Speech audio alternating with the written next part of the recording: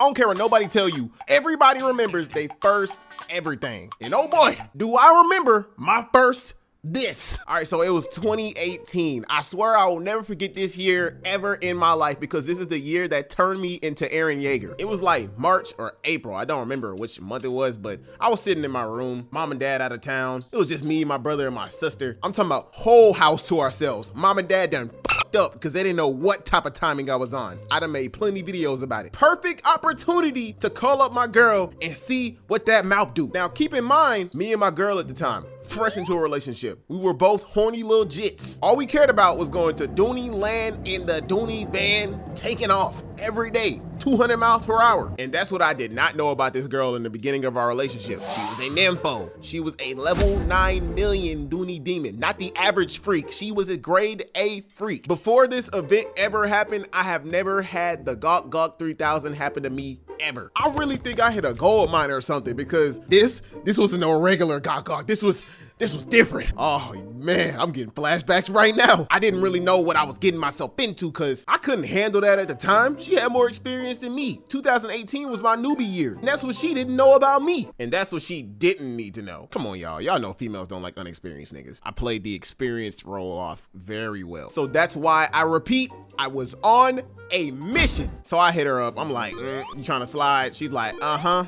She was already on the same timing. Let's do it. Let's get it, man. I'm like, all right, I'll come get you around 7. She like, bet. Come here, hype me up, ho. Hype me up, oh. Come here, hype me up. No, lit it up. What you talking about? I'm finna go man, I go to the bathroom mirror. I'm like, heart beating this shit. I'm talking about I am nervous. She finna go gummy, my boy. I cannot fumble this bag. And I didn't need to know if she was dropping the neck or not because we already established this the first time we met. We skipped the whole get to know you phase. That wasn't even a relationship, my nigga. That was more like a friends with benefits. We were in a room alone. We were trying to get there, but we didn't quite get there, if you know what I mean. Tongue down throat. End of discussion. To be honest with y'all, that's all I wanted her for. Nothing more, nothing less. I didn't want her for a relationship and a long-term potential partner. I didn't see her as wife material. I figured that out in the first 10 minutes of talking to her. I was for the streets in training. Should I have been upfront about my intentions from the start? Yes, but I didn't. I ain't afraid to say it. I'll atone for my sins one day, but today is not that day. I took full advantage of this opportunity, even though, of course, they were like, don't bring nobody over my house, but I didn't listen. I promise y'all I was not a bad kid. I just had very bad intentions. I feel like this is gonna backfire one day when I have kids. But like I said, I was on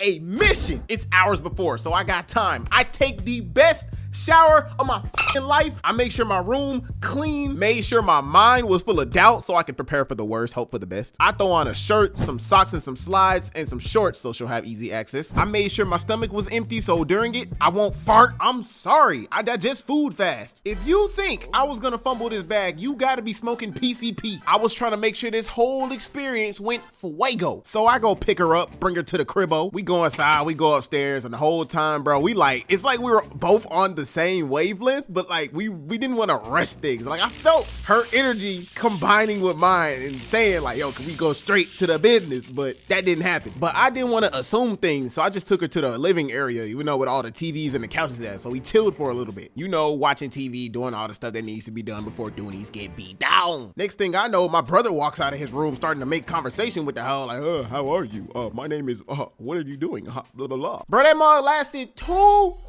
hours. I wasn't confrontational back then, but in my mind, I was like, nigga, hurry up. But he talked so long, she was starting to get irritated. Bro, she was giving me all the signals to, hey, let's go take it to the room. He proceeds to keep talking. It got to the point where me and her was like, yeah, you're right. Cool. Every answer was that exact response. At this point, bro, you know what you're doing. You know I'm trying to take this field boss to the dungeon so I can farm for some XP. He eventually leaves. I'm like, it's go time. Bro, when the door shut, I wasted no time. I'm like, you trying to go back to the room? She like, yeah. But I still didn't rush things. We get to the room, right? And in my room at the time, I had like a twin bed and a mini couch in front of the twin bed and a TV in front of the couch. You'll see that same room when I react to my older videos that I made like 4 or 5 years ago. We get to the mini couch, right? I turn on the TV, playing it cordial, trying to be smooth about it. She and I knew we wasn't trying to watch no damn TV. I wanted her to make the first move, so I did everything in my power to make that happen. We over here talking about the TV shows that's coming on and shit. trying to keep up small talk and all that. We knew what we wanted to do, but we was trying to see who was gonna make the first move. My nigga senses started tingling. It's like I knew there was a disturbance in the force. I knew time was running out, so I just went straight for the kill. Don't laugh. I swear, this the funniest thing I probably done did in a minute.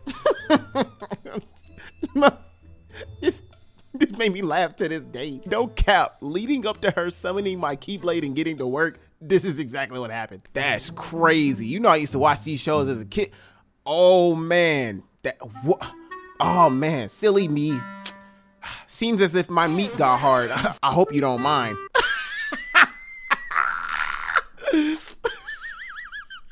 It still made me laugh to this day. Bro, I put this on everything I love. Everything I freaking love. Right hand on the Bible. I wish I was making this up. She was like, I'm waiting on you. Whoa, whoa, whoa, whoa, whoa, whoa. Did she just catch the alley I threw off the backboard? I wasted no time. I'm like, say less. I get up with my Keyblade out immediately. She looking at it. She grabs it. Next thing I know,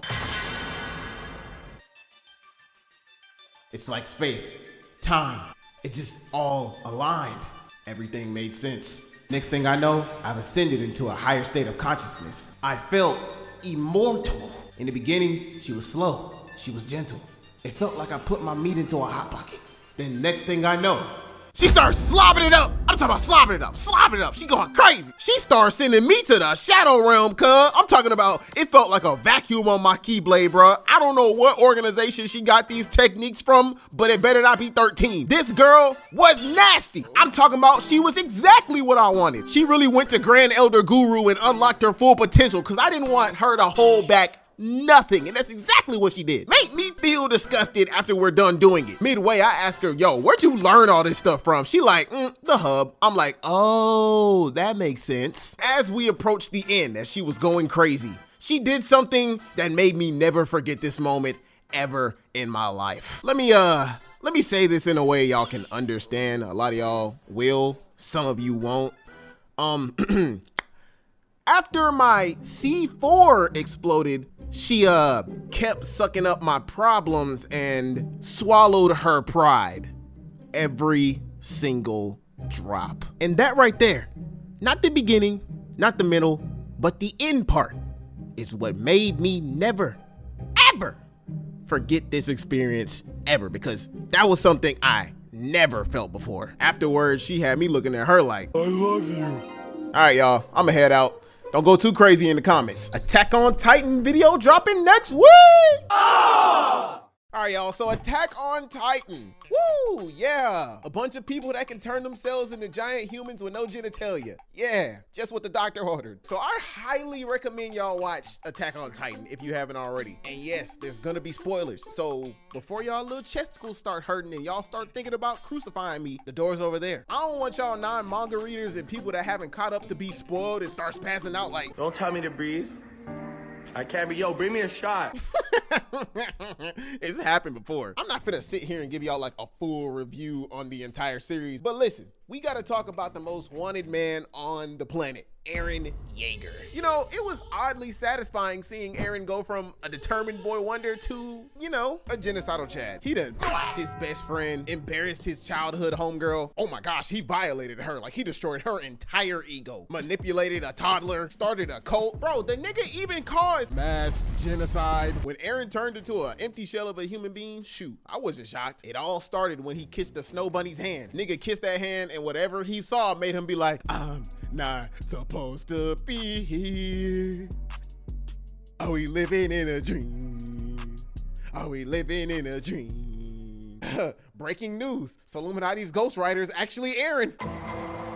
Can we all agree that Eren is basically the Madara of Attack on Titan? Because, you know, Madara was a good guy at first, but then he went rogue, just like my boy Eren. Now, just like Madara, Eren had people pull up on him. The racists. Marley. I'm gonna be covering some specific parts from episode 76 to 78. I gotta get this off my chest. I don't know any other way to do it. I'm gonna show y'all exactly why Eren has the most willpower out of anybody in AOT. The first part I want to talk about is how they tried to hold my boy Eren. So my mans was put in a sticky situation. Marley all over the place. Niggas with guns. You got freaking Titans all over the place. Man's going crazy. Like, yo, what is this, a drug raid? They really out here playing Warzone right now. He did not expect Marley to bring out their entire military for a sneak attack. He's like, oh, so this is what it's come to. Oh, hell nah. These niggas must not know who I am. I'm Big Eren, nigga. I ain't finna get him next time because I'm finna team wipe these niggas. He pops the UAV and goes tight. This little girl, Gabby's like, oh my gosh, we're gonna die. Peek's like, no, not today. Whoa, did she just get her arm cut off? Oh, okay, never mind. She's just turning it into a Titan. I still haven't forgave you for what you did, Gabby. It's gonna take me a minute, but you know what you did. You're not off the hook. You better not ever eat a potato in your life. You hear me, little girl? I will get my little sister to beat your ass. Armin wannabe is like, yo, Eren, they gon' toss your salad. Stop it now. This nigga Eren walked off like, man, I got this. Big Jaeger don't hide. Big boy Reiner up in the fleet looking down at Eren like, I want that booty, Tom. You can't have my booty. Oh, yeah, I can. The booty is mine. It belongs to me. You cannot take my booty. The booty is mine. It belongs to me. You cannot take my booty. Ah! man, they get to scrapping. Reiner was like, let me show you the myth. Marley's whole plan was to Jujutsu Kaisen this man Eren into submission. Like, they didn't come to talk, they came for blood. And they really thought this mission was gonna be so fuego. Like, it was gonna go by so smooth. Like, they really thought Eren wasn't with the shits. I got news for you. Eren ain't gonna let y'all cut his grass. Like, they really thought they was gonna pull up to Eren's house and do his taxes. Porco, the Jaw Titan, comes out of the cut. He's like, oh, I'm gonna make you pay. Eren's like, huh, I already saw you coming a mile away. I really do this. So that move fails. Reiner grabs Eren and he gets him ready for the Porco finish. Eren's like, man, get off me. I'm Big Jaeger. Then lo and behold, Eren gets sniped from across the map. By who, you may ask? Pig. First of all, who the gave the kid from Monster House Titan powers? No wonder they gave you the cart Titan. You always bending over. Oh, you ain't safe either, Porco. You over there looking like the second kid. Niggas really didn't survive the Monster House and got isekai in the AOT. Come on, bruh. Y'all ain't P. I ain't gonna lie. The cart Titan had him for a second. Eren is currently immobile, but just cause he's immobile does not mean he ain't still with the shits. They think they got the upper hand on Eren, so Marley start turning up. I'm talking about the cart Titan starts loading the next clip. The Jaegerists start getting their doonies beat down by the soldiers. The Jaw Titan and the Armor Titan start trying to break out of their hold. Man, shit, they got serious. Porco and Reiner finally get free of their holds, and they try to use this opportunity to finish the job. And once again, another reason why Eren has the most willpower out of anybody in AOT. Yo, this nigga Eren took his entire hand and was about to rip this nigga Reiner's face off until Jesus Christ. Harambe came back from the dead. I mean, Zeke pulled up. Zeke's like, I know I'm late, but you did good, little bro. It's time for me to help out now. Zeke start getting active. He like, man, blimps, huh? What's the mix? Everybody that's seen the show or read the manga knows his special technique. Like, don't monkeys throw poop? This nigga throwing rocks. Man's really throwing hardened turds. Golly, bruh. You see how far this nigga throwing it? Tom Brady ass arms, The Rock ass arms, Hulk ass arms, John Cena ass arms, Brock Lesnar ass arms, Thor ass arms, Broly ass arms, Merge Zamasu ass arm, Cam Newton ass arms. Zeke in this situation is basically the cleanup crew. He's making it easier for Eren to get the job done. And what is the job that needs to be done? The two brothers have to make contact with each other so Eren can use his powers. Moving us into the second part I want to talk about. Gabby. After Marley starts turning up again, tricks the Jaegerist, Porco gets clapped by Zeke. Gabby getting confessed to by Falco. Zeke gets a portion of his neck blown off. Eren cripple walking. The cart titan running out of ammo, Reiner pinning down Eren, Zeke surviving a literal shot to his neck, Zeke also summoning every single titan in the area, her seeing her secret lover turned into a titan, Eren tricks Reiner, gotcha bitch, and takes the fuck off. Bro, what happens next really grinded my gears as this man Eren is running. I'm talking about he using the lemon pepper stepper 11s. If you're not a manga reader, then you would probably be shocked when this happened. Damn, he really about to rock my shit.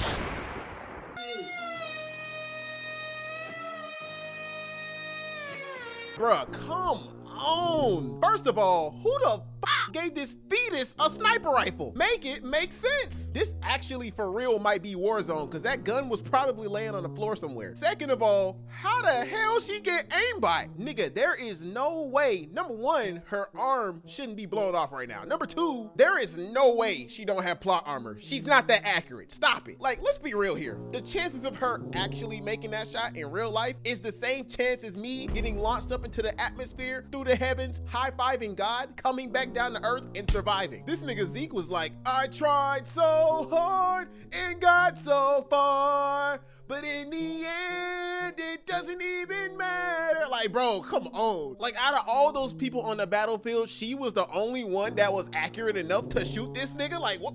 Make it make sense, mama. Make it make sense. But you know what? Luckily, he survived. I guess we just gonna have to see what happens next. I already know what happens next. Bitch, shut up. Ain't nobody asked you shit. So, yeah, that was episode 76 through 78. Not the whole thing, but it was portions that I was like really skeptical about. I just had to get that off my chest. All right, y'all, I'm finna go smack down on some ramen. I'll see y'all next week.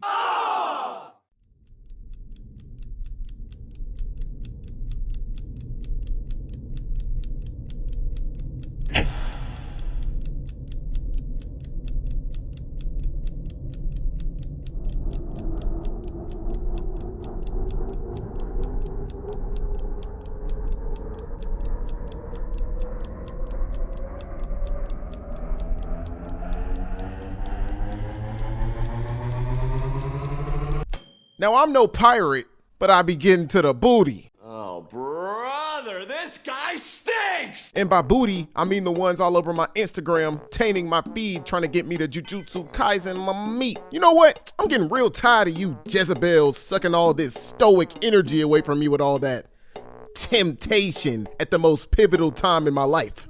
No Nut November. However, the gangsta in me won't let me fold. See, bruh, I used to be a chronic genital jouster like the rest of these men out here, but recently I've ascended.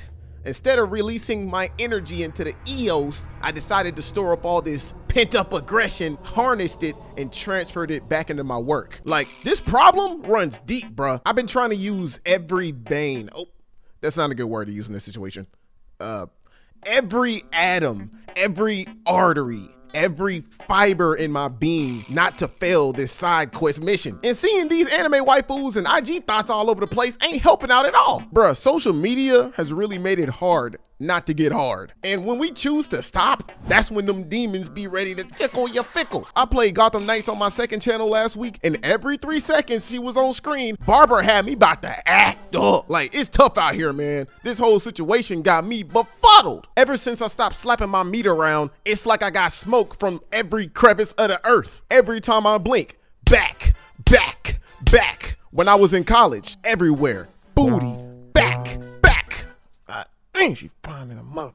Back! And I say that because when I would release all this pent-up aggression, I'd get a temporary dose of euphoria and alleviation. But the next morning, I'd wake up hating myself again. There comes a time in every man's life where he needs to put down the hentai, put down the hub, and get beefy. What do you mean by that? And No Num November is the perfect time to start working on all that. Sharpen your mental state, your communication skills, your body, your pockets, your goals. Like, bro, most of the time, dude, your focus just be in the wrong places. Stop wondering why you ain't got no hoes and start wondering why you ain't got no bread. Some of y'all be wanting the whole loaf, but don't got the discipline to get the crumbs. And I get it. Ooh, whoa, Devonte, it's easier said than done. Yeah, I know how hard it is. I had the same mindset back then, but it all starts at a desire to want to improve. Bitch, shut up. Ain't nobody asked you shit. Bro, I'm a living testimony. Take it from me. The first time I ever disregarded women and acquired currency, I got 100K.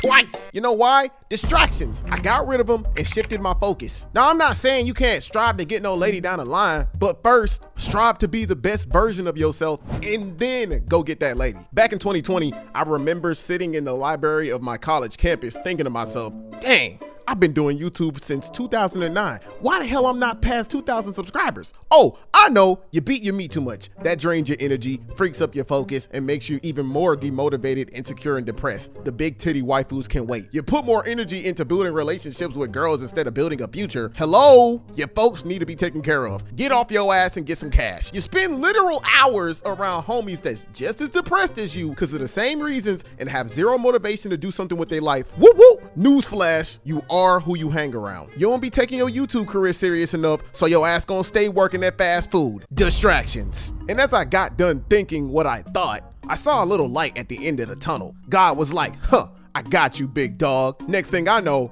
the shutdown happens. And when it did, something clicked in my mind. I realized I could go back home where I don't gotta worry about classes, cake, or chaos.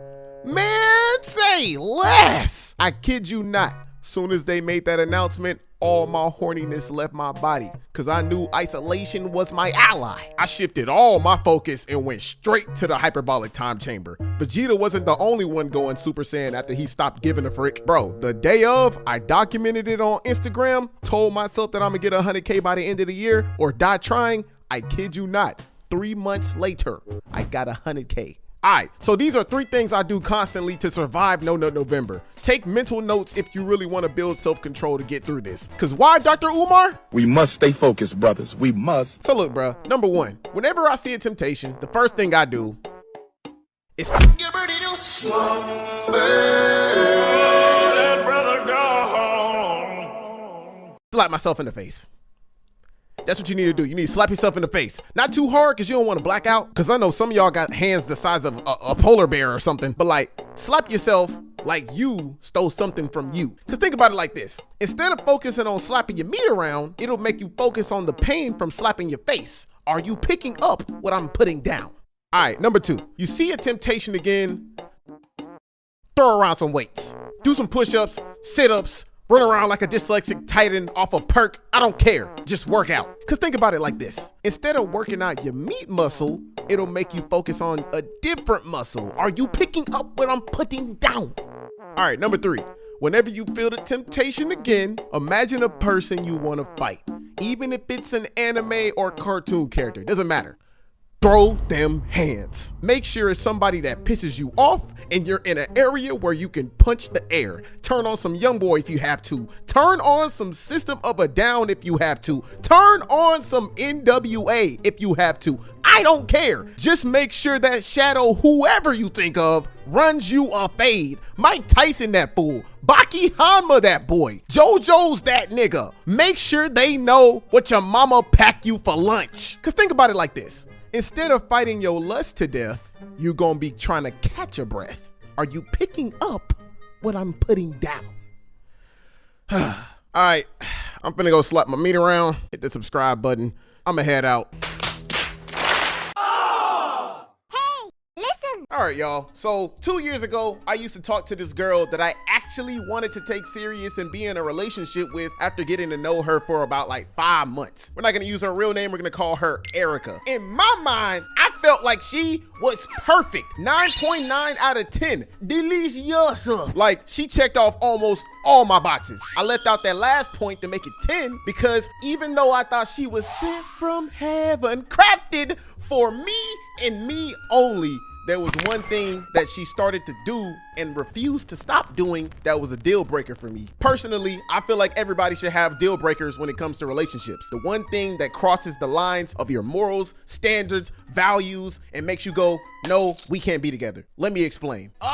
She had it all. She was weird like me. She loved anime, had good taste in music, actively wanted to seek a relationship with God, but was struggling. But you know, it's the effort that counts. She was a gamer girl that was really freaking good at side fighting games. Like she was pro level. Bro, whenever we played Blaze Blue, she would beat my ass black and blue. She beat me at Street Fighter so bad one time, I called my doctor and asked him why the hell he brought me into this world. She had a sense of humor, could take a joke. She was goofy. She used critical thinking skills, was feminine, worked out 4 days a week, had flaws, but embraced them and was willing to heal from her trauma. Never wore makeup. She was strictly dickly, a vegan. She was down to earth, patient, loyal, and a hustler. Get to the money. She looked finger licking good. I ain't gonna lie, she had a little duke. I prefer a donk, but it's okay because she had a cute face, so I let it slide. Where I'm from, we call little booties dukes and big booties donks. Anywho, I could keep going all day about all the boxes she checked off because it's as if I found my dream girl at the time, all while my ass can't even get past the first few criteria on somebody's dream guy list. I don't know why she wanted me, and I don't care. Now, Erica was open and honest about everything, but she was hard-headed, which is fine. But little did I know that would be the one thing that started our fallout from each other. Literally the day before I was gonna make her my girl, she hit me up and was like, hey, my car's in the shop. Can you take me to Oliver's house so I can get high? They're trying something new. I'm like, a new strand of gas? She like,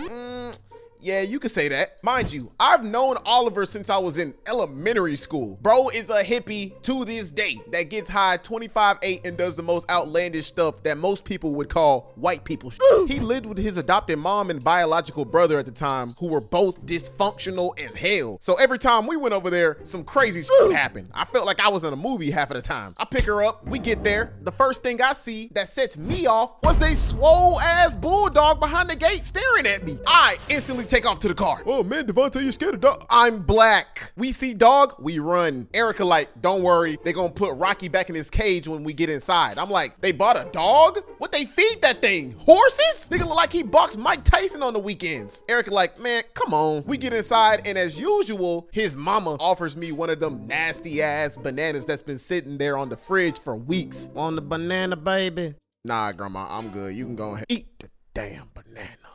No, ma'am. I'm good, grandma. I don't want a banana. Why you asked for it? I didn't ask for it. Mello, let's go to the back. You know, I love that lady, but I hated when she did that. Plus, she always used to wear them long ass, unnecessary ass nails. Like, grandma, you too old to be wearing them long ass crow feet. If she get in a fight, she's done. We get to the backyard where the shed was, where every time we came over, that was the place where we all partaked in the Mary Jahooji. See, they all smoked the Mary Jane. I, on the other hand, preferred the infused into food version. So Oliver brings us inside. I see his brother Bam Bam and his homie DJ. They in the back table rolling up. I'm like, oh, okay, that don't seem very different. Soon as we get to the couch, life took a 180, cause all of the sudden, I felt like a sharp pain in my chest, as if the spirit was trying to tell me something. Had my heart kicking like an unborn baby. So I leave to go use the bathroom in the house outside of the shed, cause I'm thinking like, okay, maybe I just gotta take a fat one. Just to find out that I didn't even have to drop a submarine into the ocean. I get back to the shed. I walk inside. What the deuce? Takis? Smarties? Coke? What is that? Is that dog food? Yo, Rocky is punching the air right now. What the actual f are you doing? Erica like, relax. The white stuff isn't Coke, it's table salts. What do we look like, degenerates? We're just trying something new like we did last week. I'm like, last week? Yeah, so recently we've been experimenting with different things to get high instead of gas. I haven't been here for a month and this is what y'all decide to do? Oliver, I thought y'all only messed with the Mary Jahooji. Then she goes on this tirade about how their tolerance is way too high and that exotic wasn't enough, so it was Bam Bam's idea to mix foreign substances to see if they can get them higher than usual, and how she wanted to be open and honest about it since we were in the talking stage, and how she knows it's kind of dangerous, but that doesn't stop her because it's fun, and that Oliver, DJ, and Bam Bam seem to be on the same type of timing, so she wanted to see if I was. Listen, I ain't have no problem with her hitting the green pack, but if Shorty kept this up, I knew exactly what road she was headed down. Like, what's next? Car gas? You know how high gas prices are? They finna be broke and mentally damaged. So I'm like, look, when you said getting high, I ain't mean all this. I meant that green, baby. The raw version of the healing herb that comes from the earth is all I can tolerate, because the raw version is for healing. But all of you don't realize that you're inhaling bull crap that causes irreversible damage. My nigga, look at y'all, dog food? That's crazy. You know what? I don't care. I'm standing 10 toes, chest high. Oliver, Bam Bam, DJ, I know I can't convince y'all to stop, but as for you, Erica, if you gonna be doing stuff like this, then we can't be together. Now this when the game changed. Remember when I said Erica was hard-headed? Yeah. When you were against something she felt like brought her fun or wasn't that bad to her in the moment, she would completely tune you out and do what she wanted regardless of the long-term consequence. And I guess this was something she really didn't want to stop. So she hit me with the most direct response I ever heard from her. Okay, bye. Yo, shorty was tweaking. After she said that, she didn't even look my direction. Cold-blooded, continued crushing down the food and the crystals, not saying a single word. She did not want to stop, and neither did they. I was genuinely bamboozled, bruh. I didn't want to show her no sign of weakness, so I sucked up my emotions I felt at that moment and walked out.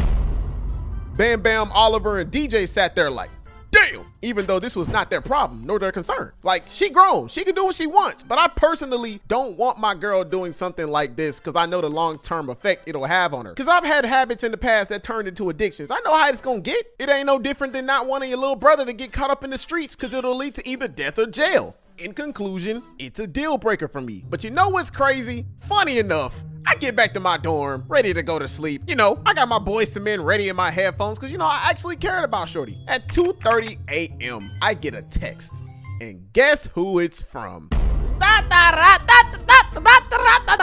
Count Cracula. She like, I'm sorry for saying that. So you just gonna leave? It's that easy? I ain't even care about her being cold-blooded at that point. I just cared about her well-being. So I reply like, are you gonna stop? 5 whole minutes pass by. She like, I don't know about that. Take care. So we parted ways after. This is why I don't rush into relationships. I want to get to know at least the basis of somebody first. Every time I went to Oliver's house after and she was there, it was awkward. And as for Rocky, still punching that air.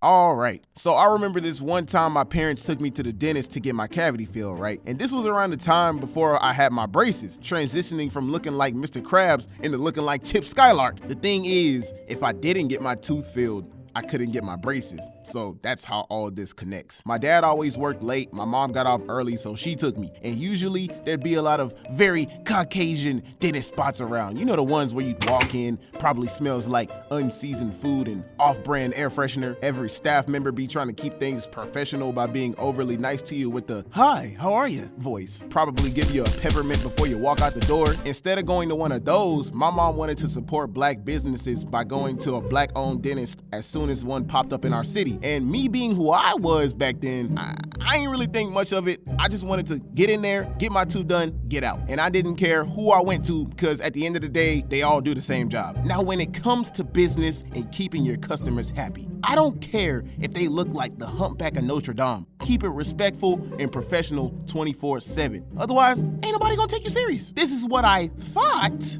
this specific dentist understood, but apparently this was not the case. I remember it like it was yesterday, but I can't remember what day of the week it was, so bear with me. We had just pulled up to the building right after school. We walked in. First thing I see, a lot of chairs, a fish tank, a flat screen TV, and a window for like sign-ins with a door next to it. And I ain't gonna lie, it smelled divine in there. But that didn't take away from the fact that something still smelled fishy. I mean, it is a fish tank in there. What did you expect? Did I ask for your input? Scramble like an egg before you get folded like an omelet. My bad, my bad. Anywho, I go sit down, my mom signs me in and tells them specifically that she wants them to put composite fillings, not amalgam or ceramic fillings in my mouth. Next thing I know, my mom starts talking to the lady up front, and of course, my nosy self acted like my headphones was playing music, but the whole time I was listening to their conversation. Girl, he look just like you. How old is he? He just turned 16. Oh, Lord Jesus, time fly by so fast. He getting on up there. Devonte? That's me. Come right this way, room 4. The dentist will be right with you momentarily. As I'm walking through the door, I hear the window lady talking on the phone in an entirely different tone. Bruh, it literally sounded just like the people over at the Caucasian dentist. Real boring, real dry. And when she got off the phone, she switched back to her actual tone. You know, talking with a little flavor, some sugar, some spice, everything nice. Probably a little sprinkle of chemical X somewhere in the mix. That, my friends, is what you call code switching. My parents did it all the time. So useful when keeping it professional. Stop all that running and hollering in my house before I give y'all something to run and holler about. Yes, may I speak to Mrs. The One? Yes, she is speaking. Hey, who snuck a second fish after I told y'all to only get one? Somebody better fess up or I'm gonna get my belt and everybody's gonna say hello to my little friend. Yes, this is Mr. The One speaking. I get to room 4, sit in the dentist seat and wait for old dude.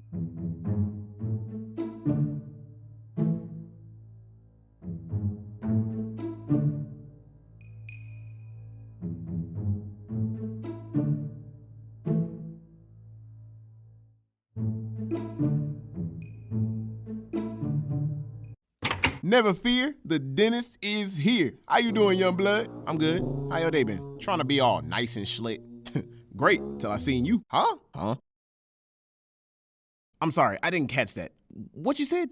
I said, great, I see you're new. Okay.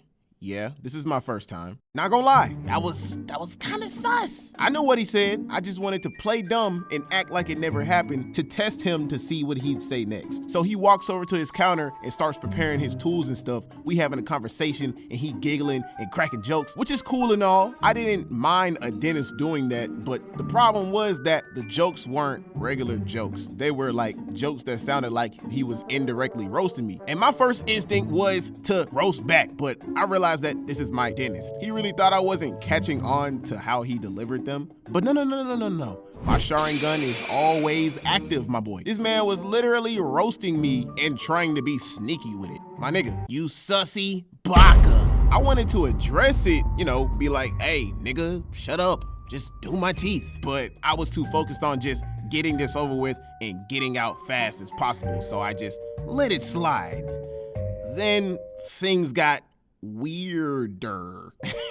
Y'all either gonna laugh or be like, dang, cause what he said next, some of y'all probably gonna be thinking, no, a dentist would never do this. No, a dentist would do this, and he did do this. I put this on everything I love. This nigga literally said this during our awkward silence. Ooh-wee, boy, you got a face only your mama could love. Is this nigga serious? I didn't know I came here to be disrespected by that. Wait a damn minute. That sealed the deal right there. I got the message. Dude put more energy into roasting all day than he did with his own wife and kids. I ain't gonna lie, it did get to me just a little bit, but I did a good job hiding it. Like, bro, if I look like a Ninja Turtle, wait till I see you on the streets to say it, not at the place of business. Your job is to make sure my teeth are filled and shut up, not break my self-esteem down, dog. Outside, that's fine. But you at work, nigga, keep it professional. Can you imagine paying money to someone to do a job for you just to get disrespected at point blank range? I know a lot of y'all expected me to roast him back or get violent, but I didn't realize how much self-control I had until that day, because you know what I did? I didn't get pissed, stir up conflict and leave. I didn't roast him back. I was a very different person back then. I just simply stayed quiet. Didn't say a word all the way up until he was done. This right here was traumatized 16-year-old me, back when I finally became aware of my past anger issues before then, and over time transformed me into a person that would choose peace even when disrespected, because I was afraid of starting conflict that I knew was gonna get ugly and I didn't want to deal with. Back then, I was a sensitive, angry, emotionally unstable kid growing up. That's why I always kept my emotions in check. I wasn't afraid of anything or anybody. I was afraid of what I'ma do to somebody for that anything. I knew if I would have lost my cool, then somebody besides me would have been 32 feet under. Had it been 14-year-old me instead of 16-year-old me, that room would have turned into a Thugnificent music video, because these hands did not discriminate. Now, had it been my homies, I would have brushed it off and just roasted them back like, boy, I know you ain't talking. Over there built like a depressed Pop-Tart popping a perk 30. But this was my dentist. I was 16 back then. and he was 59. Shut up and do my teeth. Like, nigga, if you don't go read the newspaper or knit a sweater or something, nigga. When I got done, I didn't even say a word to him or nobody else. Just walked out to my mom and acted like everything was fine. Didn't even tell her what happened. And you know what makes this even worse? When I got back to the car, my mom wanted to see the work they did with my feelings and noticed they did the exact opposite of what she told them to do. They put the wrong fillings in, and she was angered, big fella. She went back inside and made them schedule a new appointment to fix what they did and put the correct fillings in for free. And after that, we never went back. Ever. After that day, I still kept quiet. I didn't tell my mama about what happened until I was 20 years old, 4 years later, and she was angered, big fella. She wondered why I kept it to myself, and I had to explain to her that I didn't want to stir up chaos because I knew she would get mad and raise hell. But she was still pissed because she did it anyway, because of the mess up. See, she's the type of person that will, like me, choose peace, but unlike 16-year-old me, she ain't afraid to raise hell when disrespected. That's the person I learned from and is the exact same way to this day. Secrets that I kept from my parents. Yeah, that's a terrifying clip to unload to your folks when you're trying to be vulnerable with them because you don't know whether they're gonna understand your flaw and work things out by helping you walk more in your truth with guidance and continue to treat you like a human being that makes mistakes like they do, or better, treat you like the angel you were supposed to be in their minds and tie you to the edge of a building. No, son up a bitch! My first secret growing up, I cursed behind my parents' back, like a lot. Like more than the average Joe, even to this day. Y'all know how hard it is to tell these stories and topic videos without cussing a single word? Not that hard anymore, to be honest, because ever since I wrote this video down in my journal 4 months ago, I've been expanding my vernacular ever since, all the way up to this day of upload. So I've made some progress. Anywho, my mom and dad don't cuss and haven't since they were teenagers, but besides them, I curse more than my grandmas, my aunties, my uncles, cousins, my friends, everybody combined. Well, Devonte, why? Well, friend, it's because of my surroundings outside of my home growing up. Everybody outside of my house did it, and I gave in to the pressure. If somebody told you to jump off a bridge, would you do it too? Listen, you motherfucker. I was a different person back then. Thus me saying, growing up, get off my dick. Yay, being a product of your environment. Woo!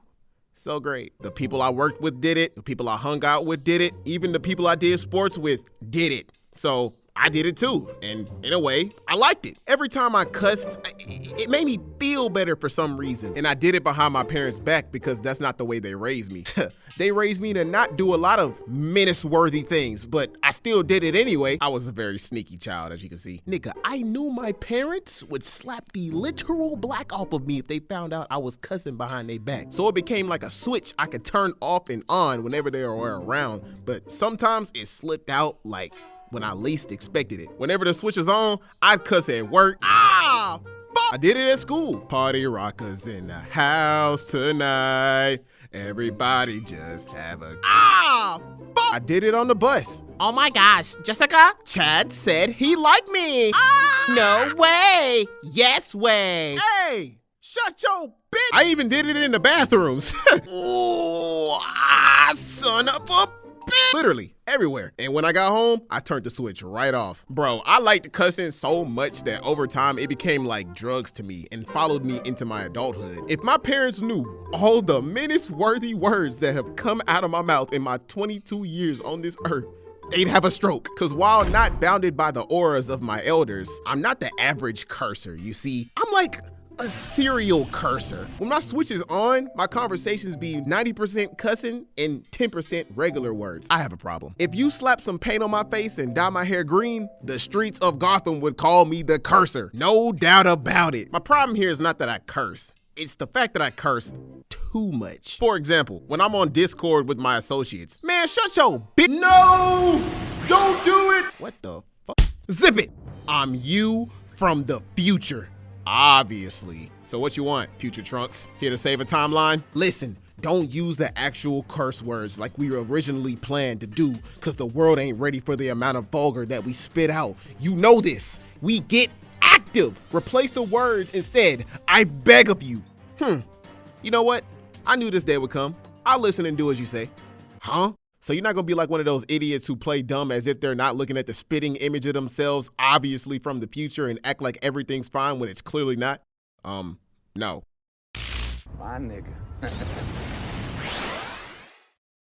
Man, shut your bitch ass up, little I like to see you squirming. I have a problem. Whenever I'm recording a video and I mess up the audio. So there I was, Twizzler betwixt my toes, banana in hand, tied up to the bed, her bra in my mouth. I don't know how it got there. I'm I have a problem. Whenever I'm streaming on Twitch, link in my description, I always gotta catch myself. Man, you stupid I mean, you dummy. I have a problem. Back when I used to live with my parents and they tell me to do the dishes, man, f these stupid dishes. I'm young, breezy. I do the dishes when I wants to do the dishes. You do the dishes, bitch ass nigga. I have a problem. Whenever I'm on the game and I'm talking trash. Hey nigga, you garbage as hell. Retire. Put down the sticks. Man, shut your bitch ass up, little boy. That's why you almost lost, pussy. Heck, you talking about almost? But did you win, bitch? Oh, and during games, I'm a certified trash talker. I have a problem. Whenever I talk to my childhood friends, man, shut your bitch ass, lame ass, stupid ass, puss ass, dumb ass up, nigga. Buy a dog, die alone. All right, y'all. See you tomorrow. Love you niggas. Stay safe. All right, big dog. You too. Disperse. Oh, hey, we playing COD tomorrow? Yeah, Sirski, I have a problem. Before some of y'all have a stroke, understand that they know it's not me cussing them out. That's just how I talk, and they remotely talk the same way. But I'm working on it, because, you know, for the past few months, I've been expanding my vernacular, and I can say so myself as of today, because this video was outlined 4 months ago at the climax of my problem, that I'm making leaps and hurdles of progress when it comes to communication these days. When my switch is on, my conversations are only 50% cursing and 50% regular words now. Sentence diminishers my ass. I have a problem. In life, people hide things because we're scared of the consequences. That's why I hid it from my folks, even though it slipped out sometimes. I was most scared than a peer-pressured teen getting high for the first time. Oh, did I mention the second secret? I got high off of life, like a lot. Soon as I got to college 4 years ago, I was introduced to some, let's just call them edible arrangements and magic pixie sticks. I made a video on it a couple months ago. I gave these two items completely different names in that video, so check it out if you need some context. I ain't really indulging them heavily to like sophomore year. Freshman year was kind of like a prep year, an eye-opener at most. Soon as sophomore year hit, I completely threw out the idea of using the magic pixie sticks and just dabbled with the edible arrangements instead 24/7. Bruh, I used to be in my friends' rooms, gone. I'd be in my classrooms, gone. I'd be in the cafeteria, outer space. I'd be in my dorm room, Venus, Mars, and Jupiter. Them edible arrangements was strong, boy, let me tell you. There was not one spot on campus I didn't go to and was not high off of life. Literally, I even drove on the road while in the Shadow Realm, which is something I completely 100%, 1000% do not recommend. Do not do this. I repeat, do not do this. Even though it may be easy for some people, as they say, it is not safe at all, even for experienced people like me. You have been warned. For example, a 3-minute drive will feel like a 30-minute drive. You'll think you're in lane 6 when you're actually in lane 3, drifting off into lane 2. You'll think you're going 70 on the highway, but you're actually going 30. Well, what makes it not safe? I'ma let you use your brain on this one. I'ma keep it 100 billion with y'all. I don't really dabble with them like that anymore. Like, it's a very low chance of me dabbling again, mainly because I honestly just prefer not to, because I like being in control of my own mind. Plus they make me lazy. Like, I'll procrastinate on my goals and the grind when I'm supposed to be working. Trust me, it sucks sometimes because I be smacked for like 3 days just off of one alone. My parents didn't figure out I got high a lot off of life during college until they started watching my videos.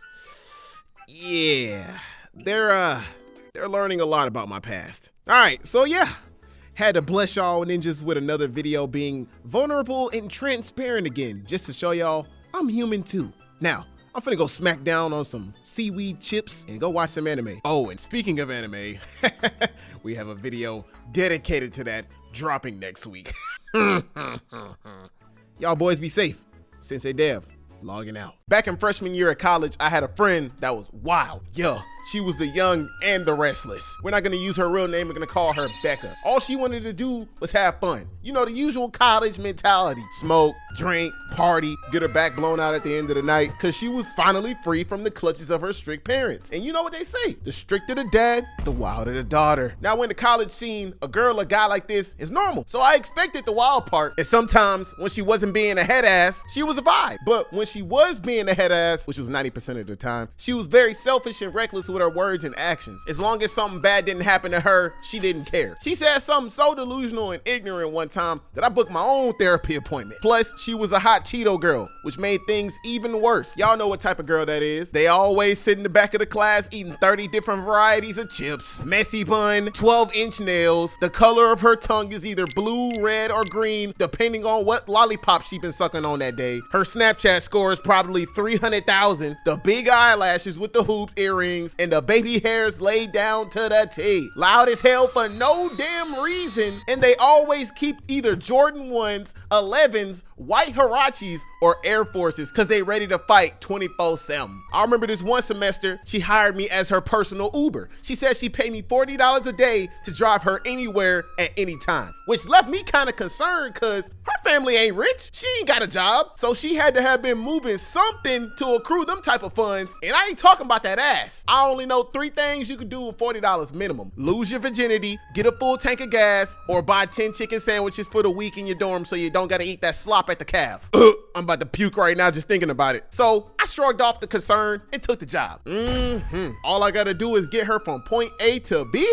Say less. Now here I am, a side job. I thought everything was gonna be good. Completely unaware of how deep this rabbit hole was finna get. Cause every time I did my job right, something always went left. All was good for like 2 weeks. She was on her best behavior. Every time she got in the car, it was a vibe from A to B. I was making so much bread on top of the job that I already had that every time I sat down in class, I'd purposely make paper origami just to have my teacher come up and ask me what I'm making. I said, more than you. 3rd week roll around. She getting a little too comfortable. One day she texted me at 3 a.m. talking about she need a ride. I said, it better be to the bank, cause I'm gonna need an extra tip for me waking up at these type of hours. But this is what I signed up for. So I get my keys and I dip. I get to her location, which happened to be at a club. She get in the car, but not alone. Somebody got in with her. I said, whoa, hold on now. This ain't no public transportation. I only see 1 golden ticket for the Polar Express, not 2. Becca, who is this? Call me Mr. Krabs. Gas ain't cheap. He gotta pay. She slid me $30 and said, don't worry about who he is. Just take me to his house and gave me the Addy. Now, my first thought was to check Shouty for disrespect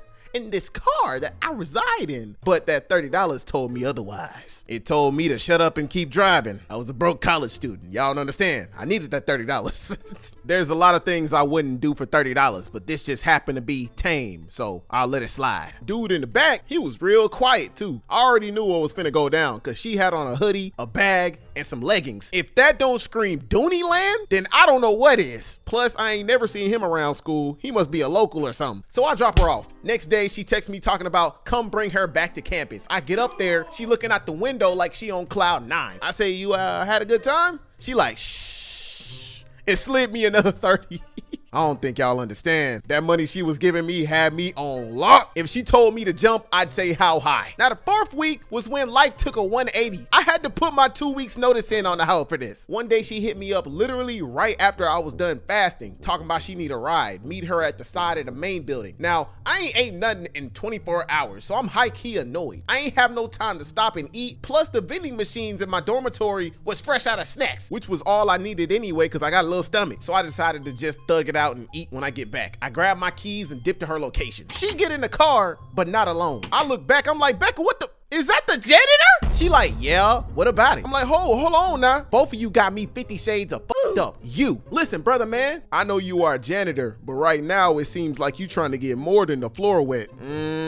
Right on, brother, but that's besides the point. I don't know if she told you the rules or not, but you can't be smoking in my car, especially not cigarettes. You, have you lost your mind? Why you keep bringing these random folks around when we agreed only you? She like, I ain't got no extra money this time, but I do have food to compensate, which caught my attention because I'm hungry. I ain't had no food in 24 hours. So she caught me at the right time. She like, I got some gummies you can eat, but they not regular gummies, so you gotta be careful. Man, what you talking about not normal? Talking about not normal. Man, you look like regular Wait, are these? Yep.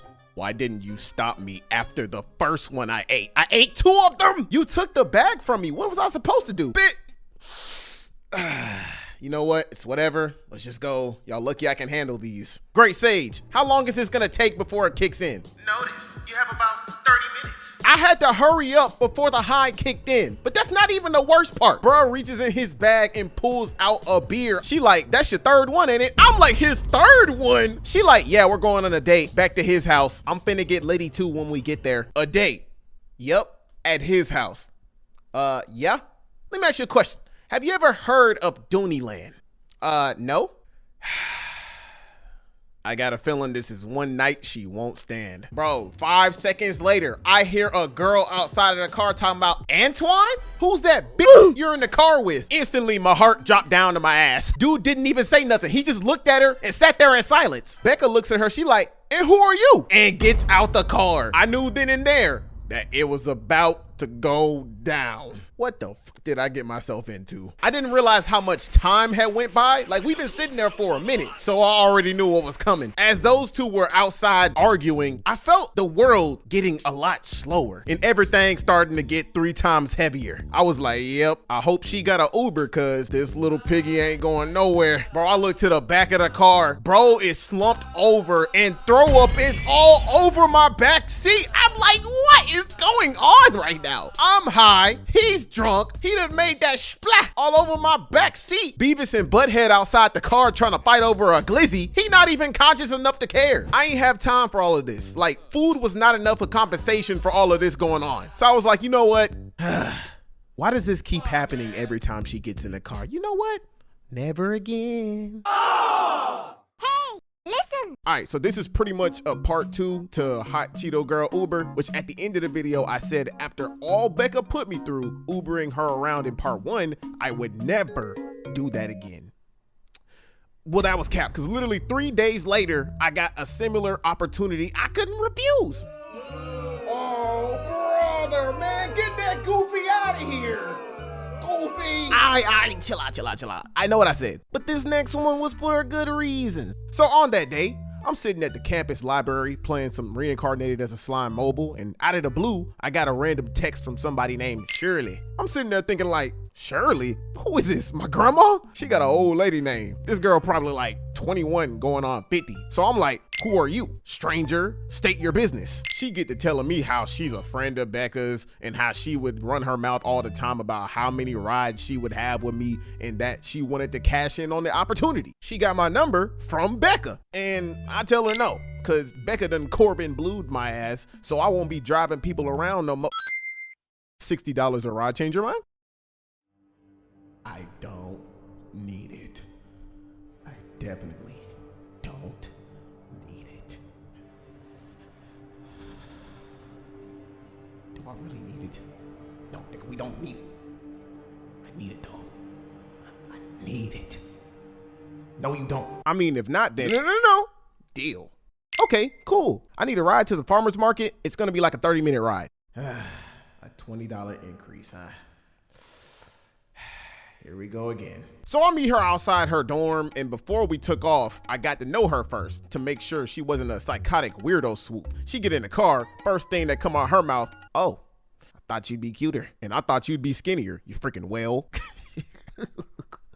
Good, you're not a snowflake. Which was crazy, because she didn't look like the type to be able to take a joke and dish it out. Like, she really vibe checked me before I checked her, which gave her some points on my end. Like, she was cool. Regardless of her personality, she paid me, so I'ma do my job. Put my feelings to the side, get in, get out. That's how a job should be done. So I'm like, so I noticed you and Becca had a lot of money to spend on rides. Like, where y'all get all that money from, if you don't mind me asking? Oh, I'm a successful streamer. I'm into gaming. Nani? Yeah, I pay Becca to help me with homework while I'm streaming. Like, duh. Where you think she got all that money from? Me. I'm like, oh, it all makes sense now. Which left me kind of concerned because her family ain't rich. She ain't got a job. So she had to have been moving something to accrue them type of funds. And I ain't talking about that ass. So she continues to tell me how she's a super introvert homebody that saves up her money or uses it for rides and traveling out of town for conventions. Like, if she's not traveling to a con or a business venture, she goes nowhere, bro. And I like that because I'm an introverted extrovert who slightly does the same thing. So I could relate. So throughout the rides up there and back, we got along fairly well, which is surprising because I don't get along with everybody. We got along so well that when we got back to the campus, she invited me to her dorm to play with my joystick. So that night I left my dorm with my joystick to go to her dorm, which was kind of tough because she didn't have visitation. So I got in through her back window. I see the whole PC gaming setup she got, the LED lights, a mini see-through fridge with energy drinks stacked to the tippy top. So I just assumed she was a gamer, like pro level. So she hooked my controller up to her PC, and the first game we start playing was Naruto Ultimate Ninja Storm 4, my favorite game. She like, I play this a lot, so don't hold back. Don't worry, I'm not finna hold back. Anybody that's seen me play Storm 4 before or knows how I get down in the game knows I don't hold back, regardless of the situation. You could be a complete noob at the game, bro. I am slapping you up and down the court. No hesitation, nothing but net. All nuts on head. Now, you know what's crazy about this entire situation? You would think with that entire setup she got, she would be an S-tier gamer. Wrong. Helen Keller could have saw through that bull crap. Shorty really put me in a genjutsu, making me see whatever she wanted me to see. Cause this girl was doo-doo, water and all. On top of that, bruh, I'm a level 99 trash talker. So you know I'ma jump down her throat with the insults. Bruh, you're garbage. Boo-boo, butt cheeks. My 3-year-old cat can play better than you. Retire, put down the sticks, put him in a body bag. I'm him. Count Himula, Hemi Neutron. Bruh, who taught you how to play? Clifford? Bruh, you gotta be done. Look, can we play another game? Cause this is too easy. You know, I love it when my opponents drown in delusion. Wait, what? Believe it or not, but I've been holding back this entire time. Cap. Oh, really? Alright. I bet you the entire $60 I gave you today that you won't even land a single attack on me. Yo, I ain't gonna lie, I kinda believed her on the inside cause she said it with so much conviction, like the tone of her voice even had some bass in it. And I knew she wasn't playing around because I've done it to a couple of people before. I'd act like I'm an anime protagonist that hides his true power until somebody shows me all they've got, then I power up on them. But I stopped doing that though, cause people will play you once, win, and make niggas suffer by never playing you again. I'm niggas. So I take her up on her offer. Deep down inside, I was mad nervous. I could feel the sweat dripping down my butt cheeks. So I decided to focus and just push beyond my limits and get ready to receive this ass whooping. Bro, she rolled up her sleeves, sat crisscross in her chair, put that Hanayama grip on her controller. And when I tell y'all, this girl was still trash. Like, what the freak? She raised her power level and still couldn't beat me, bruh. I felt like Beerus seeing Super Saiyan 3 for the first time. Like, bro, her anger made her play worse. Shorty hyped herself up just to get folded. Again, had me over here clutching my controller like I was finna get the beating of a lifetime. I thought I was finna get Saitama, but she gave me Moomin Rider. Devonte was thoroughly disappointed. Yes, I talked in third person. That's how bad the next game was. Bruh, she was so pissed when I broke her spirit that she broke her controller. And I don't blame her, cause I did talk a lot of trash and backed it up. So I was happy. You know what though? I may have beat them Doonies down in Storm 4, but when it came to Apex, that girl be slinging that iron. So I love anime, diehard anime fan. Love anime since I was a kid, before it was cool to like anime, and still to this day. Mainly because anime taught me many life lessons, makes me feel every emotion, plus the story and the characters from each show resonate with me in ways I can't explain. And since I'm a 90s baby, I grew up watching all types of 80s, 90s, and early 2000s and beyond anime growing up. Yeah, I done seen it all, bruh. The good side, the dark side, the really dark side, the weird side, and the really weird side of anime. Yeah, we're not gonna talk about that one. Bro, touch grass.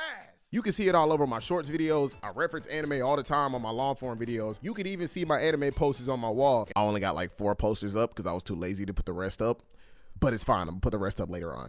In real life swords from many anime in my house. Oh yeah, I gets down like that. Legal Blicks ain't the only thing I collect. And to top it off, pause, 99% of my community, the Mellow Mafia, aka DTO, love anime too, which makes my job a whole lot more fun. People that don't watch anime like we do and wonder why we love it so much, you won't understand unless you try it out. If you're trying to get into anime though, start off with some good ones though, like Samurai Champloo, That Time I Got Reincarnated as a Slime, Yu Yu Hakusho, Gurren Lagann, or even Cyberpunk Edge Runners. Y'all ain't ready for the ones that make us look bad.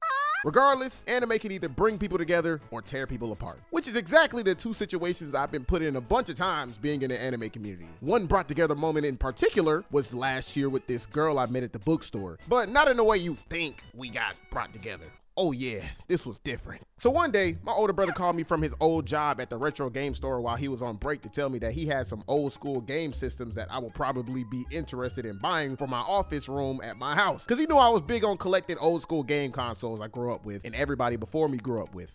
Gotta show little Johnny in the future the struggles of keeping my memory card safe, blowing on the game cartridge when the game would freeze, or wiping down the PlayStation 2 disc with alcohol when the system would freeze at the startup screen, you know? He said they got a Nintendo 64, a Wii, a PSP, a Game Boy Advance, an Atari, a GameCube, a 3DS, a PlayStation Vita, Sega Genesis, Nintendo DS, a Sega Dreamcast, and a PlayStation 1 and 2. I told him, give me them all. I'm on my way. So I drive up there to get everything, then I leave back to the crib. But before I got back to the crib, I stopped by Books A Million to get some manga. As I'm walking to the bathroom before I get my books, I passed by this girl that had sapphire red locks, which instantly caught my eye, cause women with locks and froze are in my variety of women I'm a sucker for it. Cause duh, they look nice, they're natural, and I got locks. So I walk over to Shawty, compliment her hair, you know, ask for her name. She told me her name was, can't use her real name, we're just gonna call her Ruby. I said, oh snap, your name sound like someone from one of my favorite animes called Ruby. Her response was, I don't watch anime.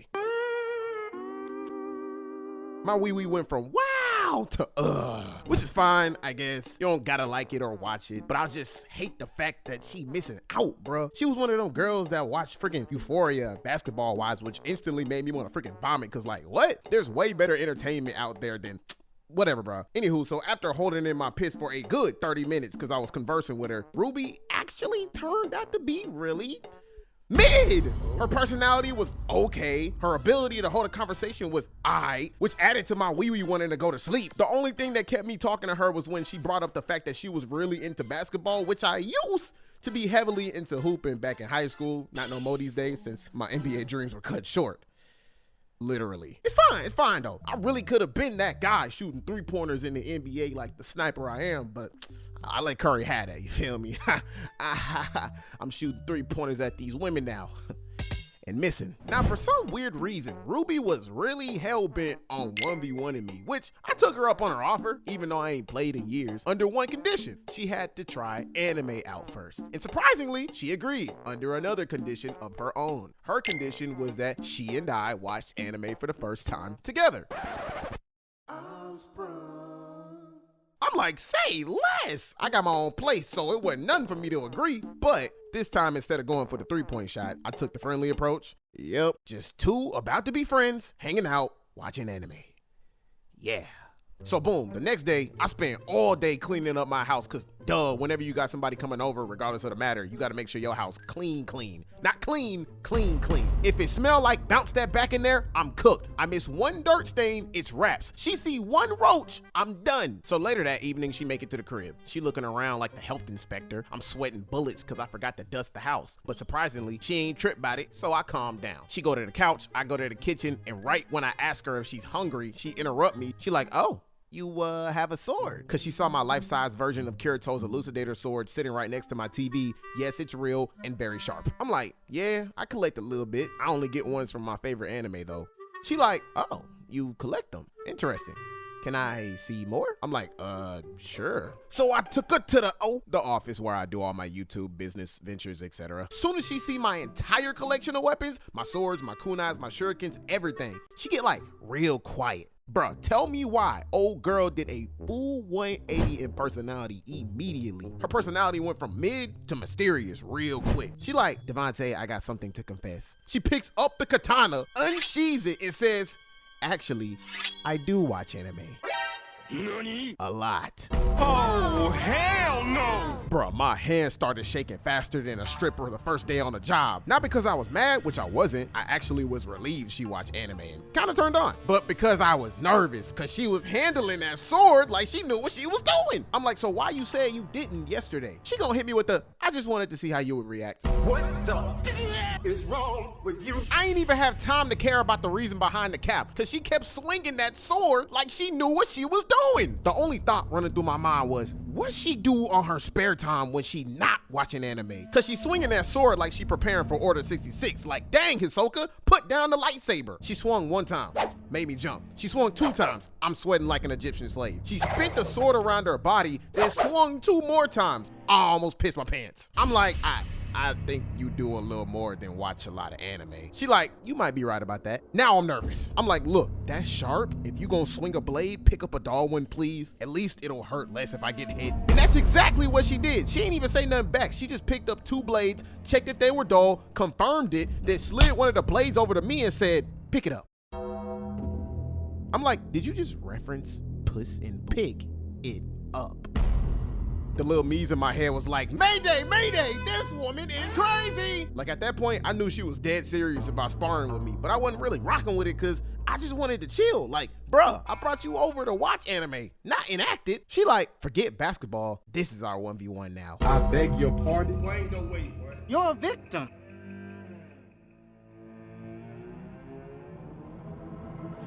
Come on, are you gonna fight me or not? I knew this girl was about to cut my back meat off because she was swinging that sword like a samurai master, which was really cool, yet also terrifying in my eyes. But I risked it anyway because I kind of got competitive in the moment, and I thought to myself, what's the worst that could happen? Whoa, I didn't know you were swinging like that. Nah, this what you wanted. Wait. Hey, listen.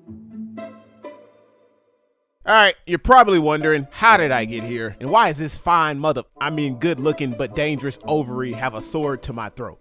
Well, this is your opportunity to pause the video, go watch part 1 and come back, but I'll do a little recap anyways. In part 1, I met this girl at the bookstore named Ruby. She looked delicious, so I had a conversation. Mid-conversation, she said she didn't watch anime, so I used that as an opportunity to invite her over to watch her first anime. Uh-oh, I fell for her trap card though, because turns out she does watch anime a lot, which she lied about to get a reaction out of me, and she also turned out to be very skilled with weapons, which was inspired by her love for anime, which I found out after she was swinging around my swords like Yoda off of perk 30. She challenged me to a sparring session, which I almost crapped my pants because it looked like she was gonna cut my back meat off. Now here we are, her standing over me, double cheeked up with a sword to my throat. You're all cut up. Welcome to part 2. Now, as she's towering over me, y'all, I couldn't tell if I was just toxic or tweaking, because even though she lied to me, tricked me for the memes, and challenged me, a novice, to a sparring match, knowing she'd destroy me, I let it slide because I kind of liked it. I beg your pardon. What the is wrong with you? What has this heifer done to me? Look, I know I was aiming to be just friends, but I never had a woman send me on that type of adrenaline rush before. And what made it even worse was the fact that immediately afterwards, she pulled the sword back, put her foot right next to my head, leaned over close to my face, and licked my face. What was the reason? What was the reason? Did I just get rizzed up in a violent way? Like, dang, Harley Quinn, at least take me on a dinner date first. Bruh, I thought to myself, this girl is weird. But I kind of like it. I might be going insane. What the is wrong with you? She got up, put my sword back, and left for the living room. Left me feeling some type of way. I couldn't tell if this feeling of me liking it was insanity or just she brought something out of me that I've suppressed for a very long time, because I'm weird myself. I sat there in silence for about 5 minutes and eventually walked my sprung behind to the living room and sat down right next to her. She ain't know what was going through my mind though, and she didn't need to know. I'm like, so we still gonna watch anime?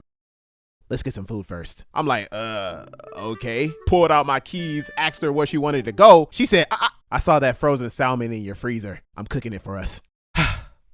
I started to think this was all a dream. It's gotta be. Shorty went from Yorichi to Gordon Ramsay in the blink of an eye. Bruh, she was so unpredictable, and internally, I was loving every second of it. See, the thing is, I wanted to be just friends, but after this, the nigga in me wouldn't let that happen. The power pole in my pants started getting a mind of its own. She had me feeling like I was on the honey pack. You know how rock you gotta be to feel like you on the honey pack, bruh? My freaking Onyx from Pokemon was in my pants, dog. No diddy. You know the last time I had a woman cook for me? Harriet Tubman freed the slaves. Yeah, it's been that long, but don't worry, she didn't know, and she didn't need to know, because I controlled myself on the low, which was the most difficult thing I've had to do in my life. She cooked, we watched Gurren Lagann all night, she went home. Y'all know them 3 a.m. thoughts that you randomly have while looking at the ceiling in your bed sometimes? Yeah, bruh. Shawty had me feeling like LL Cool J. But crazy enough, the only thought running through my head was, dang, I need some more of that. Yeah, that brother's starving.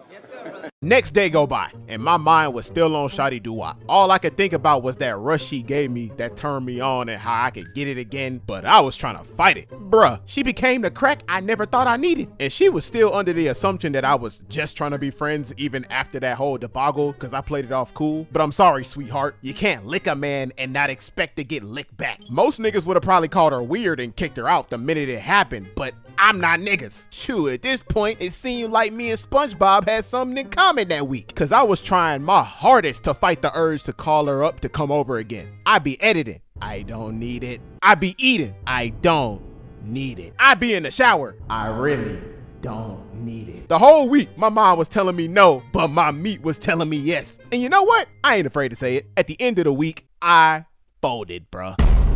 I folded.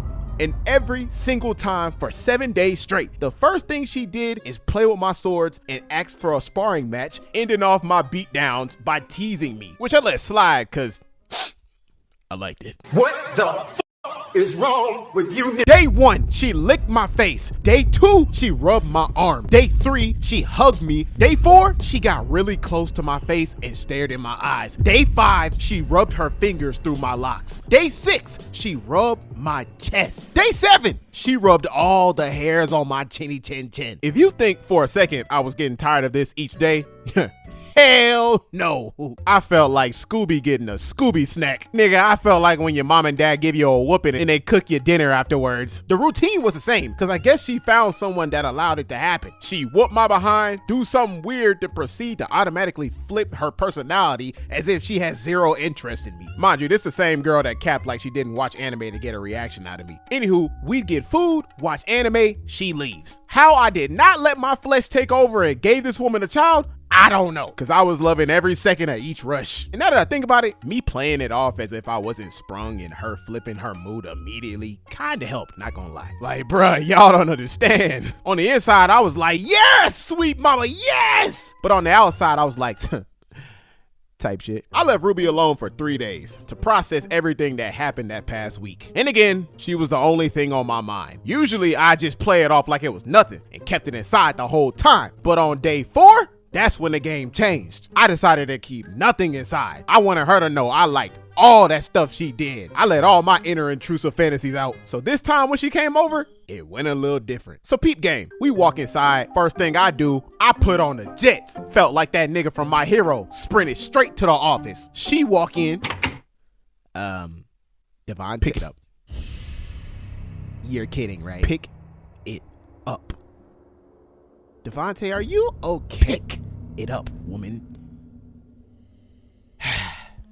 Ah! You had enough? Lick me again. Huh?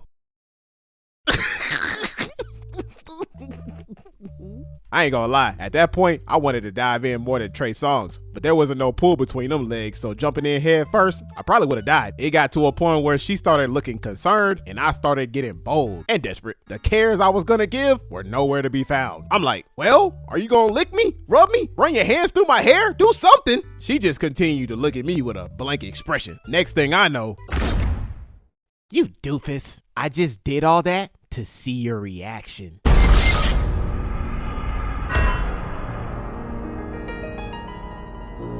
She already told me the same thing during our first link. Now I had to hear it again? Are my emotions a game to you? I thought the man liked me on the low. You smoking frog tip if you think I'm finna entertain anything from her after that. Bruh, I had the blankest, driest, stiffest, coldest expression on my face after hearing that. I'm talking about every ounce of hornball, intrusive fantasies, and crackhead energy flew right out the window. I started using my first head instead of my second this time. And I think she caught on because I didn't even need to say anything. My face spoke 1,000 words. She gonna play it off like we cool, talking about something. So, wanna watch Samantha? Get out. Hey, listen. I don't know about y'all, but I'm a huge gamer. Have been all my life. I don't take games as serious no more, like except for when I'm playing MMORPGs. But growing up, I played every game like my life depended on it. If I wasn't sneaking into the living room quietly to play the PlayStation 2 and beat the whole game while my parents were asleep, then you could catch me on the Game Boy putting in that work. If I wasn't playing Pokemon Fire Red, getting it out the mud, then you can catch me on the PSP trying to show the world what a real Keyblade Master looks like. And don't worry, I touched grass a lot, which gave me a good balance of playing outside on the block, but games were really where I thrived the most. I was one of them gamers that always challenged myself and was determined to be the best player I could possibly be. Not finishing what I started and losing was like my kryptonite, my nigga. So I took every game serious. And you know what taking a game serious comes with? Gamer rage, which was bad for me because I already had anger issues. Yeah, it was bad. I was flight before flight took flight. I was like a little baby Hawk Chihuahua gremlin. I got mad at every time I couldn't beat a level, every time I got my doonies beat down in a fighting game, every time the freaking game would freeze when I made it to the most crucial part of the game. Anything I could think of.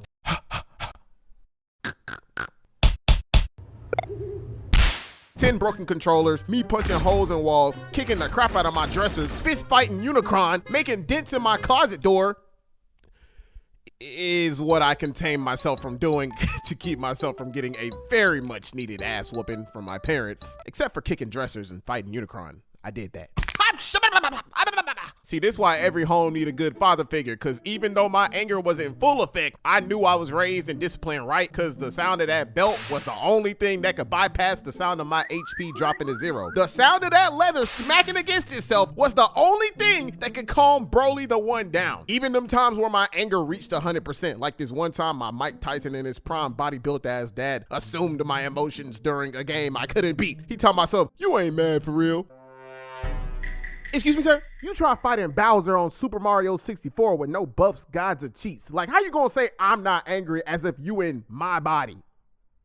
All those thoughts were in my head, and guess who didn't do a damn thing to my father? Now, most would think gamer rage always causes bad outcomes, which in most cases it does. However, I beg to differ, because there was one day when I was 7 where my gamer rage took my jersey, played all 4 quarters, threw a lob off the backboard, and dunked success in for me. I'm not kidding. What I'm about to tell y'all happened. I remember it was 2006. My mom had just got me, my brother, and my dad all Game Boy Advance Micros for Christmas, right alongside me and my brother's very first PlayStation 2 that had Sonic Heroes, Sonic Riders, and Sonic Mega Collection with it. And this was my first handheld console, so I'm ecstatic, my nigga. And the game she got me with it was Pokemon Fire Red and Sonic Advance 3, which I had been begging my parents for a while to get me. The PlayStation 2 was a surprise for me and my brother that we ain't even know we was getting, because they acted like they wasn't finna get it for us. But my parents showed out that year, no cap. So I put Fire Red on hold and got straight to all my Sonic games first, cause duh, I'm a huge Sonic fan and still am. So for the next 3 days, I binge played Sonic Advance 3, which I turned out to be really good at playing. I'm flying through the levels even though each stage got progressively harder as time went on, as it should. And some levels did irritate me, but not to the point where I'm ready to go push somebody grandma off her wheelchair into speeding traffic. Come day 3, I get to this level I just couldn't beat. I was stuck on this level for literal hours. Didn't eat, didn't sleep, didn't go outside, didn't watch TV, didn't even wave at the candy lady down the street. I did nothing until this level was beat. Hey Devonte, mom said turn around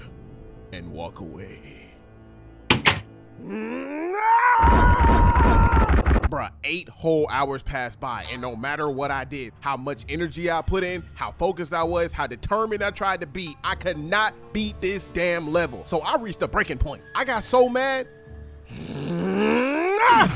that I threw the Game Boy at my closet door. Just chunked that hoe with every bit of strength I had. And I didn't care if it broke, which it didn't, because it was sturdy like a track phone, but it did shut off. I walked out the room to go calm down and ain't looked back once. The only people that heard that loud boom was my little sister and my older brother, because my parents were outside. Again, what I'm about to tell y'all happened. A couple hours later, I walked back in the room, ready to take on that level again. And when I turned back on the game, the entire game was beat. Do you hear the words coming out my mouth? The entire game was beat. All the characters were unlocked. All the levels were beat on rank A. All the bosses were beat. I had all the Chaos Emeralds. Supersonic was unlocked. I had everything. First person I called was my brother. I showed him, he couldn't believe it, and I couldn't either. I was sitting there erect at the fact that this happened because I ain't never seen something like this happen in my life. Like, it was as if I glitched the console and it beat the game for me. Forget the Midas touch. Nigga, I got that cold Lyoko touch. I'ma tell y'all right now, I never forgot this story because it happened to me only one time in my life and it never happened again. Trust me, I tried. Hey, listen.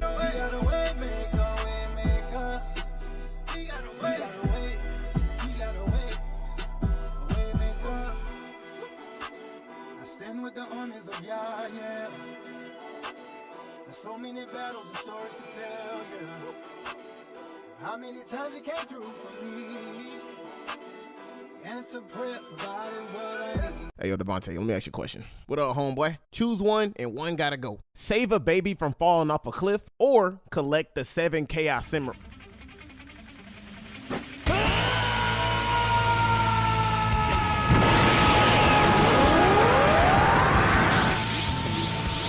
Why you don't want to save the baby? I am saving it from growing up in the modern world. See, that's what I'm talking about. You don't never pick peace. Why you always want problems? Problems? I am the problem.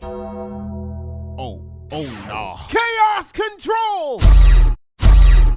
Ah, my back! As a black man in America, because of stereotypes, there's a couple things I can't do or I'ma look suspicious. Wear hoodies at night. Oh my gosh, it's a thug. Look around in gas stations for more than 5 seconds. Good golly, he's a thief. And the primary one, so much as breathe around cops. Did I just catch you trying to breathe oxygen around me, boy? Ah. Yeah, and the list goes on. And what I learned was the worst thing you could do in each of those situations, unless they pull out the blicky, is overthink and freak the freak out, which was the one thing that happened a couple years ago that almost got me into some deep doo-doo. Let me explain. All right, so 6 years ago, back in freshman year of college, at the end of the second semester, I went back home. That means no more parties, no more eaters, and no more getting high off of life. And when I got back home, I met up with my homies and this girl from the past named Ann. A lot of y'all from my OG channel know who Ann is. A lot of y'all don't. And that's okay, because I'm gonna give you a short description. She was a little thotty with a slight body oddy that was not the brightest, but she loved living the fast life, which was weird because why are you hanging out with us? We're the opposite of living the fast life. Like, what? I'd known her since high school. At the time of this story, we were both the same age and lived with our parents, but we were both going down 2 separate paths of living. Now, I'm gonna be honest, when it came to hanging out with her, she was a liability, not an asset. Something always went wrong when I was around her. That's why I only hung out with the bit once every blue moon whenever one of my homies in my circle wanted her to come, which happened to be the day I came back from the semester. That, and I only hung out with her when it was my turn. Me and my brother hit up the homies to hang out. One of them asked if she could come because it was his turn. We all asked our parents if we could stay out longer than usual. Ours said yes. Her mom said no. So she asked her dad instead. He said yes and teamed up with her by distracting her mom in the bedroom so she could leave. Ooh-wee. Y'all gonna know by the end of the story why this backfired. Hard. We all decided to go to the lake, which was located at the end of a trail inside the woods down the street from our old high school. We all had fun for a couple hours, bada bing boop pow. Next thing we know, nightfall started creeping up, so we went back to the parking lot out front to chill at the car. Now this when the game changed. As we outside chilling, listening to some anime openings and some Tyler the Creator, we see a couple cars go by. 1 car, 2 car, cop car. car. Me being who I am, when I see the Jakes, I let the full bubbly side of my personality come out and become focused on the inside instead of looking focused on the outside. Like naturally, around certain people, I'm already extra as hell, so it's easy for me to let it flash out like a harlot working the block, just so the Jakes won't assume I'm a Jaquavius or a Tyrone. Freaking stereotypes. Anywho, as the cop cars pass by, we tell everybody to act normal, cause we the only ones in the parking lot. What does Ann's stupid ass do? Runs back into the car right in front of them. We're all like, Ann, what the frick are you doing? We told you to relax. Now you're making us look suspicious. And I knew we were about to get packed up because the cop car that just passed by swerved back around and pulled into the parking lot. Bruh, I was sweating like R. Kelly at a playground. Literally 20 seconds later, another cop car pulled up, bruh. First cop get out and started walking towards us. Everybody know the drill, except Ann degenerate ass who kept spazzing out in the car. Like, I don't know why you're in there, sweetheart. This ain't Rick Sanchez's car. It ain't gonna protect you. He asking for our IDs, what we're doing out here in the wood trails for. Did we have that snuffy on us? All type of crap. And we're constantly reassuring him that we literally are just hanging out. Apparently, that wasn't enough for him, so he get to pressing us with maximum efficiency, trying to find any narco on us he could. Like, dude was on a mission to find that non-existent booger sugar. And whole time, I ain't take my eyes off of him for a second, just to make sure he didn't plant something in our car to frame us. He flashlighting around our entire car 3 times, flashlighted our tires, patted us down, then opened the door, flashlighted the back of the car, even found a burger wrapper on the floor that my homeboy ate from Five Guys earlier and swore up and down that this was a narco that I ain't even know existed. He talking about, does this wrapper contain 3D F-34 McDonald's Subway? I'm like, nah, but it does contain BEEF. And he got offended. So offended that he called over his boy. But lo and behold, the guy he called over was a guy me and my brother used to work with at our old fast food job. We're not gonna call him by his real name. We're gonna call him Jeremy. He like, what's all to come up? Oh, is that Devonte and T?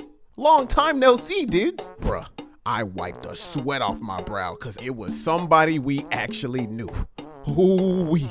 Look at God. After we caught up with Jeremy, the first cop told him that he'd been searching for that snuffy on us. Jeremy saved our ass by telling bro to relax, cause we ain't them type of guys. So the first cop let his guard down. Next thing I know, Ann get out the car. He see her, see him, see her. He like, Ann, the frick you doing here?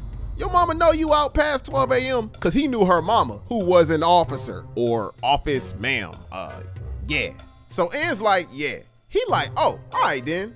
Turns around and calls her mom. Ann start freaking out even more. He telling the mama how he ran into her and how she's safe, etc. But Ann's mama wasn't with it, cause she told her she couldn't go out tonight, leaving Jeremy confuzzled. Mama tells him she on the way, hangs up. 15 minutes later, and dad and mom pull up. She start cussing Ann out all in Korean, which me and one of my homeboys knew exactly what she said, because besides him, I had hella Korean friends growing up and watched hella K-dramas in the past. My favorite is Oh My Ghost and Splash Splash Love, just throwing that out there. She asking us who we were, cause she ain't never seen us before, and while we were with her daughter, we told her we were just friends. And whole time, Pop's just sitting there not saying a mother freaking word. Kept his mouth air sealed shut, cause he knew exactly who the culprit was for letting her go out in the first place when her mama told her no. And looking at him like, you not gonna say nothing? And you're right, he didn't. If you think for a second that he was finna snitch on himself, you thought wrong. Which, I mean, that's how a lot of humans work. When adversity hits some of us, we tend to save ourselves. He could have took accountability here, but he didn't. Shoot, both of them really, cause why would you go behind your mama back and ask your dad? Like, duh. Runs in the family, I see. Plus, I think he understood the wrath of old school Asian, Black, and Spanish mamas. That may be the leading factor why he kept his mouth shut. I don't know, just my speculation, but you're the man of the house, so nut up or shut up, nigga. And mama threw her butt in the car, grounded her for another 2 months, cause she did this before, and headed back to the crib. And as for us, we left. We were just happy we made it out unscathed. We ain't care about Ann's problem. We ain't have to. Cause 1, that ain't got nothing to do with us. 2, she wasn't gang. She just hanged. Hey, listen So, for the past year, I got back into working out. Sometimes. I'll admit it, I've been pretty lazy lately. I don't know why I be telling folks I work out every day like I used to. I just do it a lot now. I be on stream straight, capping out my cranium. Yo, Devonte, you work out, bro? Yeah, a lot. You got some big old beefy arms, gang. Which is crazy because 5 months ago, I was pumping iron, pushing my body to the brink of destruction to get back to my former glory, trying to break my sand limits every day. I ain't have time to rest. The 300 Spartans needed me, all because of one reason. So let me take y'all back. So 5 months ago, I'm at Books A Million trying to hold myself back from buying the entire shelf of my favorite manga.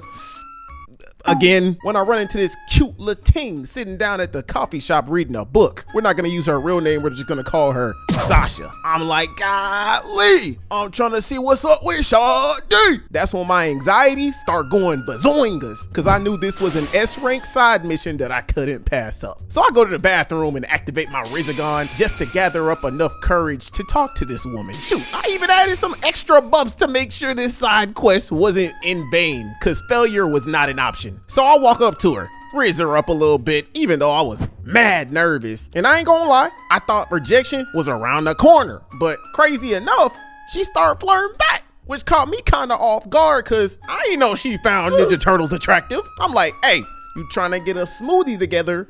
Don't worry, it's on me. She like, sure. She stand up. She towering over me, looking like a sexy iron giant. Like, shawty was tall. Plus, she was a sexy tone of muscular. I could already tell she go to the gym and was blessed by God himself with the BBL starter pack. Sasha really looked like she could choke slam me with her thighs. And I'd be okay with it, cause she was fine enough. Listen, I love my women built like an hourglass, thick in all the right places. But ever since I've been going to the gym consistently, I done added a new meal to the menu. I done garnered this sudden attraction to gym girls. Not like the super bodybuilder girls, but the ones that kind of look like this. Yeah, I'd let her Batista bomb me into a bed. Absolutely. For her, I'm a munch, I don't care. Fight me. In the past, when looking at women like that, I used to think, dang, I hope she don't suck me up and throw me through a wall. But now I'm like, dang, I'd let her suck me up and throw me through a wall. Shoot, I don't mind dating a street fighter anyway. If she looked good enough, I know Chun-Li can strangle me with just her thighs. But if she started flirting with me, then hey, you is one freaking motherfucker. So I'm thinking, you know, I don't do this often, but I don't mind potentially dating a swole giraffe built shawty. I ain't never had a problem with it, cause me personally, I don't climb trees. I chop them down. So we sit back down, chat it up. Before I left, I'm like, here, I'ma leave my number with you. It's up to you whether you wanna hit my line, baby, and I skedaddle. Personally, I ain't care enough if she'd hit my line or not, cause regardless, I did my thug thizzle. An hour later, she hit my line. Ooh wee, Morty, it's going down, big dog, it's going down. I ain't waste no time setting up a date, which was at DCU. The Crib University. So fast forward to our first date, which was an anime and chill session. As soon as she leave, I'm knocked out for about 5 hours because we stayed up very long. Bruh, tell me why I wake up to her setting up the next date. And guess where too? The gym of all places. My heart started doing jumping jacks because by this time around, I ain't touched a weight in a long time. And during our first date, I capped OD talking about I was in shape, but mama ain't raised no puss. So I took her up on her offer. Couldn't back down now anyway. I'm already deep into the water. And seeing as she was a gym rat, she was gonna find out sooner or later. She like, okay, cool. I get off my DoorDash job at 5 and need some time to get ready. So 6 all right with you? I'm like, sure, yeah, for surely. So I get to the gym, right? I see her standing in front of the building waiting on me, which was odd at first cause she could have been waiting inside. Like, come on, what's going on here? Whole time while I'm walking up to her, I'm keeping it cordial and I thought this was gonna be just a regular gym session, but oh boy, I really had no idea of the hell she was finna put me through. Her foot was going 300 miles per hour. This is how it went. Hey, you showed up. You ready? I was born ready. Push! Push! Let's go! Let's go! Move! Move! 10-second break, 10-second break! Push! Push! One more rep, one more rep. We have to push past our sand limits. Psych, we have no limits.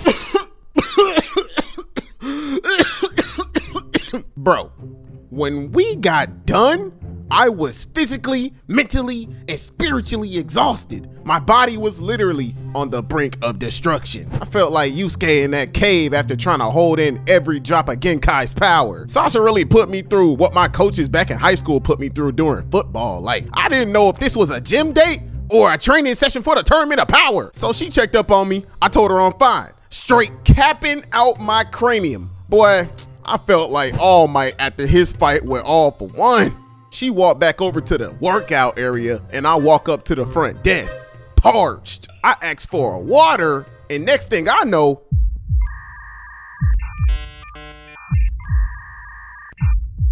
bro, I felt like I was dying. I hit the counter, then the floor, the worker at the front desk, step in the name of help. He gave me some water to drink, which kept me somewhat conscious for like 3 minutes. This was the first time in my life where I didn't have 100% control of my body. I was at a good 20%. 3 minutes later, I managed to regain enough strength to move. The worker walked me to the bathroom. I get in the stall, didn't even take a dump. I just sat there in the stall, butt clenched, body slouched, with my mental and physical strength depleted, almost on the verge of passing out again. I sat there in that stall for about a good hour, thinking to myself, dang, I gotta get back in shape, cause this is ridiculous. I hope she don't want no finished product, cause I'm a work in progress. After that hour, I walk out the bathroom. She at the front of the store waiting on me. I walk up to her. I'm like, what's obvious doesn't have to be explained. I know you capped. I can already tell. That's why I worked you so hard.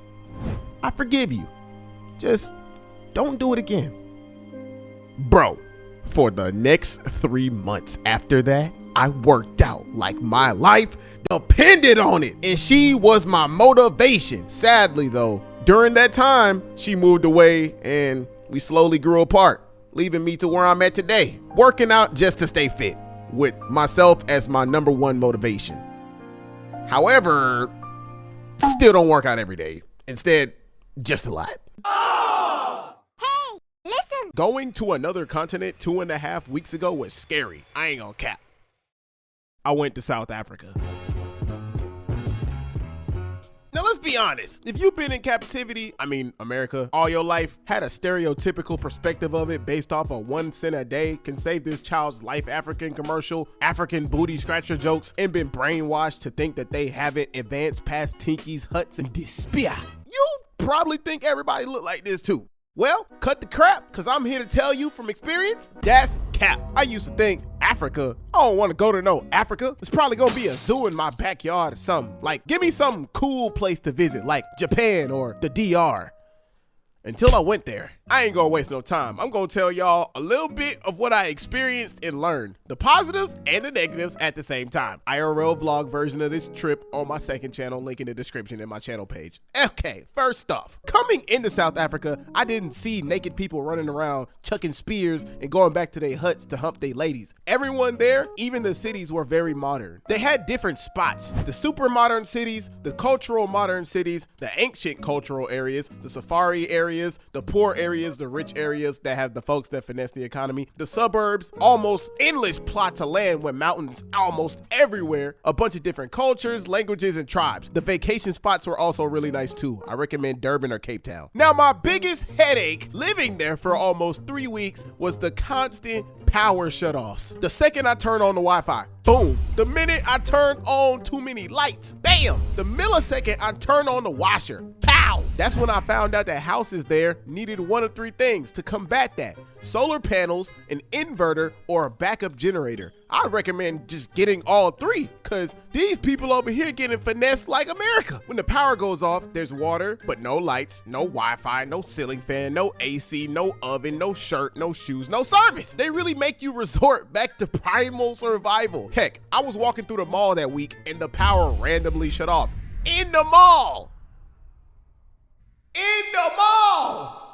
Besides that, the food was bussin', the drinks were okay, except for the grape Tizers and hazelnut lattes. The mugs were so good, bro. Make you want to smack your grandma. The air is clean, the clouds are real, the land is rich. Like, I wouldn't be surprised if you were digging and found some gold off rip. The pigeons were more masculine than the modern man.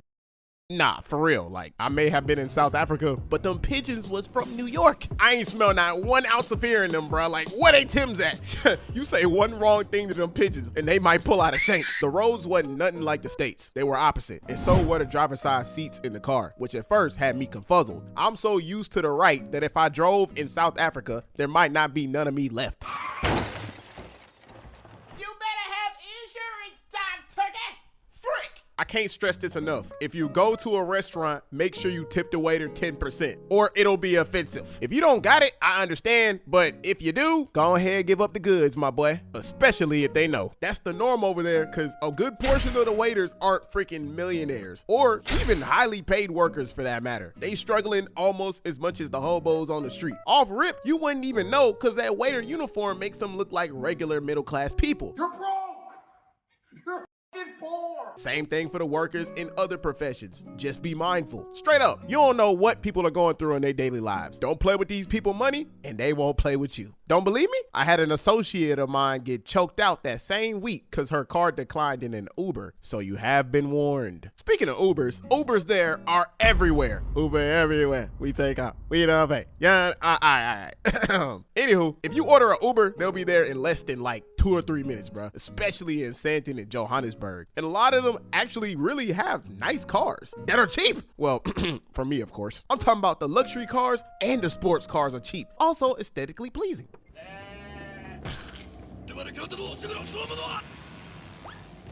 I don't know about the inside though. The neighborhoods are actually safe.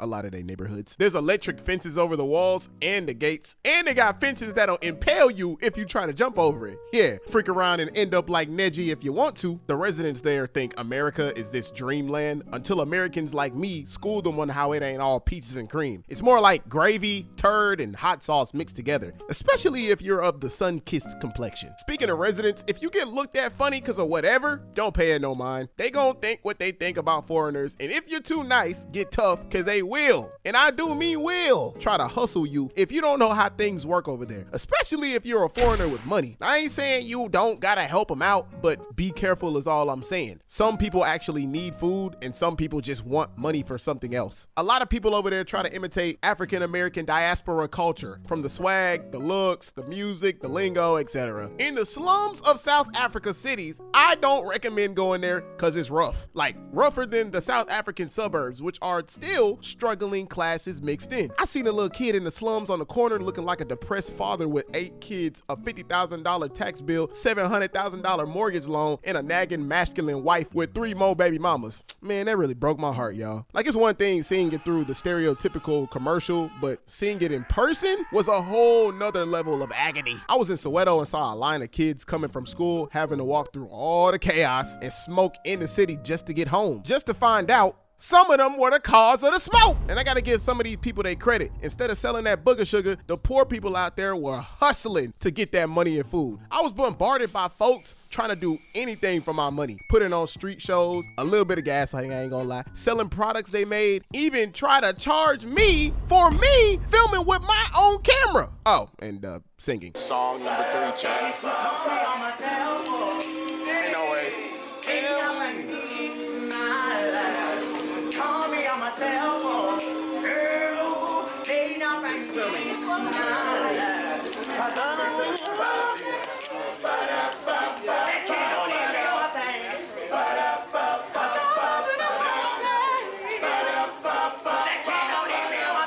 I had to give them some type of bread for that performance. Now, if you an American, pop bottles, because the USD currency is way more valuable than their currency, which is rands. I need y'all to understand this. 1 USD is currently worth 18 rands. So for every US dollar you add, it's like adding 18 rands each time. So let's say you have 5 USD, multiply 5 times 18 and you get 90 rands. You just multiplied the value of the dollar times the amount of dollars you have. You added 18 5 times. The reverse will be you taking 90 rands and dividing it by 18 and getting 5. An easy way to remember the currency differences between South Africa and the States is America to South Africa multiplication.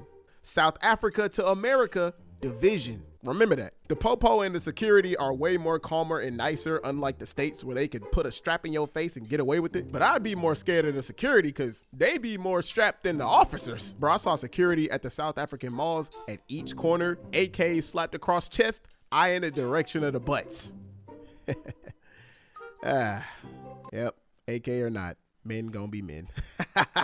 Overall, my experience was life-changing. I plan on moving there permanently soon. And no, it ain't because of the 2.5 weeks I spent there. I already made plans to move there, so don't think. Son of a... Oh!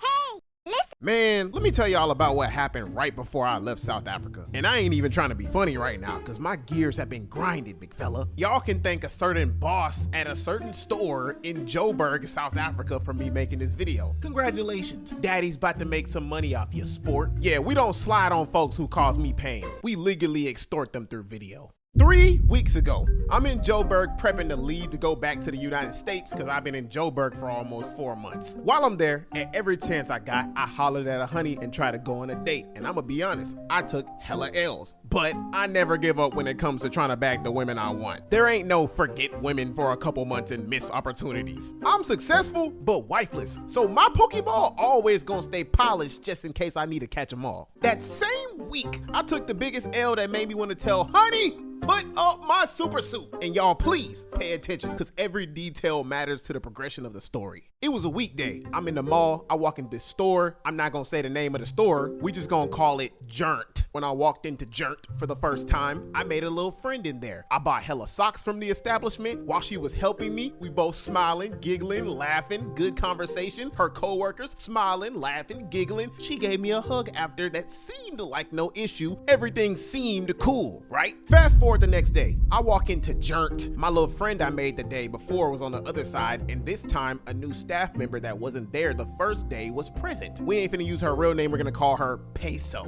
Peso sees me going towards the socks and immediately comes to help. She was very attractive, so I'm glad she came to help and not one of her gargoyle-looking coworkers. However, this time, the atmosphere of the store changed when I specifically spoke to her. Her boss started side-eyeing me and some of her coworkers too, and even my little friend started acting slightly funny as if she needed to blink 2 times for help, which made me anxious a little bit because too many eyes on me makes me paranoid. But thankfully, I just ignored them and kept my interaction with Peso going. As she's helping me, we both smiling, laughing, having a good conversation. I'm rizzing her up a little bit because I wanted her, and she gives off vibes that she was feeling me. The one thing my little friend did not do. I get to the register, we still having a good conversation, low-key flirting. Next thing I know, all eyes on me. I'm talking about everybody in the store watching me like a damn hawk. For some reason, which made my anxiety shoot out the roof. So I acted out of impulse after paying and left the store without her number. Huh? What the is wrong with you? Don't worry. I spent back later that day and got her number, despite all the eyes still being on me. And even worse this time, because they were suspicious of me wondering why I came back. I gave her a little "my sister wanted some socks too" excuse to come back, which was not a lie, because my sister did tell me earlier that day she wanted some socks from that same spot. For a couple days, we start texting, calling. Next thing I know, I'm at the mall again. This time, I went with people and took them to that same store. However, this time, it was different. This time, bruh, I felt like I walked into a Wild Wild West saloon, cause everybody, and I mean everybody, stared at me like I had the blick on me and wanted some problems. Bruh, on my third cousin's best friend's crippled turtle, I'm not kidding, bruh. Peso and my little friend literally looked like they were being held hostage. Like, damn, who y'all boss? Kim Jong-un? I tried giving my little friend a hug and she gave me not our usual full hug, but the most awkward side hug ever with heavy hesitation. I walk over to Peso and try to give her our usual full hug too, and she full on hit me with the bro dap. Like, damn, Lunch, what I did to make you go from blue to blonde? At this point, I'm confuzzled because they acting different, their co-workers and boss acting weird and staring me down suspiciously. Some ain't adding up. So I start anxiously overthinking like, dang, maybe all that flirting we did was just an act. Maybe she was just being nice. Maybe she thinks I'm a fugly weirdo and maybe gossiped to her coworkers, probably flame me up in a group chat. I don't know. My only conclusion that I drew from it was that maybe it had something to do with me and Peso's interaction with each other every time I come in. Anywho, I get what I need, I leave. Literally 15 minutes later, Peso from work texts me, "Why didn't you tell me you were coming to my job?" which left me so damn confused and shocked because of my prior overthinking. But then my pimp brain started turning on, grew some legs and turned to Womanology chapter 101. And instantly I figured, oh, she still has interest in me because ain't no woman finna text you that if she don't like you. So I replied back, am I supposed to tell you when I'm coming? I didn't get a text back for a while. An hour later, when me and the people I was with were standing outside a clothing store, crazy enough, Peso see me and immediately rushed towards me with the biggest smile and give me the biggest hug, which confused me, but at the same time, all my anxiety and overthinking flew out the window, slime, because if a woman don't like you, she ain't showing no effort at all. She like, I texted you, not realizing I literally texted her back with her phone literally in her hand. I'm like, I know. I replied back. She like, oh, okay. With my little friend coming right after her and hugging me, which confused me again, my nigga. Until my little friend says, sorry, we couldn't hug you at the store. I'm like, why? She's like, it's a rule at the store. I'm like, what the freak? She's like, yeah, it's the dumbest rule ever. And that's when everything started to make sense. That's why they curved me at the store. That's why they were limiting their conversations. That's why they were treating me like I had the plague. That's why they looked like they were being held hostage, which actually really concerned me because nobody should have the fear that I saw in their eyes like that. So something was still kind of off. Like there wasn't no regular, I couldn't hug you at work because of store policy. Like Zoink Scoop. Sounds like we got a mystery on our hands. Fast forward a couple hours later, she finally replies to my am I supposed to tell you when I'm coming text. She like, I thought you'd say so I can take my lunch break and spend it with you. She want me. She want me. She want me. Okay. So I text her back like, oh, okay, I'm sorry, I didn't know. We can do lunch together some other day. She like, okay, no problem. Fast forward 3 days later, we have our mini lunch date, which was actually really nice. After we ate, I asked her on a real date, which she agreed to. However, she still seemed kind of stressed, like her behavior was very, odd. As if somebody had like a mental chain around her neck, but I brushed it off and ignored it. And what made it more suspicious was I walked her back to not her job, but one of the stores close to her job where her friend was, because for some reason, she told me I couldn't walk back to her job, which left me kind of skeptical and anxious. But I brushed it off. Are y'all following me? Whole time in the back of my mind, something was vexing me about this situation because something just seemed off about her behavior. Fast forward the next day, which was the day we had our real date, which she tried to suggest a place for us to eat because at the time I was new to Johannesburg, so I didn't know any of good places to eat. But no.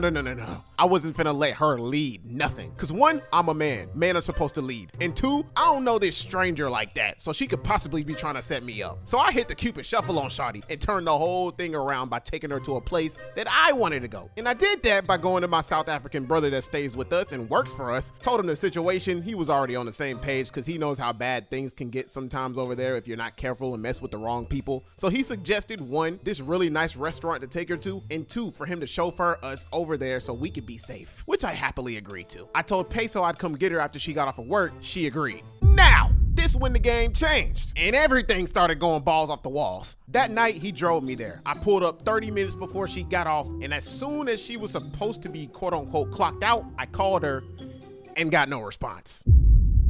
Now, I gave her the benefit of the doubt because she couldn't be on her phone during work, and sometimes it takes a minute for folks to completely clock out, so I waited another 10 minutes, called her again, no response. But you know what? I wasn't mad. I wanted to give her the benefit of the doubt. So I text her, I'ma scoop you up, I'm on my way. Instead of waiting, I thought, just go to her job. There's nothing wrong with that, right? Right?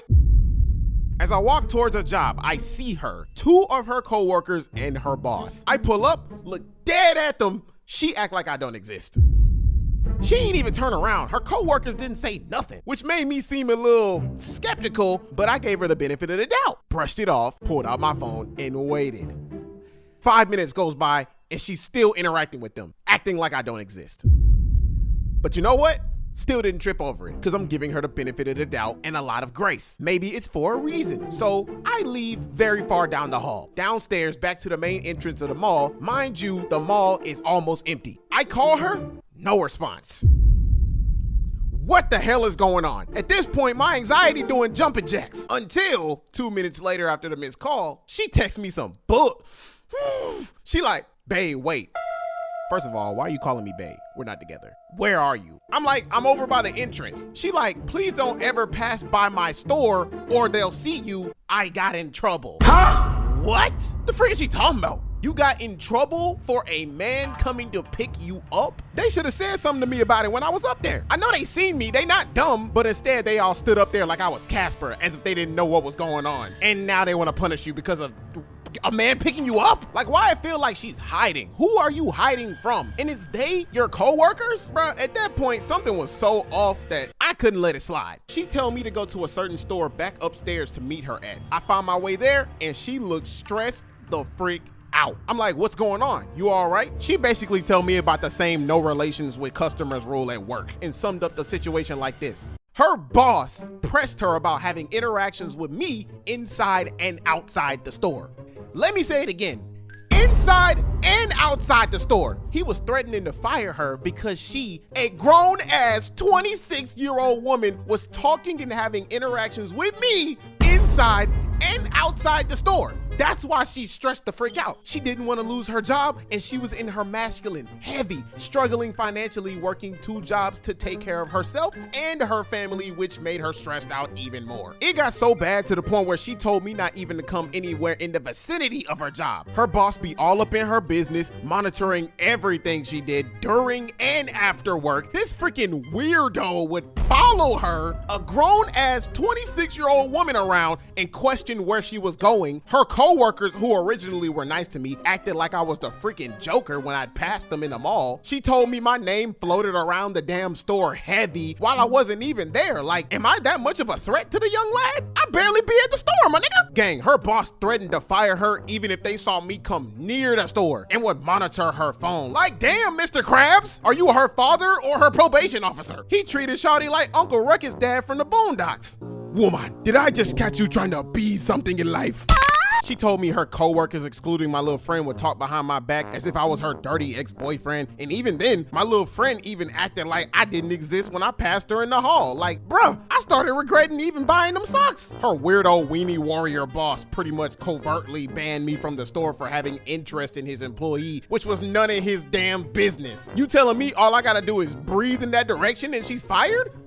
Man, somebody sharpen my spear and light my torch. We finna slide on cuz. And she really hated that job. The way she talked about it made it seem like they were paying her pennies to nothing. But it couldn't have been that low of pay, cause you were over here bowing down to Lil Bill cause he threatened to fire you over a love interest that was none of his damn business. So we go on our date and it was actually really fantastic. My one mission for that night was to take her problems away by showing her a good time, because she had so much on her plate that was stressing her out, and her bald, musty, big eye, little toe, gap tooth, white knight, weenie boss always being down her neck and in her business, monitoring everything she did, influencing her decisions because of me, didn't make it any better. And I guess I was doing a really good job because the way she was moving during the date was fire. I ain't even give her to me. But it's like I freaked her mind. The mind meat must have not been good enough though, because her boss still sent her swinging. Our chemistry was immaculate the entire night, bruh, to the point where she thanked me for turning her night around and making her happy, which I'm really proud of myself for succeeding in doing so. Fast forward the day after our date. She texts me good morning with a little blushy face, which didn't faze me at all, because shorty was wishy-washy due to that stress. One minute she'd be normal, a sweetheart, then the next minute she a thug. Alright, Tupac, I know something out of pocket's gonna happen at some point in time, which is exactly what happened. Everything was good in the morning. I thought I was in the clear for us to interact.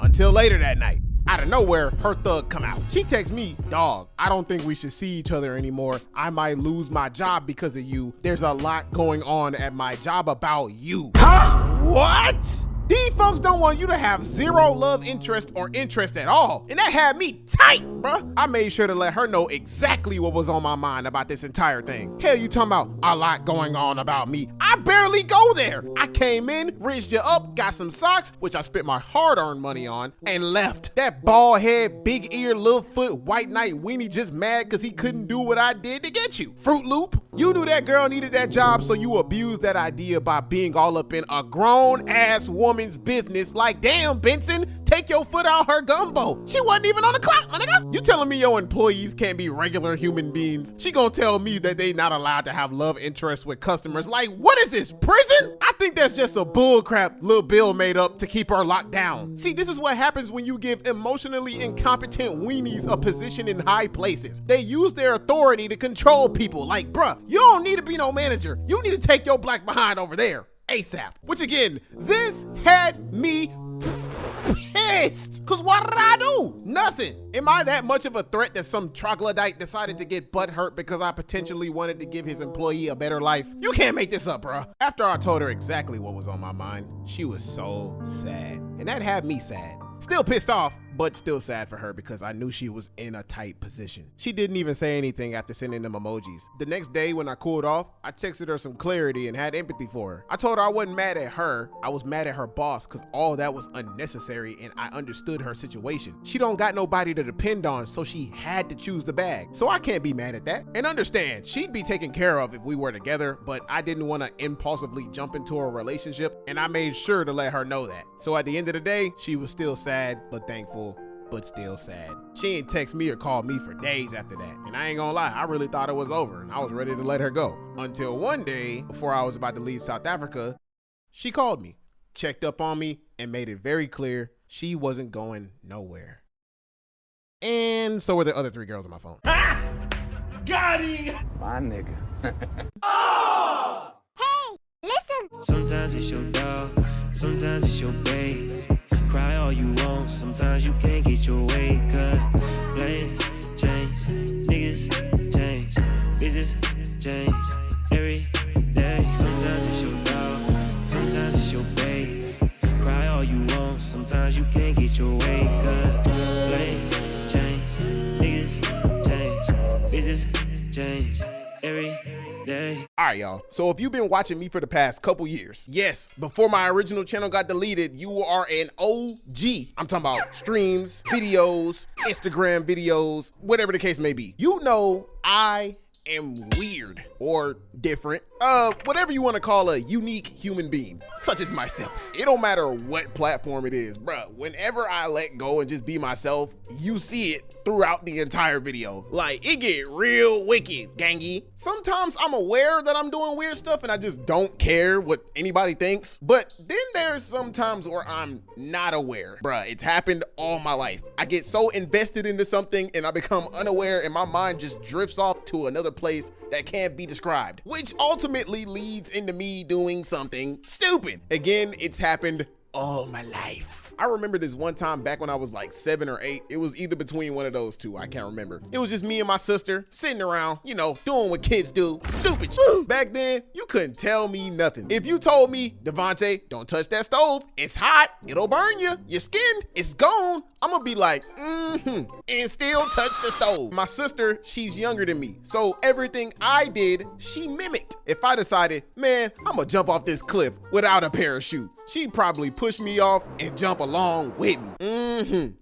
Mans. We were both sitting around chilling, and I'm gonna be honest with y'all, I don't remember why or how a bag of coins got in me and my sister's hands, but we were playing with the money. And I don't mean in a good way. Y'all are probably finna be on my neck in the comment sections. But when I say we were playing with the money in a bad way, not a good way, we were putting the money in our mouths and spitting it back out and putting it back in. Like, bro, what the fuck? Emphasis on put your money where your mouth is. Like, ew, that's insane. You probably thinking, what the fudge? I ain't never seen no person on this planet be this ignorant in my life. We really could have been doing something regular, like building bed forts. Could have been outside riding the scooter, on the block, doing our done dizzle. But nah, we inside trying to collect coins and level up like this Pac-Man or some shit. The only thing I did before this that was even remotely stupid to what this was like put foil in my mouth. That was the closest thing I ever got to grills. Listen, I don't know why I did it, but you know, I guess it felt good or something. I I don't know, bro. I don't know. If I could go back in time and ask my 8-year-old self why I did what I did, that little nigga would probably look me in my eyes and be like, why the hell do you care? My brother tried to warn me that I was probably gonna swallow one of them, but I didn't listen to him. And you can't save somebody that don't want to be saved, so he just let it happen. He's like, all right, whatever. Do you, buddy? We actually found enjoyment in doing this. I don't know why, honestly, but we did it for about a smooth 10 to 20 minutes, right? I'm thinking in my head the whole time, dang, ain't nothing finna happen to me. I know exactly what I'm doing. Ain't nothing finna go wrong. And I only told myself this subconsciously because I was controlling the flow of the coins every time they went in and went out. I got this under control. Everything was good. Everything was smooth for a whole 20 minutes until... Oh, shit. My sister looked at me like, okay, I'm gonna go ahead and stop this. She put the coins in the bag and slid that to the side. She ain't want nothing to do with them coins no more. I'm over there panicking, crying all. I'm talking about a whale could have swam through them tears. Like, I really thought I was about to die. Like, bro, I really was paranoid. Like, bro, I just swallowed something. Is it gonna cut up my organs or something? I don't know what's gonna happen.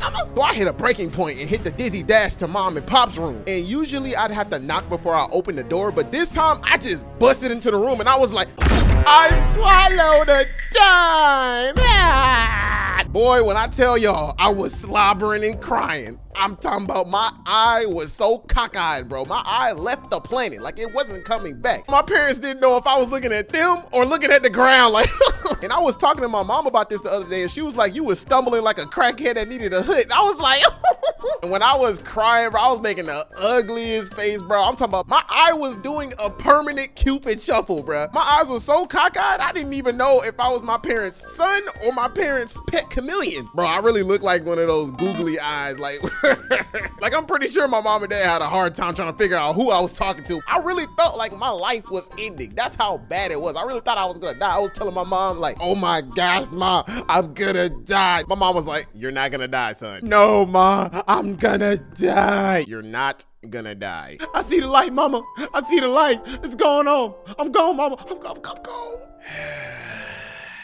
This boy. I'm falling to the ground. I'm tripping. I'm swaying side to side. It was bad, bro. I was like, I'm gonna die. Bro, I was paranoid. Nigga, I ran outside like screaming and crying. I'm like, bro, it was insane. I really was so dramatic with it. I mean, I'm dramatic now, but like, it was way worse back then, bro. But it's mainly due to the fact that I didn't know kids swallow coins all the time. I didn't know that. I'll tell y'all one thing. I never put money next to my mouth ever again. I learned my lesson. Because when I tell y'all I was paranoid, I was paranoid. You think I'm paranoid today? Bro, I was 8. Bro, after that, every time I looked at coins, I wanted to throw up. I was paranoid for about a good 2-3 days. My mom checked my Padoop every single day. And eventually, on the 3rd day, she checked my Padoop and found out that I had swallowed not 1, but 2 coins. Which was weird because I looked at the coins and I'm thinking to myself like, oh, did they multiply in my body? I thought I only swallowed 1 coin. What's going on here? My 8-year-old little brain back then couldn't compute. Somebody slide me the software. It was crazy as my brother, he was like, I tried to tell him, all because when he was younger, he swallowed a coin too. Oh!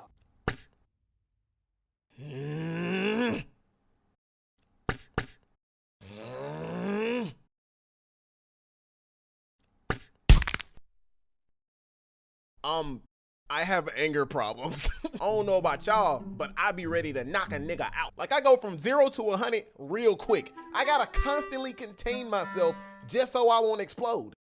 Not like that, fool. Get your mind out the gutter. Before I started my journey on mastering my anger issues, I wasn't on Black Air Force timing. On Kami, I was on Black Timberland timing. I ain't finna sit here and act like I've always been the victim. Sometimes I've been the aggressor. They got these paws cause they kept talking with them jaws.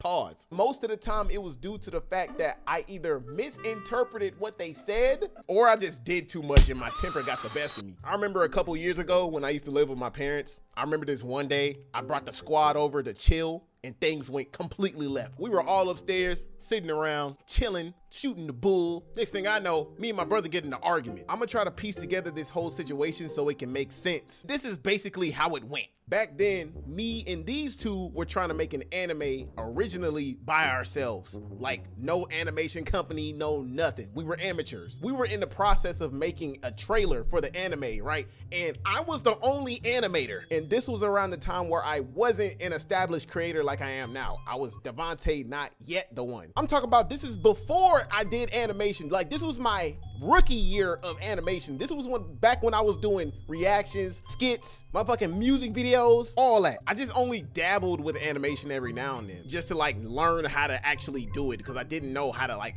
do it for real. So with me being a rookie, I'm gonna keep it 100 with y'all. I traced the entire trailer, literally the entire thing for 10 months. Nothing was original. I'm gonna be honest, I ain't sitting here a lot of you niggas telling me, hey, no nigga, I traced that shit. Cause I honestly thought back then that it was okay to do that. No, big dog. Let's put a pin in that, come back to that later, slide it to the side. The problem here is that he used that as fuel to downplay my work ethic when it came to my content creation, which I've been doing since 2010. And bro, if anybody knows me, they know I don't play about my content creation craft, bro. This is what I love to do. This is what I live for. I eat, sleep, breathe content creation, bro. I'm a lion. When you come in my den, the grind don't stop. It don't matter what the opponent is. We will triumph. I went many days hungry, sleepy. Nigga, I had no energy whatsoever, brain fried, just to push out videos that weren't even that good in my eyes now, but they were the shit back then to me. So when somebody tries to make the assumption that my work ethic is the same for everything I do based on a side project that I wasn't really even like taking serious or even caring about for real, then it pisses me off. Like, you can't mix the two. So when he started downplaying my work ethic on my content creation because of the trailer, it got me so mad to the point where I stopped listening to logic and reasoning altogether. Like, he was just telling his opinion, but it's the way that he said it. He made me feel like I was a lesser being because I did what I did. Like, come on, bro. And no, he didn't work harder than me. I've been in the trenches since 2010 and I never gave up. Like, dude, watch your mouth. This was a side project. Don't make me get my spray. Put my spray bottle away. Shut. Yo, that's why my blood was boiling. So on Kami, I get active. Like, watch your tone when you talking to Big Mello in this mug, you heard me? I get up out my chair and I bow up on him. Mind you, this is my older brother, but he's skinny compared to me. Like, I'm fresh off of football. Like, you know what I'm saying? I'm a big little dude, you heard me? I was like a swole garden gnome. I'm only like 5'6", bro. If you would have played with me back then, you would have got your ass tossed around like Hulk did Loki. So he like, are you walking up on me? I'm like, duh, you ain't finna downplay me. He like, I'm not downplaying you. You need to back up off me. Clearly you were. I will call the homies right now and they will tell you the same thing. So I'm like, I can walk up to you if I want to. I ain't afraid of you. What you gonna do about it? I was, ooh, that junk hot. I was heated, fool. If he wasn't talking these hands, I ain't want to talk. I was ready to throw them paws, you heard me? It was like the Boondocks in there. You would have thought Riley and Huey was fighting, which is pretty much what this situation that was happening was kind of like. If we was at the Grammys and he said that on stage, I would sit my black behind down because I ain't trying to lose no sponsorships. So my boy B-Rye, you know, the guy from this story on my original channel, he's like, yo, y'all need to calm down. Why does it matter? My brother like, man, F all that. He walking up on me. I ain't finna let him do that. So I get even more pissed off and I push him.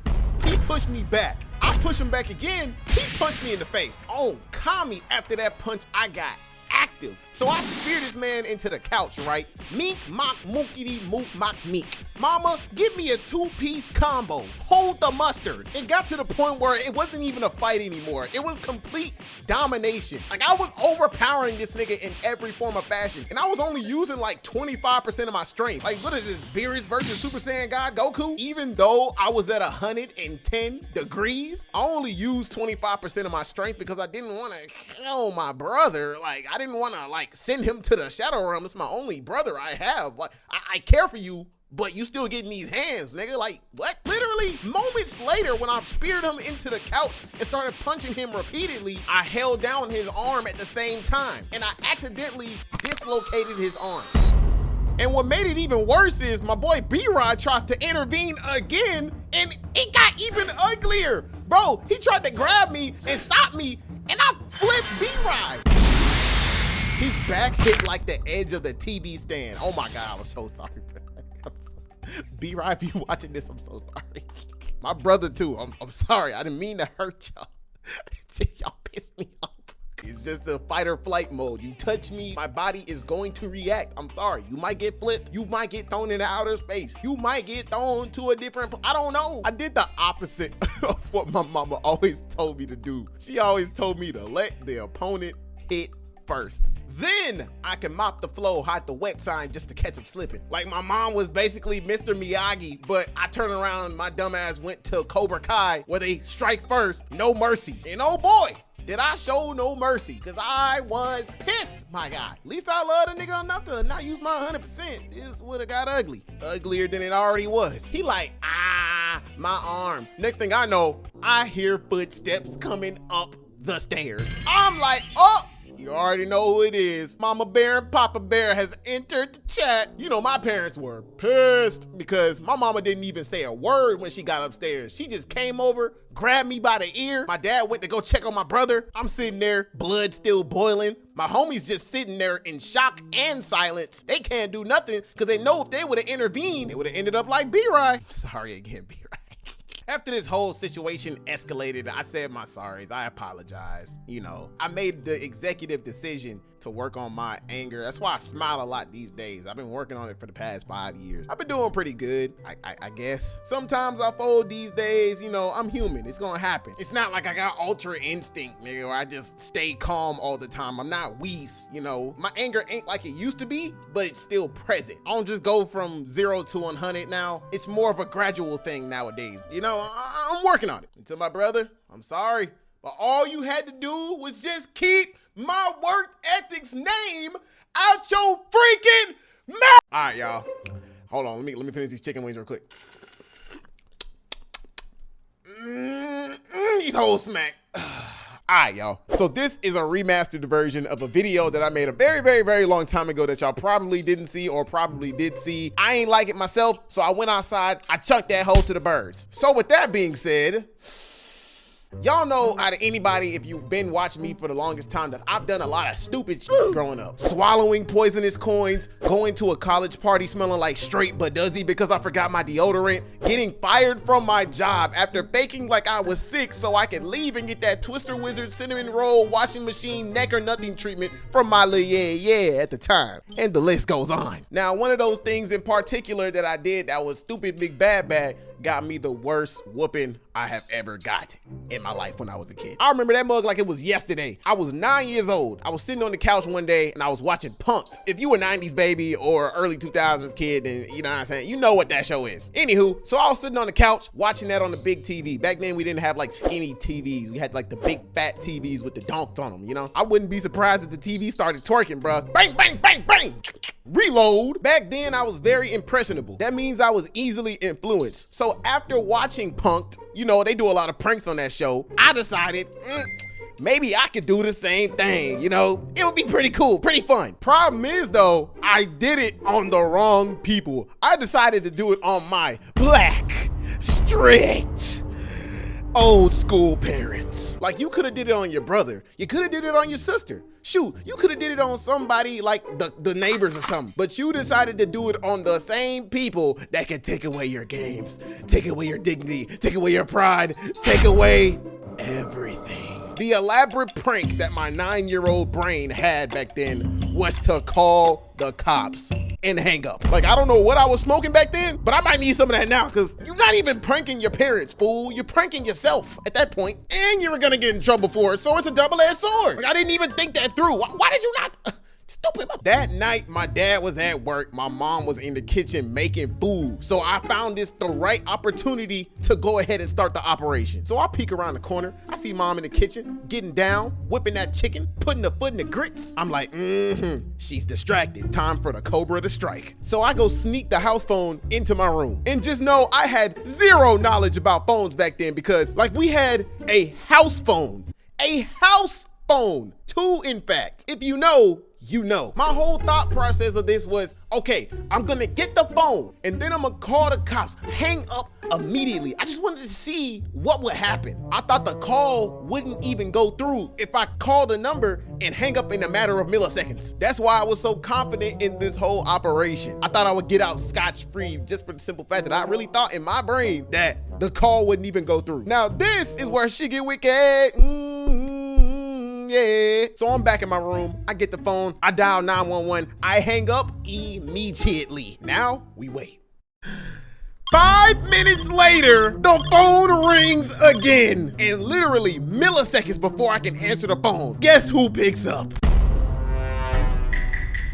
The minute my mama picked up that phone, I knew it was game over because I forgot we have 2 house phones. So that means when anybody called our house, both phones would ring. When that phone rang and I saw that the phone got picked up somewhere else, bro, I swear my heart left this planet. So I hit the dizzy dash to the living room, right? I peek around the corner. I see my mom in the kitchen. She talking to the cops. They like, ma'am, is everything all right? We just got a call from this address not too long ago, and we just wanted to see if everything was all right. no, I think you've made a mistake. Oh shit! My mama put the pieces of the puzzle together so fast, bruh. She hang up the phone. She turn around. She spot me. She like, I'm telling your father. Dang, mama, you are out now. I can't even go back to Grove Street. My dad gonna be on the block looking for me. Because of you, my GTA stars went from 1 to 5. I don't think y'all understand. I lived in a household where my mom didn't really have an effect on me when she was punishing me. So when she knew her punishments wouldn't get through to me, she would call my dad for backup. Cause she knew he would finish the job. I'm over here crying and pleading to her. Mama, please, don't tell dad, blah, blah, blah, blah. That shit didn't work. Cause she was like, you finna get mixed up as soon as your father get home. He gonna show you what I packed him for lunch. Beltables. So I hit the dizzy dash back to the room, right? I'm crying all night. I'm thinking to myself like, oh, it's over with, life, I'm gone. Cause like, dog, my mama whoopings did not hurt. My dad's did. You gotta understand, this man was All Might, the black version. The man was big buddy, big buddy, big buddy. Mans was really built like a Baki character. Being a 9-year-old back then, that nigga was scary. So with all the fear running through my veins that entire night, after I woke up in the morning the next day, I came up with an elaborate scheme to try to let the situation simmer down into something by, you know, doing everything before he gets home in the morning, like cleaning up. I'm talking about spotless, everything, dishes, room, bathroom, went outside, cut the grass. I even thought about going next door and walking the neighbor's dog. Man, it was so clean, I even let the cockroaches roam free. I even thought about going outside and washing the car. That's how bad I did not want to get that punishment. I did all that and more so that maybe, just maybe, he'll have a change of heart. I get all that done. I hop in the tub. I'm ducking down like it's warfare. I don't know what's gonna happen. Next thing I know, 10 minutes later, I hear a car pull up. And then 2 minutes later, I hear the door open. And then 30 seconds later, I hear the door go boom. You already know who it is. And you know what that means. All that cleaning up, all that hoping was in vain. You know what happened next. Damn. He really about to rock my shit.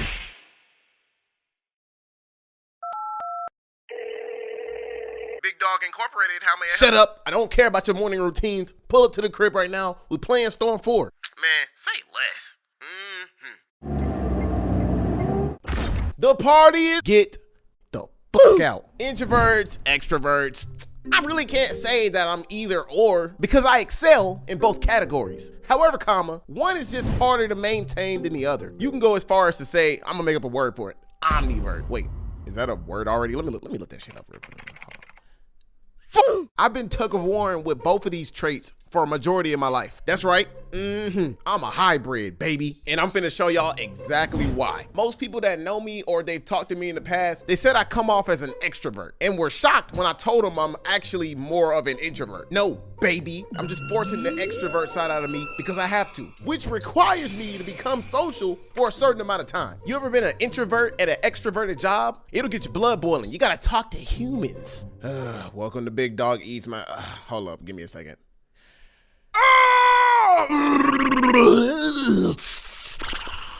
Welcome, Big Dog. Would you like to try our new Mix 'em Up combo? If not, Order when you're ready. I'm telling you, boy, you gotta catch me on the right days. Some days I might be the life of the party, but then other days you might find me in the corner shooting dice with myself. Don't be showing up to my house without telling me beforehand, or I'ma ask you to leave. Like, I guess you could call me a popular loner. I don't know. People get pissed off when they hear that term. They be like, oh, he's a sad, lonely. No. We're not sad and lonely. We just enjoy being away from you. When I tell y'all I tug of war with both of these traits daily, I'm not capping. Majority of the time, I love staying in my house, but I love doing stuff and going out. However, when I go out and do stuff, my social battery dies fast. And I think I finally found out the reason why. My introvert side is so much stronger that I get pleasure from being alone. Thus me being a popular loner. Like when I'm able to just sit alone and think, I get pleasure from that. So when you see me deep in thought, leave me the fuck alone. I'm having fun. You're ruining it. But then at the same time, my extroverted side, when that small percentage comes out, when you see me turning up, ain't no standing around. You might as well turn up with me because I got a time limit. We don't have long before I'm ready to go to the crib. All this courage I built up to dance in front of people or be loud in front of people and be myself, or just to get to know somebody when I really don't feel like getting to know somebody, cannot be in vain. Because I'm the type of person where if I go to a party, depending on what timing I'm on, I'll act accordingly. If I know you like talking and you're a social butterfly,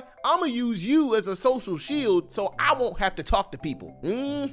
Oh yeah, I get real selfish when I'm on my introvert timing. Like even if we're close friends, don't call me 24/7 expecting me to pick up and give you 120% of my energy 25/8 at a time. Because when I'm on that type of timing, I get annoyed really fast. If we haven't talked in months, I'm perfectly fine with that. The only 3 people that should be calling me 24/7 are me, myself, and I. Like y'all ever talk to somebody and your social battery just dies mid-conversation? That happens to me all the time. Like I don't care if I was talking to Kanye, my battery's gonna die mid-conversation unless I'm on my extroverted timing where I have to force myself to raise my energy so I can talk to any and everything that moves. I was at a family barbecue the other day. I was looking down at my phone for majority of the time, but at the same time, I was looking out of my peripherals and I seen my grandmas and my aunties and my granddads and my uncles all looking at me for whatever reason, like I'm supposed to turn up the party or something. Like, my nigga, get off my chesticles. And then they try to do like small talk and shit. I hate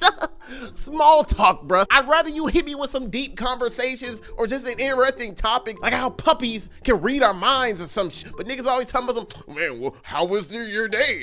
What you doing lately? Nigga, we ask the same questions every time we go to family dinners. When can we talk about spaceships or something? Or going to the, I think I'm ranting at this point. I can recall a lot of times when I used to live with my parents and people would come over and I'm in my room and I was having the time of my life by myself and I wanted something to eat or drink and I had to go through the living room just to go get that exact thing. And I knew if I made my presence known, I would have to interact. It wasn't because I was shy. It was because of the small talk that I knew was coming. I'm telling y'all, I really hate small talk. It's so bad to the point where I remember this one time I walked out of my house and I was about to go to my car, right? I see my neighbor, she walks out of her car. I'm like, oh shit. I already know she's gonna talk to me and try to get small talk out of me. Let me go ahead and walk my ass back in the house. Like, y'all ever done that before? I know I'm not the only one that does that. Come on now. Speaking of talking, I'm very dangerous when it comes to my introvert side. I pay attention to everything. So that means I can figure you out just by listening and watching. I will sit there, shut up, and listen to you talk while you tell me everything about yourself. And at the end of this conversation, I'm gonna know everything about you and you will know nothing about me. Why? Because I sat down and I listened. Now, if somebody catches me on my extrovert timing, I'm gonna do exactly the opposite of what I just said. I get too comfortable and then I yap for as long as you want me to, as much as you'll let me. And then I start oversharing things. And then I realize to myself after this conversation that, dang, maybe I shouldn't have opened my mouth in the first place. A couple days ago, I went on my Instagram and I did a poll on my story just to see if y'all were introverts or extroverts, just to find out that a lot of y'all were the thin line between, just like me. And you know what? I know I wasn't the only one. My people. Oh! Dang, that nigga left. That nigga left. Nah, bro, you gonna whoop my ass, bro. Come on, bro. Fuck it, bro.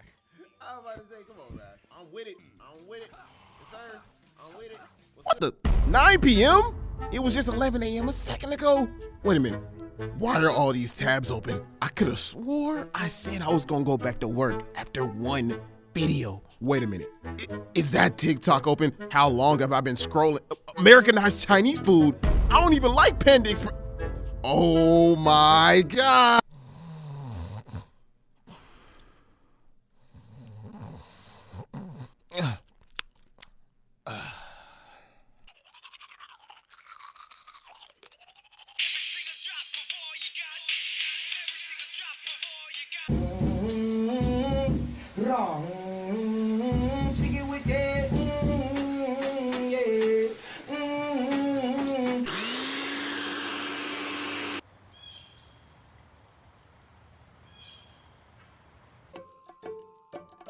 All right, it's 9 a.m. My routine's done. I'm finna focus and finish this video out loud.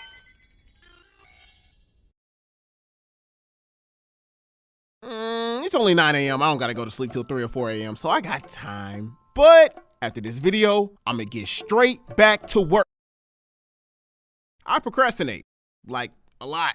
Even worse than my overthinking problem. And I feel like there's a lot of bad reasons why. Anybody else got this problem too? Huh? Man, what? You too?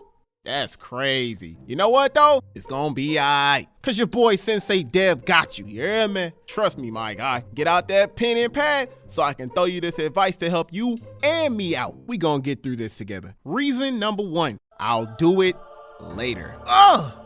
You know what that means? That means you're not doing something here and now, not living in the moment. Avoid that sentence at all costs. It'll destroy you slowly. Trust me, I struggle to avoid it myself. So what I do to combat this, even though I struggle with it myself, is practice mindfulness. It's about living in the moment, like doing it here and now. And I know we all got something that hinders us from putting in the effort, like maybe it's distractions, you know, the phone, big booty holes on the gram. Gotta check out that player bill, you know what I'm saying? The TV, gotta finish that season of Oh My Ghost. Oh man, the homies wanna lace up the size 12s in Smash Bros, even though I gotta get something done that's due tomorrow, stuff like that, whatever the case may be. I understand. But at the end of the day, as long as you're trying to combat this problem, bruh, that's all I care about. Does all that make sense? You get what I'm saying? Like, let me know in the comment section. Reason number 2, I doubt myself. A little bit too much sometimes. Bruh, whenever I work on a project, I set myself to such a high expectation because I know the limits of my abilities. I have no limits. Sometimes I be stuck on certain video outlines for days, stressed out, overthinking everything possible. Ooh, maybe I should, nah, what if I just, man, this ain't good enough. Bro, it is okay to doubt yourself. Like, just don't let it be the reason that you procrastinate. That's bad. One way I try to combat this personally is by practicing building confidence in whatever I work on by giving 120% of effort and focusing on what I think is good enough. Does that make sense? Like, y'all get what I'm saying? Let me know in the comment section. It's a lot of pressure. I know, easier said than done. Reason number 3, fear of failure. Oh my glob. This is the one I struggle with the most. I'm a person that likes to succeed, so I take this to heart. Now hear me out, and I thought long and hard about this whole entire subject. I feel like the source of that fear is what you define as success. Let that sink in for a second. Like, do you value success in numbers, validation from the world based on your work, making your audience feel something, like inspiration, happiness, etc., whatever the case may be? And when you fail at said thing, you either fall into a slight depression or take the L and keep it pushing forward by bouncing back 10 times harder. Easier said than done though. See, in my case, my problem is whenever I try to control something that I have zero control over. And that something is feedback. Thing about me is I don't like to settle for average. I like to go above and beyond average. I like to put in effort. I just have a limited amount of time to do it, which makes things 10 times harder. I want to make every video better than the last, so I try to give it my all and make something perfect. I want each one to be the best thing I've ever seen in my life. No flaws, outstanding execution, but in the simplest form. But then I get stuck on something that's so daunting, like I'm trying to put together the pieces of the puzzle in a flawless way because I set myself to such a high standard and such a high expectation, and I don't want to let my people down. Am I a perfectionist? And then I start overthinking, then my head starts to hurt, I start looking like Jimmy Neutron, and then I stare at the project for like 5 hours hours not moving a single finger trying to put the pieces together. That's when the self-doubt starts kicking in, and then the stress. Then eventually I put the whole project on hold for a while, and then I take a break just to get my mind right by distracting myself for hours, sometimes even days, because I'm so scared of the results and putting out my best work as a whole, which in my opinion is kind of needed, especially for me, because whenever I step away from my work for a break, I come up with all sorts of new ideas, bro. It's so freaking crazy, especially after I sleep, because I'm a creative guy. As you can see, I feel like that's something that just can't be forced. Creativity. At the end of the day, whether I succeed or not on things I can't control is completely out of my control. So what I do to combat this is focusing on the things that I can control and accepting what is out of my control. Does that make sense? Y'all get what I'm saying? Let me know in the comments. All right, gents and gentettes. This has been your friendly neighborhood baseball bat being transparent with y'all once again. I know this ain't your regular DTO video, but dang, let a nigga help y'all out every once in a while. I go through this stuff too, nah I mean? I love y'all, man, jeez. Anywho, I ain't no therapist, but I hope this helped out somebody out there in some form or fashion. I got a playlist for my regular videos and my topic videos like this one. Link is in the description. Mellow Mafia on top, Sensei Dev logging out. I'm an overthinker. A really bad overthinker. So bad to the point where I become overly cautious about everything. Like I need constant answers and responses just to keep my calm. It's a trait about myself that I've finally accepted and currently am trying to overcome after it almost destroyed a lot of my friendships, made me miss a lot of opportunities, ruined my mental and spiritual health, and most importantly, almost made people distance themselves from me because I tried to fix situations that weren't even a problem to begin with. It's so bad to the point where I get so paranoid about certain situations and I'll think of every possible way something can go wrong. Like I'll hesitate and I'll think about that something all day and it'll turn into a conflict that I want an immediate answer to. And if I don't get a solution, then my mind will start making 30 more unnecessary problems. For example, the other day, 7 o'clock in the morning, I walked in this smoothie joint early as a mug. Got to the counter to order. The employee walks towards me with the biggest smile, full of life and enthusiasm. I'm ready, thinking I'm finna be a regular Joe and order 1 or 2 smoothies. Let me get 4 mango smoothies. Instantly, that smile dropped it like it's hot. Her entire aura shifted from I'm ready to I'm not ready. She dipped to the back and go make my smoothies. 3 minutes later, she walk out with them still looking like she wanted to shoot herself in the foot. Heck, I would too, looking like that. Squidward had me thinking like, what you mad for? Like, ain't this what you signed up for? Ain't this your job? I guess you ain't ready to make that money. Soon as I get to the car, I realized to myself that she made them drinks mighty fast. Like, this is what I usually get, and it usually takes somewhere around 6 to 7 minutes. What if she spit in my drink? Probably took a dump in it. I don't even know. Is it? She had to have took a dump. Maybe she put bleach in it. She probably put laxatives in my drink. She put a glob of spit in my drink.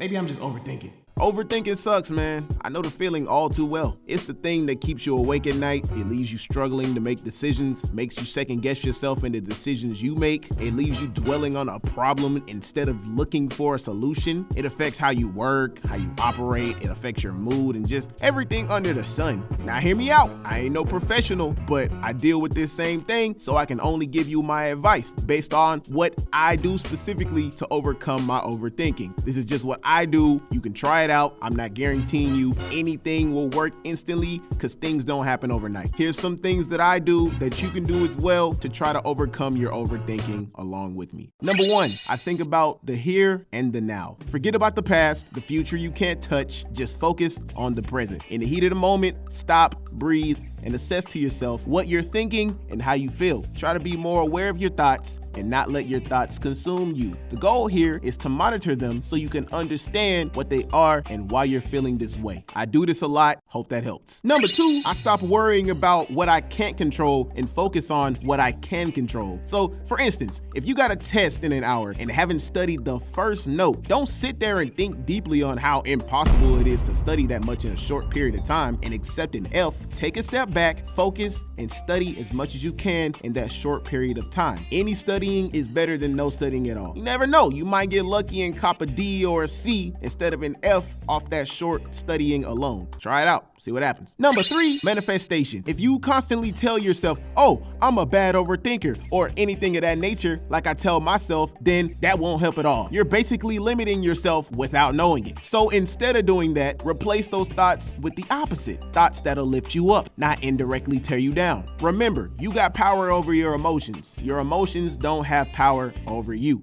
You know, unless you're a psychopath. I believe that what we say to ourselves is what we believe we are. If I constantly tell myself, oh, I don't overthink things, I don't let my past dictate my future, or I'm a clear thinker, and make the executive effort to make these positive emotions reality, then you're doing more good to yourself than bad. Try it out. Number 4, I practice becoming aware of what I fear. A lot of times we as human beings fear our imaginations more than we fear what's in the real world. Like, we're afraid more of what might happen or what might be. A mistake we can make, what people think of us, failures, all the above. These are some of the reasons why we overthink, in my opinion, based off of my experiences. So to combat this, one thing I try to do is to just jump into action with a contingency plan. Basically, constant acts of courage. Listen to me, and this is based off of experience. The more you put yourself in uncomfortable situations, the more those situations you'll be used to. Get comfortable with being uncomfortable. For example, when I can't make a decision quickly, beforehand, I'll just take a step back and ask myself, what's the worst that can happen? And when I figured out what's the worst that can happen, I'll make a contingency plan. Personally, I try to take baby steps towards my fears just to see what can happen so my fears won't control me. And usually this helps me gain more confidence so I can go in less afraid of what can happen. All right.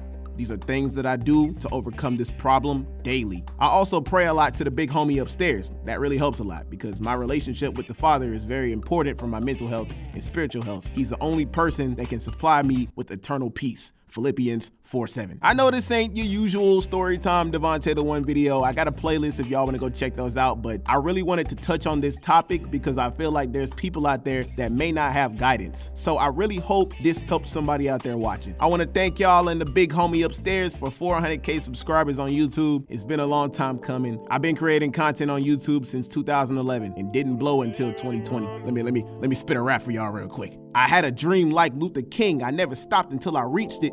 They always doubted me. They really thought I couldn't achieve it. Bars, nigga! For my new goals, don't even worry about that, sweetheart, because this is just the beginning. All right, y'all. So back in elementary school when I was 10, I was the nicest person you'll ever meet. But back then, I also had a very short temper. If I felt provoked in the slightest, then I'm slapping the tongue out your mouth with maximum efficiency. Yeah, I might get folded in the process, but at least I knew I had you speaking in cursive afterwards. I think one of the reasons why I had this temper problem is because I had to fight for my life at school every day. Like, I never understood why I was this primary target for character development, but I was forced to throw hands even when I ain't want to. Like, bro, leave me alone. This ain't Baki. Why y'all always want to throw hands on me when I ain't even do nothing to y'all? I can't never just sit in the back of the class, eat my little sour straws, and draw Mega Man in peace. I don't know why. Maybe it's because I was smaller than everybody, or maybe they just wanted to take advantage of the fact that I was too nice. But I know one thing I know for sure. Going through this almost every day put me in a mixing mood, big fella. And for some reason, they always used to get pissed at me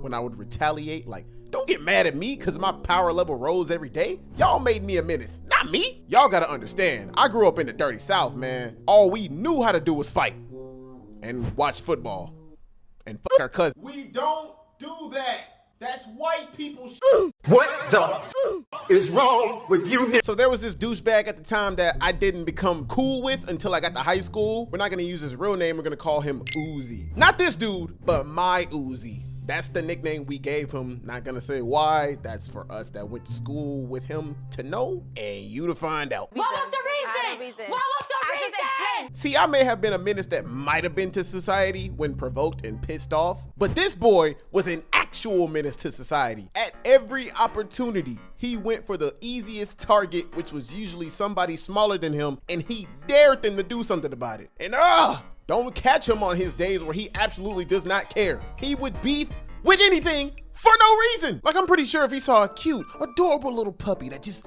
wanted to be petted, minding its own business, I'm pretty sure he would just politely punch him in his shoe. Like, dude, not Scooby. Bro just wanted a snack. There was this one time when I had first moved into town and it was my first time on the bus. And this was before my character development arc started. So I was very naive when it came to how twisted people can be. Cause at my old school, I ain't had these problems. I had a pretty normal experience. So I thought everyone in the world was just that way too. So I was openly nice with everybody. Plus, I was the new guy there. So I ain't know who to watch out for. I get on the bus, I head to the only seat that was open, which happened to be right across from Uzi. I get out my sketch pad, which had all of my drawings in it, and I started drawing, you know, minding my own business. See, I was a passionate artist. Each drawing was like my child. Some of my most prized possessions in that sketch pad were my Sonic the Hedgehog OCs. And I was pretty freaking good at drawing them too, cause Sonic was my childhood hero. I played all the games, watched all the shows, attempted to read all of the comics when I had the chance. I even changed my subconscious voice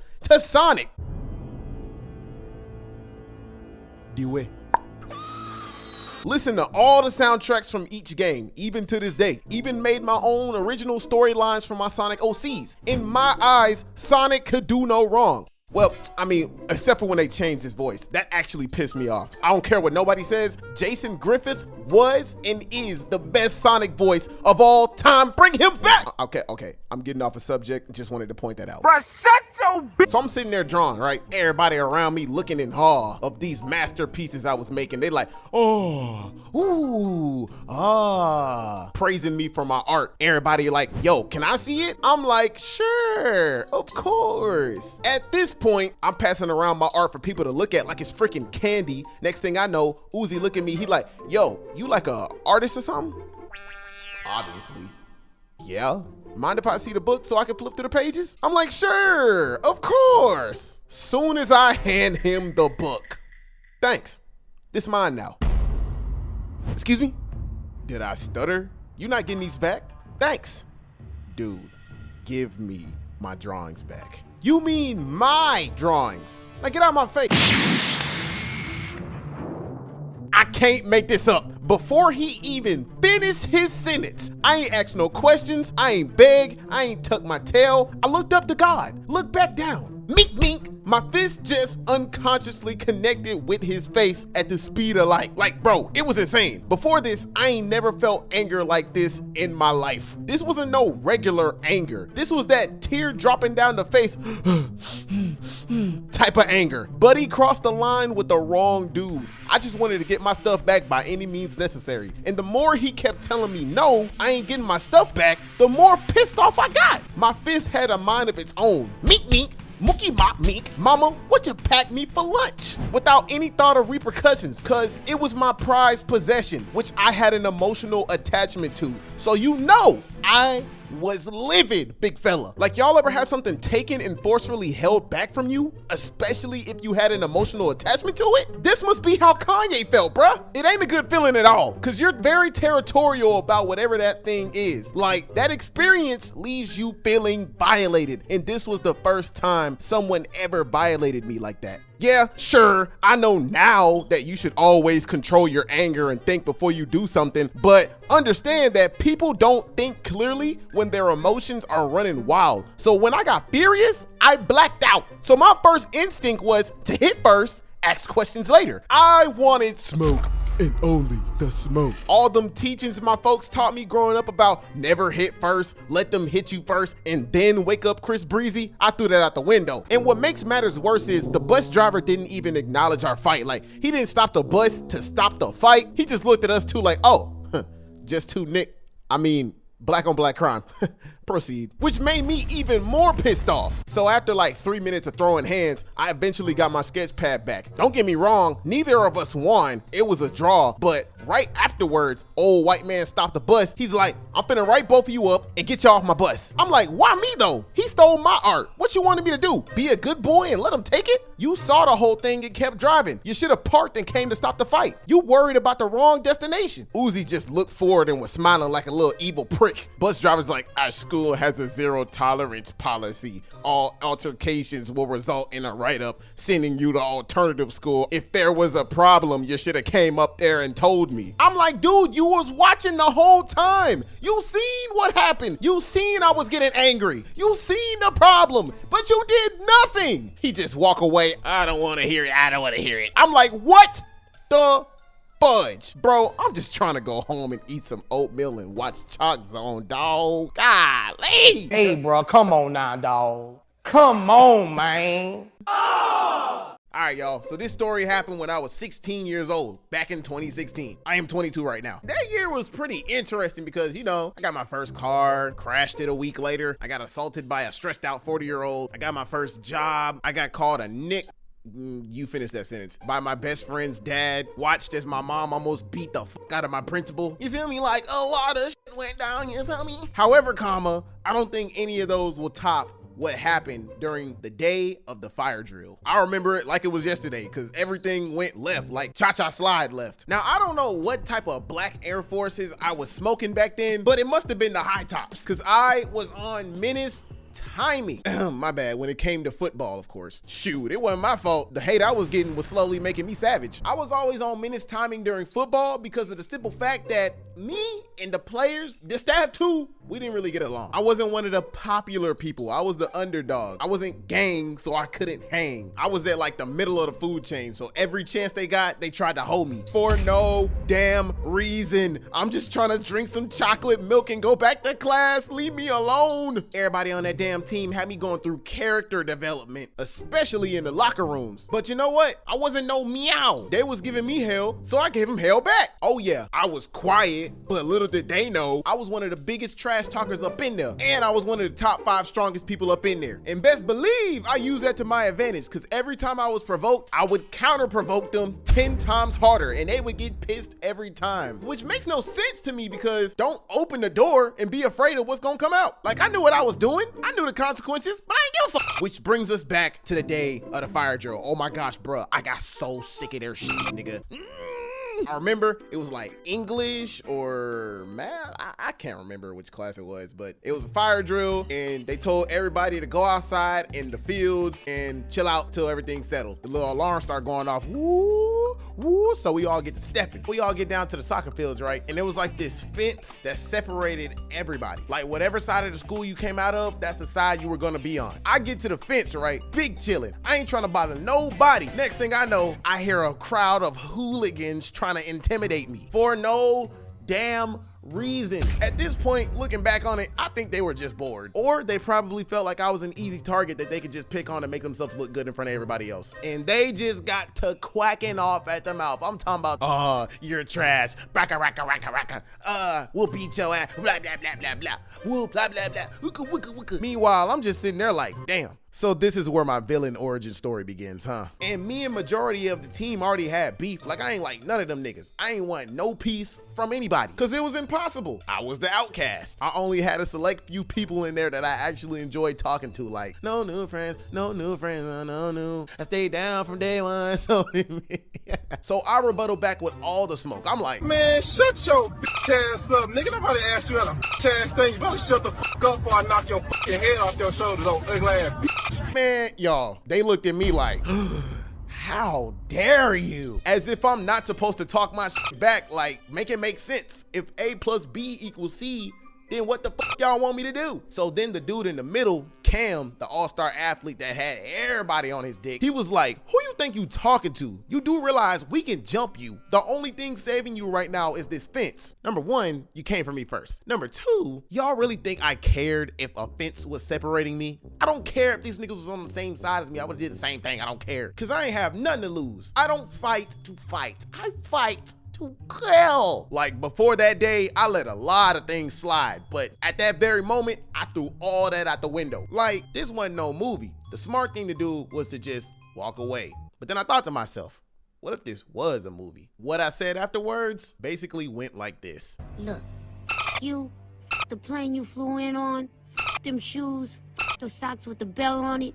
your ass fairy accent, them cheap ass cigars, your yuck mouth teeth, your hairpiece, your chocolate, Guy Ritchie, Prince William, the Queen. And if I see you in the street, I'm slapping the shit out of you. Bruh, I'll probably never forget what Cam said afterwards. Probably, like, nigga, I'm getting flashbacks. My head's starting to hurt hearing it again. He was like, you know what? We're gonna jump you after school. Matter of fact, we're gonna do it during school and nobody's gonna do anything about it.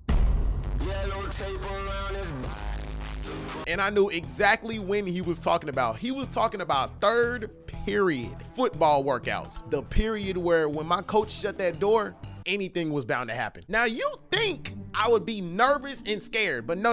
It was quite the opposite. I was ready to die on that hill and take a couple bodies with me. In the moment, I really thought I was on some anime shit. Like, bro, I was ready to give everybody the Mickey Mouse. Like, nigga, what? You want some? You trying to fight me? You know how I do the niggas? I didn't choose Thug Life. Thug Life chose me. Subconsciously, I knew that was impossible. There was just too many of them. I knew I couldn't take on every single person that was gonna try to jump me that day, but like I said, I was ready to throw it all away. Cause you get to a point where you just tired of being tired, bro. Like, you tired of being a doormat. Like, get off my dick. I knew they were dead serious. That's why I wanted to leave there on a 20 kill streak. And I'm not playing fair. I'm playing dirty. If I'm going 6 feet under, I'm gonna take somebody with me. I don't care if I had to pick up a dumbbell, a 10-pound weight. Nigga, I'm not fighting with these hands. Fuck I look like? Meliodas? Saitama? Mikey? Rock Lee? Niggas getting these motherfucking weapons. Shoot, you would have saw me in there swinging the blades of exile if I had the chance. Shout out my boy Kratos. So fast forward the next day, third period rolls around, and I ain't gonna lie to y'all. Was I nervous? Not really. I was more focused than I ever have been in my life. Nigga, I was ready to throw it all away. I was ready to bring the shovel and karate these niggas. There was a pathway that everybody had to go through that leads to the pathway to the door that leads into the facility. I'm gonna try my best to map it out for y'all. I get to pathway 1, and so far, the ghost is clear. But everything changed when I got to pathway 2. I remember this vividly. I get around the corner, I see the door wide open, and by 6 of my teammates poking their head out waiting for me. They wasn't even saying nothing. They was just staring at me. Niggas was standing there like some NPCs. I'm thinking to myself like, So this is where my villain origin story progresses. I see Cam walk up and he's just staring at me, waiting on me too. Like, this is really about to go down. It was not lying when they said nobody was here to save me, because that nigga Coach Addison was in his office, which was on the other side of the building. But you know what? I called they bluff. So I get to walking up there and I'm like, bro, first person to touch me, bro, I'm finna go fight. Whole time I'm on a Nardo Wick type beat. Who won't smoke on me? Who won't smoke on me? Like, bro, I was on it. I get past the 6 guys and Cam, right? And oddly, they didn't touch me when I walked inside, but they were still just staring at me. Like, can you say sneak attack? When I got inside, it was like a 2-way. One side on the left leading to the facility that you do all the equipment and training, and the turf was there, and the other side leading to the locker room, and it was third period. So of course I'm gonna take a left and go to the facility with the turf and the equipment. Like, nigga, we're finna work out right after this. But right now, I'm finna get a pre-workout. You feel me? I walk into the facility, right? Guard still up. I'm about 15 steps in. Next thing I know, while I'm walking, I hear about 30, 40 footsteps behind me. I'm like, oh, brother. I guess this is where my villain origin story peaks. I turn around, bro, and before I can get my bag off of my back, bro, I get speared by Cam. Nigga really hit me with the Nigga threw me to the ground with my bag on, right? I somehow get my bag off, and we get the scrapping, bro. And we wasn't even fighting for real. We was just grabbing each other and slamming each other to the ground each time. Like, bro, mind you, this nigga is 6'3". I was 5'6". I am still 5'6" to this day. I was just a tad bit stronger than him, just a tad bit. The only advantage he had over me was arm length, and that's about it. Whole time in my mind while I'm fighting this nigga, right, or slamming this nigga, like, what are we doing, WWE? I'm thinking to myself like, hold up, didn't y'all say all y'all was gonna jump me? There's only one person here. Like, I'm not even kidding, bro. Everybody else in the hallway was just sitting there watching us fight. Like, oh, I know what's going on here. It's a bunch of p***s in here. Y'all said y'all was gonna do it. Stand on it. The only thought running through my head when I saw that when I was fighting this nigga was, smell like bitch in here. All y'all smell like bitch to me. 3 minutes later, Coach Addison walks in and breaks up the fight. He puts them on punishment. Oh yeah, 50 gassers. Football people know. He sends me to class scotch-free, but I'm still pissed off. Whole time in my head, I'm like, hold up, wait a minute. Something ain't right about this. You're punishing them, but not me. Wait, Did we have cameras? And did you watch them do this? If that was the case, Addison, you a hoe for that. Fast forward next day, Spanish class. I remember it like it was yesterday. I will not use this nigga's real name. We're just gonna call him Darren. Darren walks up to me, and this is a person that I, number one, don't talk to a lot. Number two, is a part of the same clique that was like, oh, I'm gonna jump you. But I ain't do nothing but just sit there and watch. I was in the back of the class, right? Darren walks up to me, he's like, if you ever talk about our squad again, we'll come for you. And he did it behind my ear, which made me even more pissed, like he was trying to intimidate me or something. Bro, when I tell you, I turned to this nigga, looked him in his eye in front of everybody and was like, who the fuck are you talking to? Shut your bitch ass up before I rip your spine out of your body. Teacher looked at me so crazy, I think he knew what was up because he didn't do nothing about it. Darren didn't say nothing afterwards. He just got up and walked away. Ah, you must have expected a different answer. No. You picked the wrong one, my boy. Let me make this freaking clear. I know how to choose my battles wisely, especially now. However, I am not a tough guy by any means. I am a nerd to the core, but I am not gonna sit here and let no nigga beat me in front of everybody. That's not how I was raised. You know who still talked about their homies afterwards? Me. You know who didn't do a thing about it? Take a wild guess. I don't know about y'all, but am I the only one that's hated every single 9-to-5 I've worked at in the past? Like, bruh, I worked at fast food places, hibachi restaurants, the block. Man, I got that God of War and that Crash Bandicoot. What you trying to do? Yeah, the playground for me back in middle school was a no-go. All those 9-to-5s had one thing in common that made me want to lock myself in the car and throw the keys out the window. Dickhead bosses. Like, bruh, I honestly feel like they be giving power to the wrong people that they know is gonna abuse it. Like, why are you making my day even worse than it already is? I already gotta come here and accrue money to survive. Like, I done seen some stuff, bruh. Bosses be doing stuff that they think makes sense, but really doesn't make sense. Hey, I got in a car wreck. I don't think I'm gonna make it to work today. Okay, how long before you make it to work? Didn't I just tell y'all I'm in a wreck? Okay, how far away are you? I'm 30 minutes away. All right, you gotta find some way to get here because it's almost your time to clock in. I can't walk. We live in the middle of butt frick nowhere. We don't have Ubers. How many times I gotta tell you I can't make it to work? Well, you better find some way to get here or you're fired. Okay, listen here, you mother... Oof, I'm barely making it out alive and you want me to still make it to work? You stupid bitch. And these be the same people that do outlandish stuff just because they can. Hey, can you pull a double today? Nah, I gotta go to my auntie's funeral. Okay, so I got you down for a double. Dude, who you think you is? You not finna make me do nothing. You do what I tell you to do, slave. Now do the double or you're fired. Now get back to work. Ah, son of a...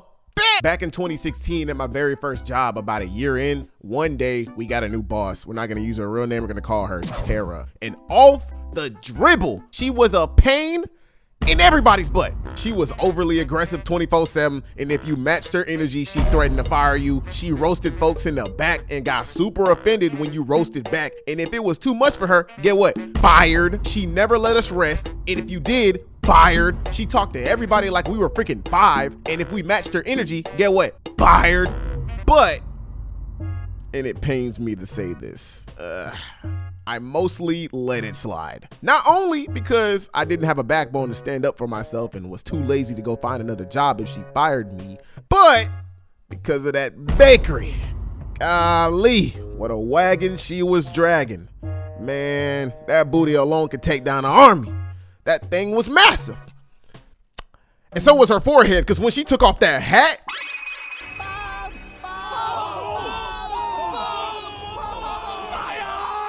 golly, Shorty had the Mega Mind DLC with the Jimmy Neutron patch update. Like, she ain't even got a forehead. She got a 5 head. Bruh, you know you got a big forehead when you can put all 5 fingers on it and still have space left. I'm talking about everybody used to roast her forehead. But like I said before, if it got too much for her, then you know. But here's the thing. I don't feel bad for her because she always started it first. And oh boy, it always got bad. I remember this one time we was about to close, right? I'm at the station cleaning. She walked by and looked dead at me with my hat off.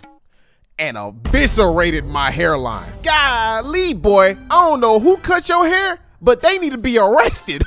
Sheesh. Whoever cut your hair got the IQ of an avocado. Bro, I'm talking about she was going in, spamming the square, X, triangle, R2 button, whatever button on the man on my hairline, bro, for no reason. I couldn't just clean my station in peace. And she thought things was sweet over here because I let her ramble on. But she ain't understand I was finna unload the clip on that ass. So I stop her. I'm like, whoa, whoa, whoa. I see where you're headed, but it ain't the right direction. Boy, you barbecued. Why you look like Elizabeth from Code Lyoko? Oh, my bad. Y'all must be twins. I mean, I can't tell. Both of y'all heads built like kneecaps. And you ain't fooling nobody. I know you got a second job. Oh, all right. You must be the one hosting football games in that dome. So tell me, who gonna win tonight? The Jets or the Panthers? Shoot, the Crimson Chin ain't got nothing on you. You the Crimson Head, ugly alley girl. I don't know why you here. You'll never go broke. They can just rent parking spaces out on your forehead. Man, I was going ballistic on Shorty 5 head, and she was 38 hot, ready like pizza. And next thing I know, everybody to the back. Since Devonte wants to be a clown, I'ma invite y'all to the circus. Ain't nobody going home till I say so. Boy, ain't no way, boy. Hell no, man. Boy, ain't no way, boy. Yeah, that's right. Thank you, co-worker. See, when she said that to everybody, I knew I was the center dot on the dot board. I really wanted to be like, it ain't my fault the hoe couldn't take a joke. But I ain't say nothing about what actually happened because like I said before, I didn't have a backbone to speak my mind and was too lazy to go find another job. So I just held my tongue and just took in all the reactions. Bruh, she was so butthurt she made all of us stay 2.5 extra hours after closing until she approved what she thought was clean. Dude, we cleaned up areas that we already went over 3 times before. Bruh, that place looked like the future Chrome Krusty Krab, and she still told us to clean it up over and over and over. I'm talking about everybody was pissed at me, and I don't blame them because hell, I wanted to go home. Almost had me about to quit or just really confess about what really happened. But now that I think about it, would that really change anything? She probably still would have made us overly clean up if I had told them that she just in her feelings and couldn't take what she dished out, and now she's making us do all this. And what had me befuddled was when I overheard her talking to herself talking about, I know where y'all ain't headed tonight. Man, when I heard that, bro, I could tell she was really happy about getting it back in blood, especially with all that abuse of power. Y'all, don't be like Tara. Learn to take what you dish out. Don't get in your feelings when you want smoke. And smoke is what you get. Oh! My brothers and sisters, what do you think when you see these 2 fingers? Special beam cannon? No, you mother... Get out of here, Gohan. All right, y'all. If you ain't innocent or lived under a rock your whole life, then you probably know what these 2 fingers do. If you don't, then shoot. I'll tell you a variety of things they do, my nigga. Hand people credit cards, reach in that spot in the car where you drop your phone, flick lima beans, wink wink, air quotations. And one of my favorites, ripping the skin off your neck. Not like actually ripping the skin off your neck, unless you motherfucking Wolverine, but when them 2 fingers get dragged across your neck at 200 miles per hour, that mug hurt. I got introduced to this punishment during my middle school years, and it lasted all the way up until my 11th grade year of high school, which is also the year I quit football. I ain't gonna lie, throwing balls around was the last thing I wanted to do after all them years of mental torture. Throwing balls around? Pause? The punishment was simple. If you said something stupid, give me my 2. Not only that, but if you ain't submit to the consequences of your said stupidity, then the current consequences would level up to the higher consequence, which was what I like to call the Fleece Johnson.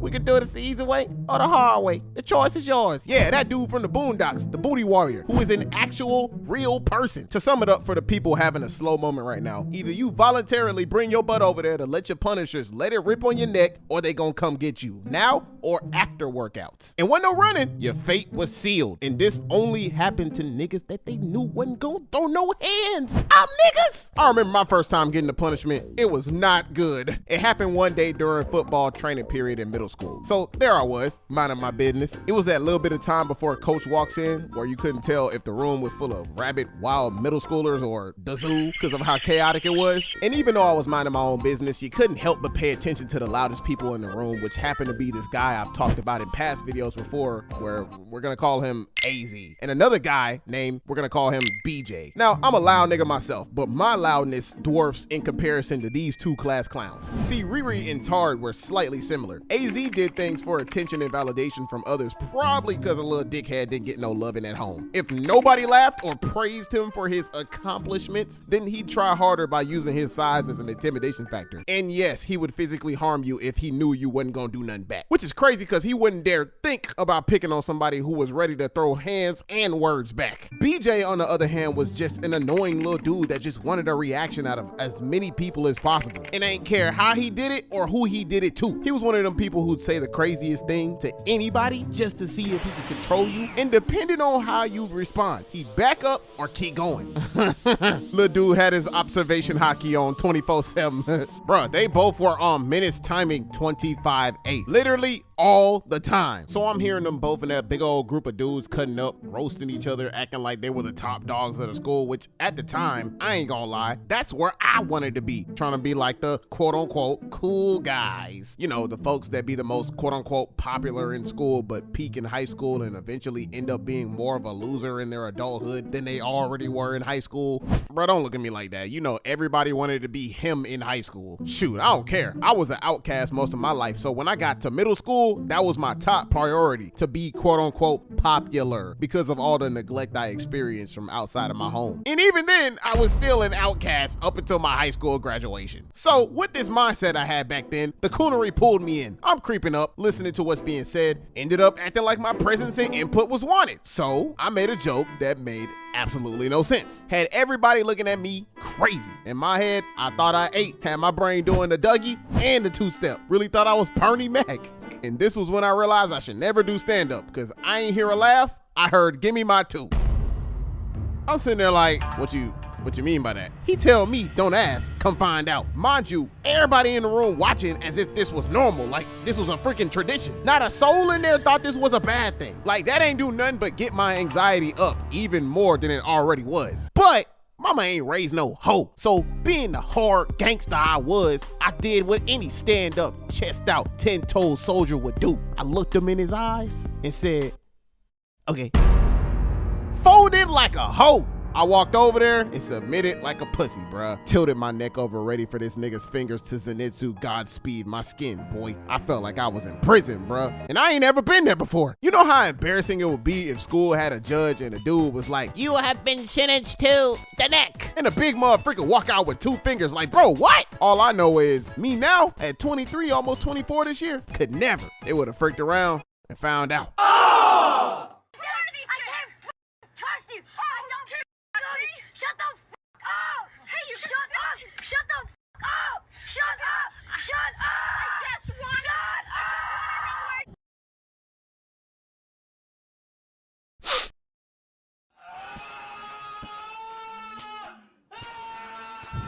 Ah, yes. Discipline, the force that builds character, respect, and if done properly, doesn't turn you into a dickhead around elders like some people I grew up with. So when I was 10, back in my hometown, there was this white boy down the street that I used to hang out with outside from time to time. We're gonna call him by his nickname I gave him, Gizmo, because he acted like one of them little gremlins from, well, Gremlins. We were street friends, but we were from 2 different worlds. For example, all the basic home training and discipline I got growing up, he had the opposite. Why? Well, cause his parents were pussies. Ain't no way I'm treating my parents like he did and not ending up on a t-shirt. Ain't nobody gonna slide for me. Bro, I'm an adult and I still say yes ma'am, no sir. The first time and last time I ever seen this thing in action was the day that he asked me to have a sleepover at his house, and it was also the first time I done ever went over the stereotypical middle-class white person's house. So everything that I experienced was new to me. So I get my parents' permission. I have my folks meet his folks because my parents didn't believe in letting me go over some rando's house that they didn't know, and I don't blame them, because you got me 50 shades of freaked up if you think I'm gonna be in a get out situation. When I say this experience was like a movie, bruh, I should have wore 3D glasses, because everything I witnessed had me shook like an iPhone notification. So I get inside, and the first thing I noticed was that it smelled like straight wet dog in there. Like Who been living in here? Crypto? His mom's like, Hey, honey, you and Devonte want some cookies? he like, shut up, Donna. We're not hungry yet. I'm like, whoa. First of all, listen, buddy, if I ever call my parents by their first names, I'd be the first name on a gravesite. Like, what's wrong with this little dude? Second of all, I don't speak Italian. So who is this we you speak of? I would love a cookie. Now, even though I just witnessed blasphemy, this ain't my house. So anything that went on in there was none of my business, no my concern. So I continued to stay cordial and calm. So while we walk into his room, right, I'm looking in the living room. There's hair everywhere. On the couch, the floors, the TV stands, the counters. Like, bro, who do y'all got shedding in here? Jada Pinkett? I see why my great grandma used to put plastic over her couch. Cause of stuff like this. And don't even get me started on his room. When we got in there, I seen his console collection. Bro was spoiled. This was back in 2009. So he had a GameCube, a Game Boy, a Game Boy Advance, a PSP, a PlayStation 1, 2, and 3, an Atari, a Sega Genesis, a Nintendo DS, a Nintendo 64, a Sega Saturn, a boombox, a 2001 iPod, a Sega Dreamcast, a Mega Drive, and a Famicom. Bro, to this day, I still don't know how the freak he got his hands on those two, because they were Japan exclusive. You couldn't get those in America back in 2009 unless you were like Bill Gates. Gizmo dad must have been a part of like a game console cartel or something. I don't know. All I know is he had it all. Even had his own gateway computer. His own personal gateway computer. I wish I had that back then, because back at my house, we had a family computer that I had to wait my turn to use or didn't get a turn at all. I ain't gonna cap. I was mad jelly because I ain't have none of this back at the house except a PlayStation 2. Seeing all that made me never want to leave.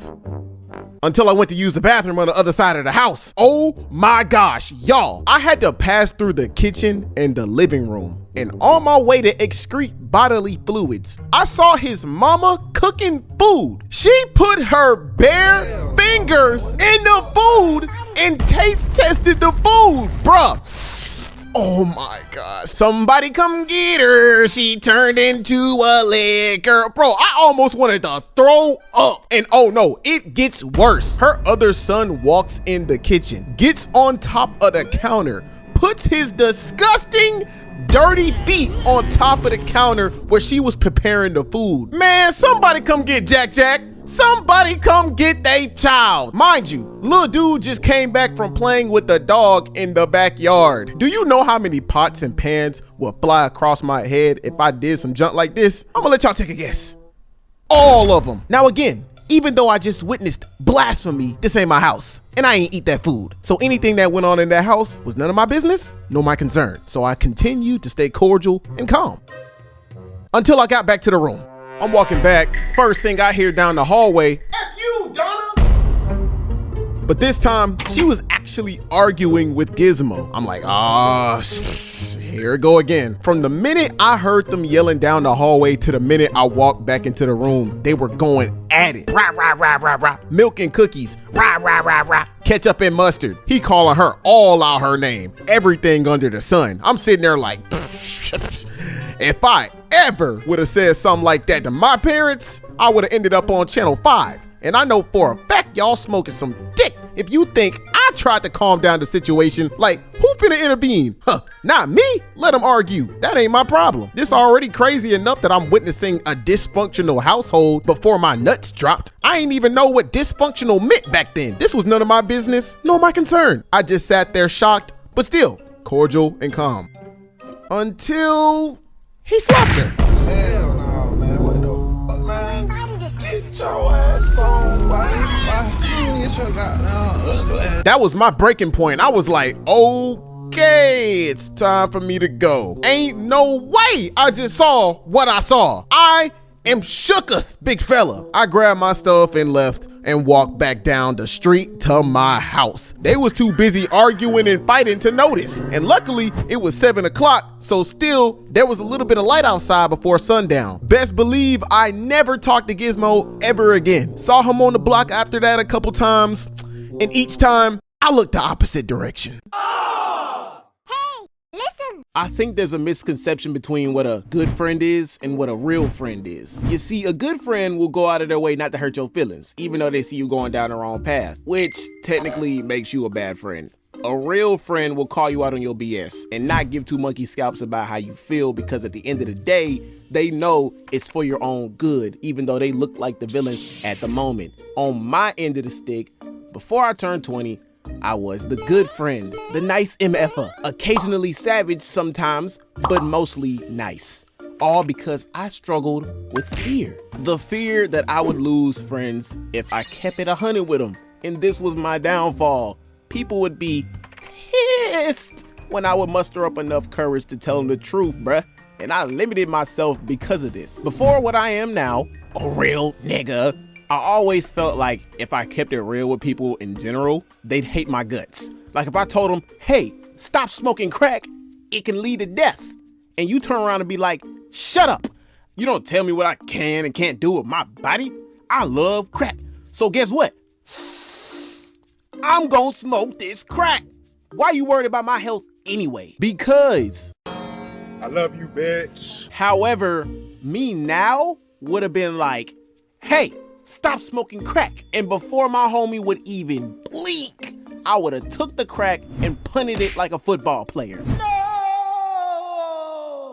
So let me take y'all back to before I stopped being a yes man and achieved real nigga status. It was freshman year of college, and in that year, it was a fresh start, a new beginning, a place where I could start over and get away from the torment I went through in high school. Now, I can honestly say this was the best school years of my life. However, going into this lifestyle straight out of high school, I only had friends that were guys.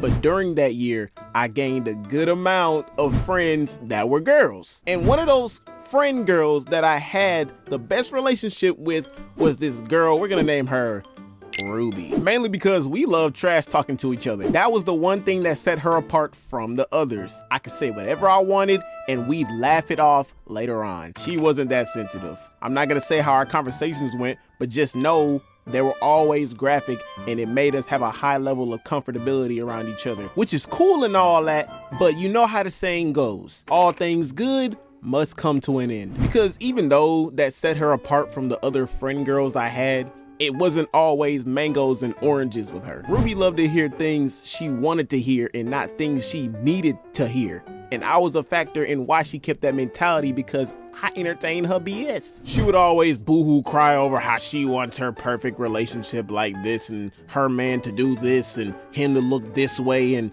niggas ain't nothing, and they always do her wrong, blah, blah, blah, blah. And me being the yes man I was back then, I'd be like, yeah, you'll find them one day, and tell her things to boost her head up when clearly she had a problem. And here's what it was. I didn't know at the time Ruby was a well-known gardening tool. If you know, you know. I lived on campus back then, so many people should know, like in a video I made before where I explained how college works, at night is where it all goes down. One night I get off of work, I'm walking to my dorm, I see Ruby walking into my dorm with a hoodie on, tights, and a purse. Now in my mind, the first time, that's normal for every college. Ruby got herself a little appointment. I'ma just mind my business because that ain't got nothing to do with me, since she wants to live young, wild, and free. I wake up the next morning, I see her walk out with a dude. I'm thinking, all right, it's very clear she completed the mission. The war's over. The war wasn't over. Later the next night, the same thing happened like the night before. I wake up the next morning, she walks out with a different guy. Okay, 2 is normal, but not that questionable. Later that night, the same thing happened like that night before. I wake up the next morning, she walks out with a different guy. Okay, my nigga sisters are starting to tingle at this point. During lunch that specific day, I'll pull her over to the side and be like, yo, hey, I see you doing your thing, you know what I'm saying? Just calm down a little bit, you know? It's cool and all. 1 or 2 times, it's cool. But just slow down, you know? This ain't NASCAR. Pedal to the metal, brakes. You know, do you though? She understands, she leaves. Later that night, the same thing happened like the night before. I wake up the next morning, different guy. Y'all starting to see a pattern here? Like, who turned this girl into a nympho? And the only reason I always saw her walk out every time was because my window showed the walkway into the building and my bed was right next to the window. I saw this happening so many times, I stopped counting. One day I'm chilling in the Union building and she walks up to me so geeked, happier than a tap dancing penguin in the Ice Age. And she's like, Mello, am I a hoe? Okay, Ruby, let me ask you this. Have you been doing hoe things? Well, this is a little embarrassing, and don't tell anybody, but... I can't make this up. These are words coming straight out of her mouth. She tells me that she's been smashed on every floor, in every room, in every dorm on campus. Bro, what? That is another level of thottery. You know how many rooms are in those dorms we have? Right now, she has more bodies than a Madara massacre. I backed up because I ain't want to catch nothing but my breath because I almost had a stroke hearing that. I don't know what made Ruby decide to turn into Dora, but a lot of niggas explored ya. If a blunt had a body, it would be her, cause she been passed around a lot like a church collection plate. After hearing something like that, the fear left my body completely, and I sat her down and explained to her that at this point, she was just an object to people, how much value she had, and how a woman should actually carry herself, because the way she was carrying herself was the complete opposite, and that she needed to stop. Not slow down, stop. Then she turns around and tells me that when she was a kid, her parents were strict, they never let her do anything, and she's just trying to have fun. That's deep and all that, but I still had to grow a pair and tell her what she needed to hear, because I didn't want to be a factor that aids her to death so she can never get burned again, because I know she's been clapped religiously. And again, like I said before, she was a stubborn airhead, so she did exactly what I expected her to do. She let it go through one ear and out the other, and continued to do the same thing in the dorms at night, every night. Where is she now? I don't know. Moral of the story, as the great Jermaine Cole once said, sing it with me. Don't save her, she don't wanna be saved. Don't save her, she don't wanna be saved. Years passed and some rando discovered the new avatar, a confidence vendor named Devonte. And although his confidence skills were great, he still has a lot to learn before he can save the homies. But I believe Devonte can save the world.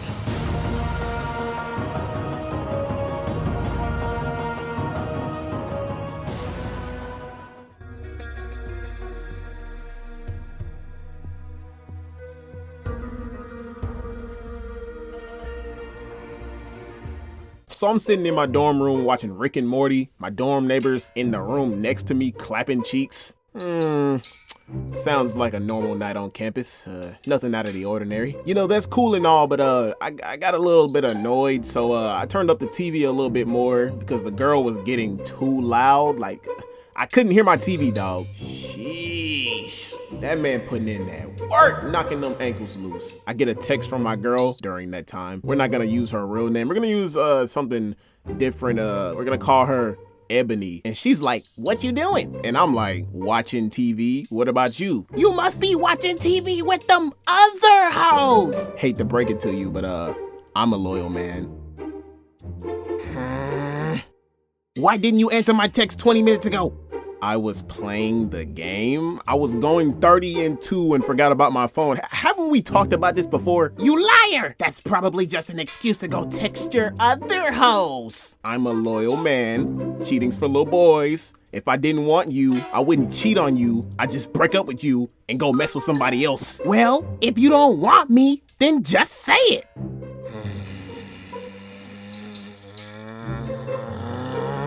I was thinking two things. She either got trust issues or she's playing the blame game right now. The next morning, we sitting in the library studying because we got an exam around 12, and out of the blue, she gets a call from a person named Destiny, and she declines the call at like light speed, bro. I've never seen her decline a call so fast in my life. But never really have I saw a person named Destiny in her friend group, so I just assumed it was, you know, a friend I didn't know about. And maybe she declined it because she didn't want any distractions from her studying. But then I thought to myself, doesn't she usually pick up the call, then tell her friend she's busy, and then hangs up when she's doing something? Then it happened again, but this time it was a person named Jayla. Okay. All right. 5 minutes later, it happens again, but this time it was a person named Alexis. Yeah, you not gonna pick up the calls? No, I'm busy.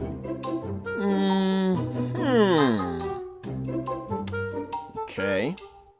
Dog, that same night I'm in my room chilling at like 7 p.m. I text her to come over and bruh, tell me why I don't even get a reply back. She just shows up like 5 hours later at my door unannounced, and she stood like 10 feet away from me and she looked like she was in a hurry. And I'm like, hold up, you tweaking, shorty, where you was? She like, calm down, my phone was dead. I'm like, your phone was dead for 5 hours.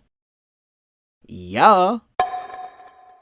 She walks in, puts her stuff down, grabs some stuff to go take a shower, and she heads out to take the shower. I'm like, all right, whatever. Let me just play Attack on Titan until she gets out. And as soon as I start up the game, I hear bzzz. I look back at the bed and it's her phone. And the person calling was the same person I saw before at the library, Alexis. And in my head, I'm thinking, even though she my girl, ain't I saying? I don't want to have to be the one to tell him that she's in the shower, cause that's her phone. She can call Alexis back when she gets out the shower. So I let it ring until it stopped. Around like 2 minutes passes by while I'm slaying some titans and the same person calls again. I'm like, that's none of my business. So I let it ring until it stopped. Then like 30 seconds later, that same Alexis calls and calls and calls. Bro, she called Ebony like 10 times. Like, I was getting annoyed at that point. So I was just like, let me just tell these people that she's in the shower and she'll call you back. Hello? Huh? What the? Hello? You must be her brother or something. Who this? Nigga, who you is? I'm her boyfriend. Who are you? Oh. I guess we all her boyfriend, huh?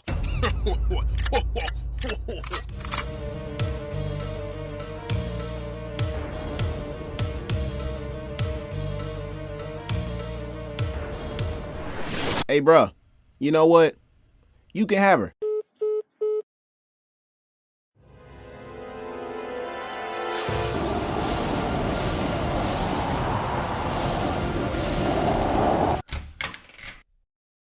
Get out.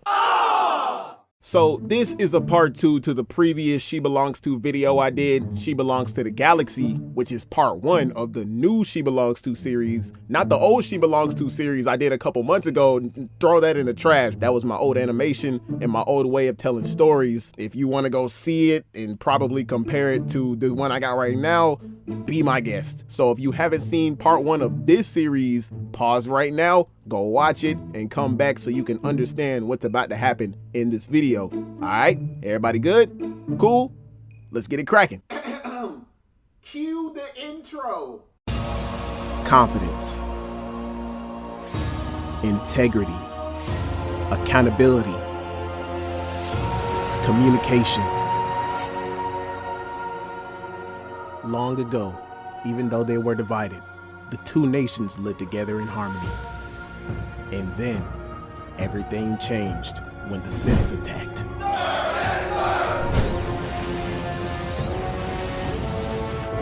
Only the Alphatar, master of all 4 elements, could stop them. But when we needed him most, he vanished. Almost 100 years passed and some rando discovered the new Alphatar, a confidence vendor named Devonte. And although his confidence skills were great, he still has a lot to learn before he can save the homies. But I believe Devonte could save the world.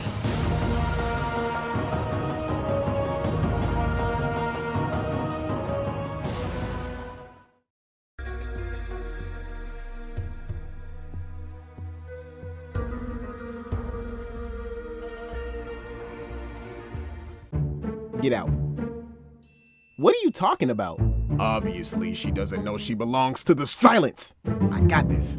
Get your stuff, walk to my door, and skedaddle. Oh, so that's how you feel? You don't care about me no more? Okay, so you trying to act dumb now like you don't see this phone in my hand. All right, I guess you didn't get the message.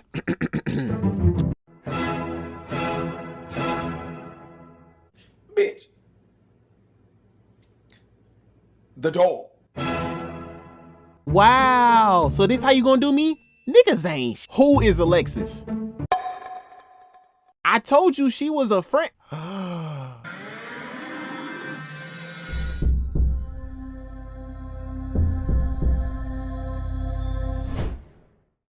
She started panicking. Wait, I can explain. Nah, there ain't nothing to explain. Get out. You're such an a-hole. You really gonna kick me out with just a towel?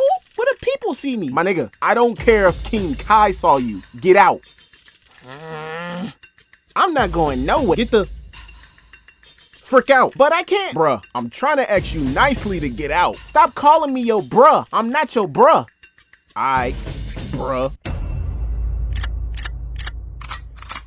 She started getting mad and was looking around the room for some things to throw at me because that's usually what she does when she gets mad at me. And of course, she couldn't find nothing, so she grabs her stuff and leaves.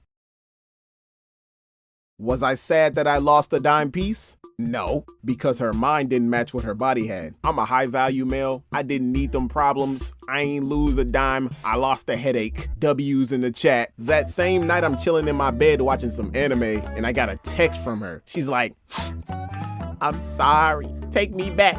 You were so good to me. I'll do anything.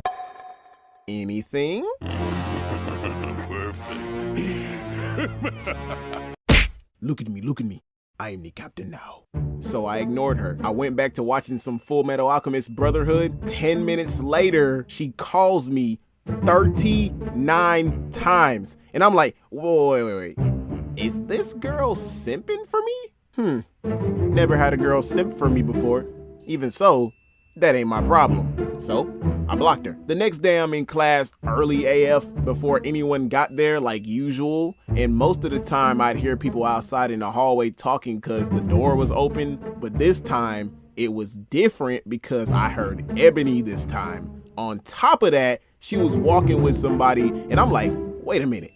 She don't got class in this building. Her class around this time is on the other side of the campus. And the conversation I heard from them definitely grinded my gears because that gave me confirmation that this was definitely a plot twist I did not expect. Thanks for walking to class with me, best friend. Girl, it's whatever. I needed to walk in a different direction anyway. I saw my side nigga and my money nigga in the same area. Girl, you got it like that? Of course, I got a guy for each of my needs. I got a side nigga, one that gives me money, one that buys me food, one that's my plug, my main nigga Devonte.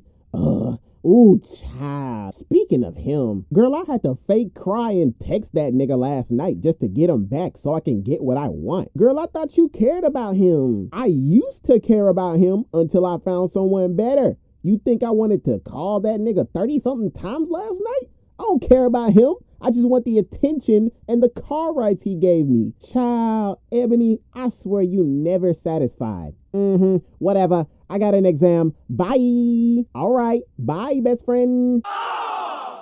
Rejection. Something that no man, no woman, no alien wants to have happen to them. Like, some of us brush it off easy, and some of us, and I don't feel the same. I'm so numb.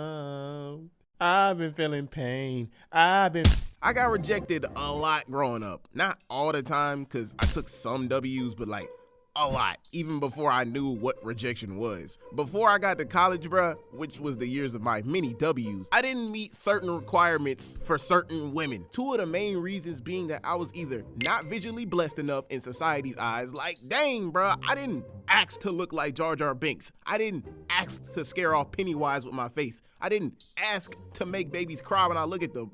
I was born this way. What do you want me to do? And oh, Here's a good one. I was not tall enough. I'm 10 and I'm like 6'5". I'm 13 and I'm like 6'1". I'm 2 and I'm 6'8". I'm 5 and I'm 5'8". Man, nobody give a fuck. So, what do you want in a man? Oh, that's easy. He's got to be over 6 foot, a billionaire, have a 61-inch wingspan, chiseled abs, cut jaw, beautiful face, good skin, loyal, good credit, over 200 pounds, drug dealer, preferably an athlete, big dick. Whoa! Yo, pause! Whoa, slow down, shorty. What is this, 2K? You ain't even building a man, you building a my player. You know who's got it worse in society's eyes? The guys that are both. Like, you can't be short and ugly. You gotta choose one disability. Or you could pick the better choice like me, accept who you are, and just not care. Cause I see it like this. I can continue the rest of my life being down and insecure about something I can't change, or live my best life fearlessly accepting how God made me and live with it and the consequences of society, happy with no regrets. Because at the end of the day, who cares? We all got a due date. This is the way I live by now, but it wasn't always like that. Like, I went through an insecurity phase for majority of my life up until recently, and that phase stemmed from some of my worst rejections. One of my worst rejections I ever experienced was back in 6th grade by a girl named, we're gonna call her Hannah B. Back then, I was so attracted to her, bro. Like, I like Hannah from the time I moved into town in 4th grade up until my 12th grade senior year. Like, to me, she was so mid. Like, what? Looking back on it, she wasn't even gas, bruh. 10 through 18-year-old me was like, I'm sprung. But now I'm like, who that? Like, come on, bruh. She had that preppy Starbucks girl mentality. Her personality was butt cheeks. She had a horrible attitude. She ain't have no junk in her frunk. But hey, at the time, I was looking for Mrs. Right, no mindless behavior, so I let it slide. Y'all ever like somebody, but like never told them because you were nervous, so you keep it on the low and just sent signals every time you were around them to let them know you liked them instead of communicating? That's how I was with her from 4th through 6th grade year, and that made her mad annoyed with me. Like, whenever she had to, she'd tolerate my existence, but would get irritated AF and would avoid me constantly every time I'd be anywhere in her vicinity. Why? Because I was a persistent, awkward, young, aspiring hero, not giving up on my dream of becoming her #1 boyfriend, even though she didn't like me back then, which was completely fine. I don't think y'all understand how awkward and cringe I was back in 4th and 6th grade. It was pretty bad. I remember the day she made it clear that she did not want me, bruh. We had the same class together, which happened to have the same lunch period where we had to all sit at the same lunch table because, nigga, it's elementary. There were different groups of people at the lunch table. Like, y'all know the quote unquote annoying, popular, loud people that act like they're so important and above everybody and only sit with the people that they considered on the same level of quote unquote cool as them. I wasn't a part of that group, but I was sitting right next to them minding my own business, listening to whatever they had going on, because in that group, there was a guy that I associated myself with at the time that had the spotlight on him. His name was, we're gonna call him Harry. Harry was running his mouth with Hannah right next to him, and they were having this conversation with everybody around the table about the dating game, which I was not highly invested into at the time, cause nigga, I was a regular elementary kid. Until junior high. I knew there was a disturbance in the force because Harry was doing way too much, because Harry decided to wake up and choose controversy by asking Hannah which guys at the table she would give a chance. I was so nervous, bro. I don't think y'all understand. I could feel my heart drop down to my power pole. I knew when she got to me, it was about to go down. This was my moment to know what my fate was. She answered the first guy, then the second, then Harry got to me. Yeah, what about my boy Devonte? What? Ew, never. He's too short.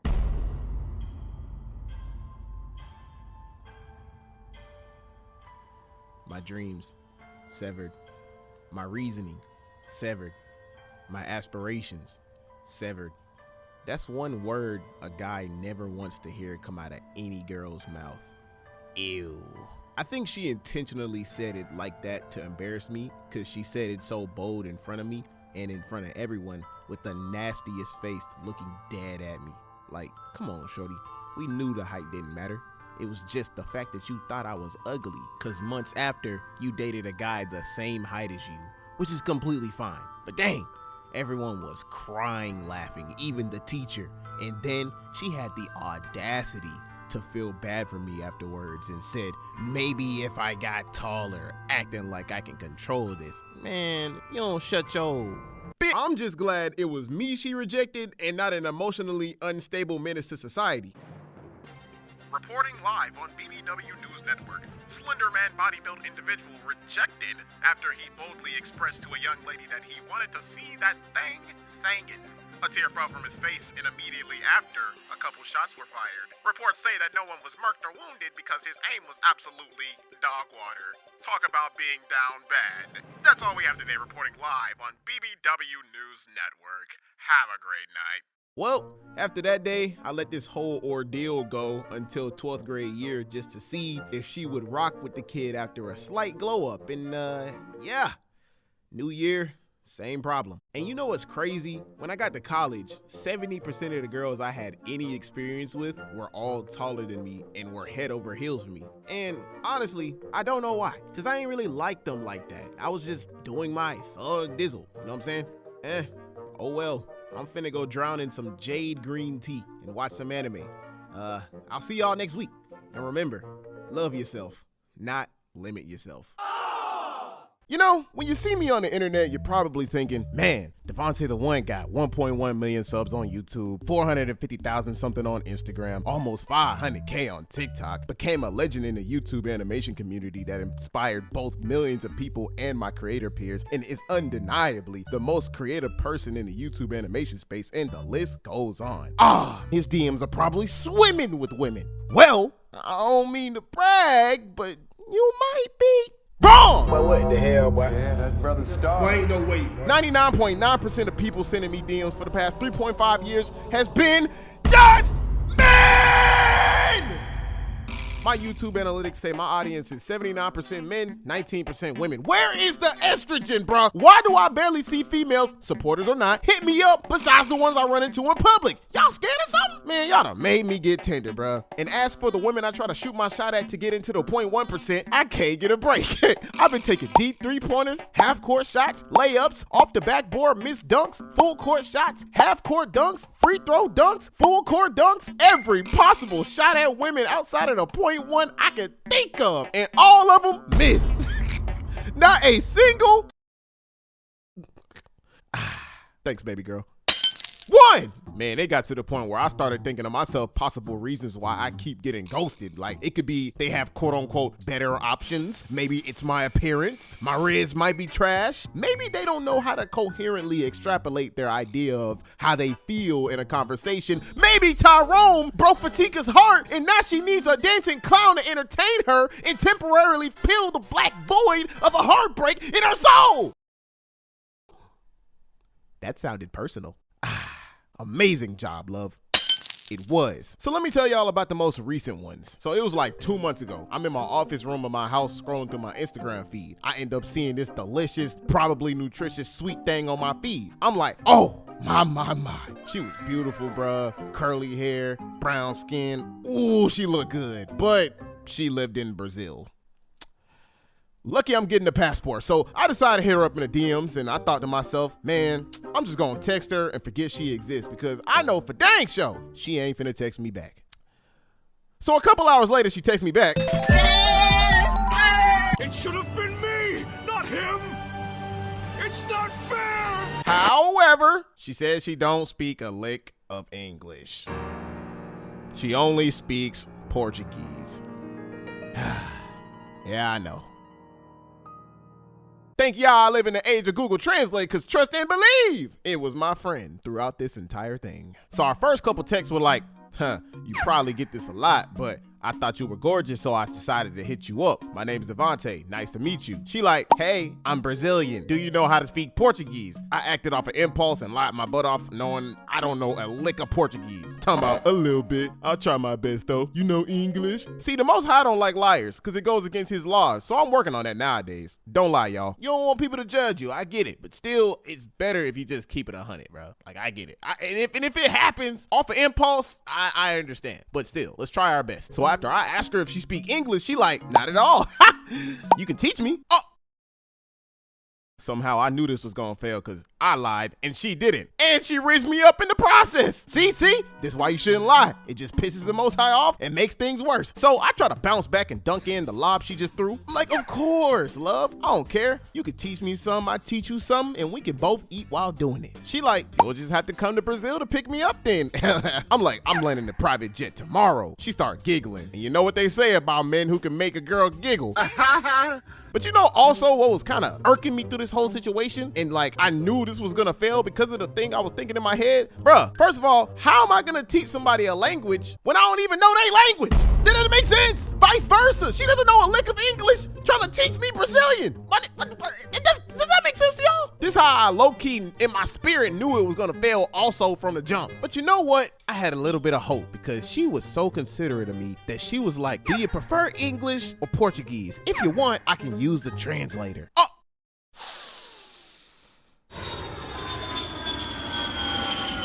So we texting for like 3 days about literally everything. The past, the present, the future, all that. In my head, I thought I found Mrs. Right because her responses, humor, and overall vibe gave me mindless behavior. And then all of a sudden, at the end of the 3rd day, I replied to her last text, and after that, 6 days went by.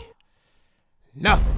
On the 6th day, she texts me as if she just didn't ghost me during an active conversation. I replied to it a couple minutes later, and next thing I know, a whole month goes by and nothing. Ghost town. Got a blast. She dipped. I ain't heard from this girl since, even as I'm posting this video right now. And the whole time she was posting on her IG story throughout the entire thing, bruh. I'm talking about shawty had me depressed, cause most of my life, the ones I always wanted never wanted me back. I was in the shower listening to Pretty Brown Eyes, Mindless Behavior, Music Soul Child, and LL Cool J. I was in the mirror questioning if she ghosted me because I'm ugly or something. Bro, I felt like that one scene from Everybody Hates Chris where Chris got his heart broke, cause I really wanted this girl, bro. But don't get it twisted though. This ain't my first rodeo getting my heart broke. I just do this every time it's the ones that I actually want. You know what though?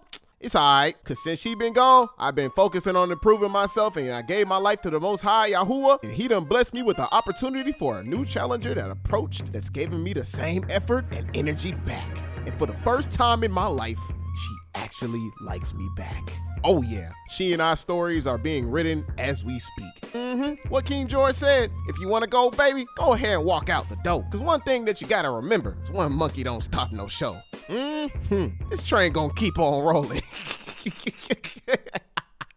I think getting flamed in front of everybody gotta be the worst thing that can happen to you. Like, well, not the worst, but regardless, it ain't fun, bruh. I tell people all the time, keep them jokes on you cause you never know when the enemy gonna pull up and embarrass you in front of either your little friends, randos that think you're a loser later, your haters, or worse, your crush. Happened to me all the time growing up. It still does. See, I look at it like a martial art that every man in school should learn because whether you like it or not, it's a part of school culture. It was the one thing that separated the men from the boys. Bro, if they had a class for roasting, you know how many niggas would sign up?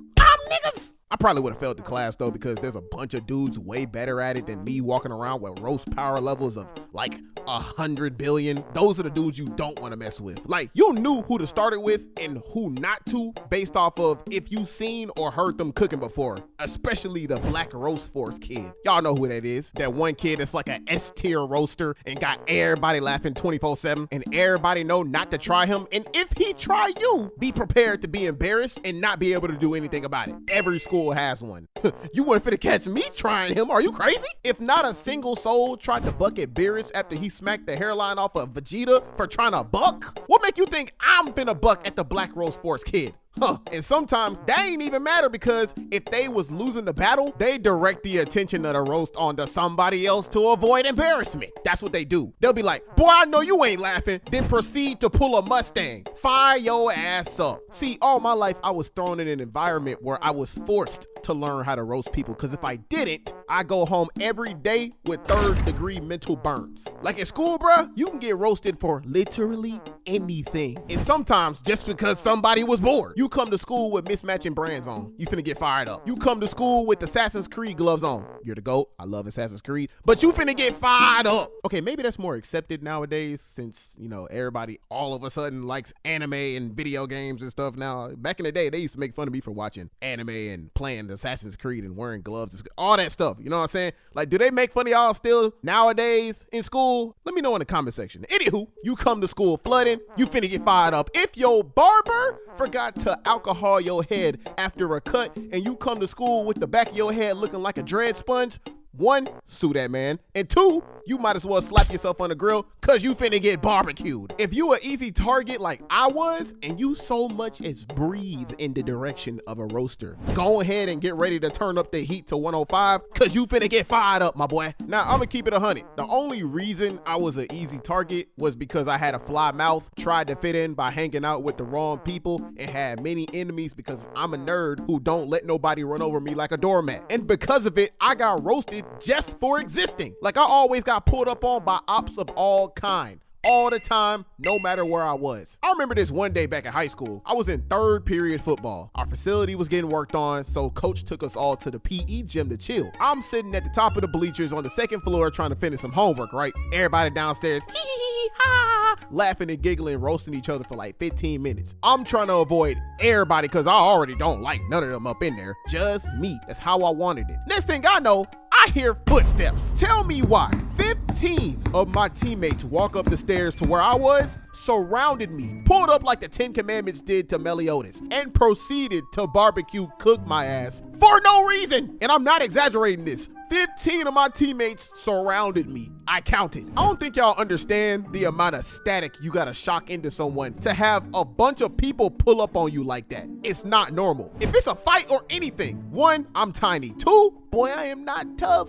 I'm finna channel my inner Jake Paul and get to stepping. Like, bro, this was a roast occur that I couldn't escape. So I stayed there and stood my ground. So I'm sitting there about to take the hits, nervous, hands shaking, legs quaking, irritated. Like, bruh, what now? State your business, cause I ain't with the coonery today, which didn't matter cause they were. Like, I already knew what the rock was cooking cause me and my teammates already had static from past experiences. They was getting personal, trying to break me mentally, talking about my looks, my status, my mama, my pops, my dreams, goals, my non-existent love life, all type of word to my mother. So when none of that worked, they started physically threatening me, but not one of them touched me because they knew what type of timing I was on. My mindset with that was, if I'ma die, I'm taking at least one of you with me. And I was dead serious too. Somebody would have got that monkey chop to the throat. Now, did I win the 1v15? Hell no. What I look like, Madara? I can't take on all my ops at once. Bro, when coach told us to leave, boy, I came out that hole looking like Dobby. Came out that mug with 5th-degree burns. Shoo.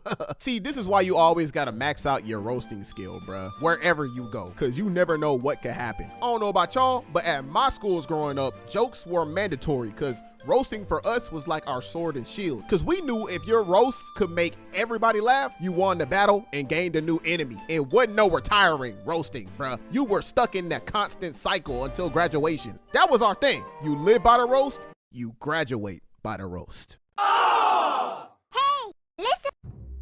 I'm an odd creature. Listen, I gotta say it, big dog. The stuff I do when nobody's around is so outlandish, so unorthodox, that you might look at me funny after this video, but it's okay. People been calling me weird all my life, so honestly, I'm fine with it. At this point, I'm embracing my weirdness. This video can either be relatable, or you gonna look at me like a waste of life energy that should have been swallowed instead. Oh, Jesus, I can already tell. Niggas finna be on my neck in the comment section, bro. Also, like the other two, this video is a remastered version of a video that I decided not to re-upload to this new channel. Let's proceed. Exhibit A. I am terrified of shower curtains. Whenever I get a new place, I leave the tub booty butt naked. You can see everything, no shower curtains. Listen, big dog, I don't know why. Like, y'all probably looking at me crazy like, what the fuck? What is wrong with this abnormal ass motherfucker? Like, I don't know, bruh. Man, you got folks out here scared of needles, the ocean, Astroworld, but you out here scared of shower curtain. What? Huh? You know what's messed up about this fear? If somebody ties you up to a chair, goes to Google and makes you watch shower curtains for 4 hours. Like imagine somebody coming into your house, right? They like, where the bathroom at? You tell them where it's at. 30 minutes, they're gone, right? You wondering where they at. They ain't taking a shower. They ain't taking a duke. They said they had to piss. Pissing don't take that long. You walk inside, they having a seizure. And you're wondering why. Whole time, it's because of a freaking shower curtain. Like what? I had this one girl stay over one time and she didn't complain about the lack of curtains at all until I joked on her, right? We was having a conversation. I decided to joke on her one time just to see if she would pass the vibe check. She get offended and start joking on my lack of curtains. I didn't care. Why? Because I wasn't planning on getting curtains anyway. I'ma stick to my bucket naked bathroom. I don't care if J. Cole or Drake gave me a verse. I ain't doing it. It's just because I'm terrified does not mean I won't walk into somebody's bathroom and still bathe. I'm not a stagnant creature. I'm not a degenerate. I fight my demons every single day. Wake up, put the gloves on, and we box it out. Sometimes I knock him out, and sometimes he float like a butterfly, sting like a bee. And I get right back up. Exhibit B. Whenever I take a I put tissue on the same toilet that only I sit on. It makes no sense. Like, your butt has only been on the toilet. So what's the problem? You fucking weirdo. Like, whoa, calm down, big fella. Tyrese needs all of the tissue. You don't. Don't let me walk into your house trying to use the bathroom. I'm gonna make you pay another $10.99. Don't say nothing when I walk inside your house. Leave the money, just give me the tissue. I'll be on my way. Exhibit C. Instead of me going to the store to buy an actual rug to put in front of the tub, I use the rags that I use to wipe my ass as the rug. Now I know what you're probably thinking, germaphobe, or why is this only bathroom oriented? Well, if you haven't figured it out already, I'm gonna continue to let you figure it out yourself. I don't know why I trust towels more than I do rugs. I don't know, but I know one thing. If you let me take a shower in your house, just go ahead and get ready to throw on your shoes and go to the store, because you finna lose $5.99. If I was a robber, don't expect me to rob a bank. I'ma rob the laundromat. Like imagine you being in a hostage situation, the robber come in and talking about something, I want all the towels, leave the money. If you don't get confused, I'ma assume you're the person behind the operation, because you're weird, buddy. Don't worry, it ain't gonna be like this for the rest of my life. You might catch me at the point of my life where I'm not terrified of these things, or maybe you won't, who knows? I'm an odd creature. Yo, who's that? Oh, this guy? That's T the External. Check it out. My dad. Sounds interesting. Yeah, I've done videos on both my parents before. I even let my mom do audio for a video one time. So that inspired my dad to try this out too. It's gonna be a wait for the videos. He'll drop some soon. But if you like my content, then you should give him a tryout too. Link to his channel is in the description. All right, y'all, I'm gonna be honest. Me personally, I ain't a clubbing guy. I'm more of a group gathering type of person, you know, the anime binge night or go out and do whatever with the homies and a couple girls we bring along, if any at all. I'll still go to them, that's no problem, but I just personally think all forms of clubs are freaking boring. I used to hear the rappers all the time. I be in the club, this, I be popping bundles, that, thinking I would have the time of my life until I went to my first club and my expectations were shot to the ground. It was one of those, hey girl, let me buy you a drink, come to my booth type of clubs. No sir, that ain't for me. If there ain't no dancing from the time I walk in, you can go ahead and find me posted up in the corner somewhere with my little margarita waiting for the rumbling to happen. I need to see excessive ratchetness and somebody breaking a leg and an ankle on the dance floor. Who finna start it? Not me. No sir.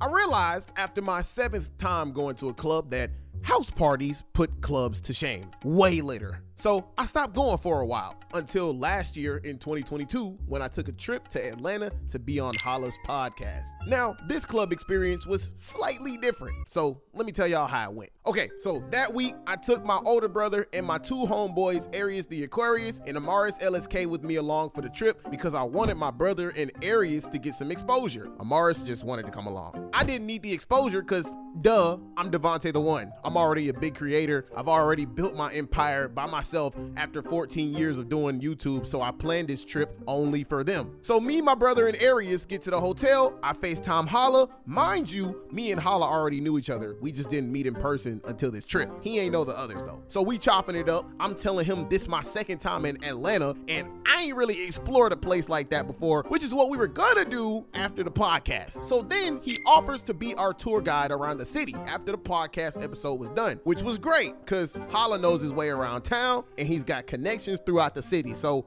why not? And the first place he brought up showing us was the strip clubs. Now, before this day, I ain't never been to a strip club in my life. I only been to normal clubs, block parties, and house parties. Plus, I always thought strip clubs was a waste of time, especially if you broke. So I avoided them like fat people avoid a diet. Kinda hesitant at first, but seeing as I never experienced it before, neither did my homies, I decided, you know what? Vámonos, amigos. Crazy part is we actually hung out with Holla and his homies for the entire 3-day trip after the podcast. Bro, I don't care what nobody say. Holla was a S-tier tour guide. If he was our Uber, I'd give him 10 stars. Bro took us to so many places, but I'ma only tell y'all about one because whatever happens in ATL stays in ATL. This nigga forgot to lotion his ankle, so he's using lip balm. Listen.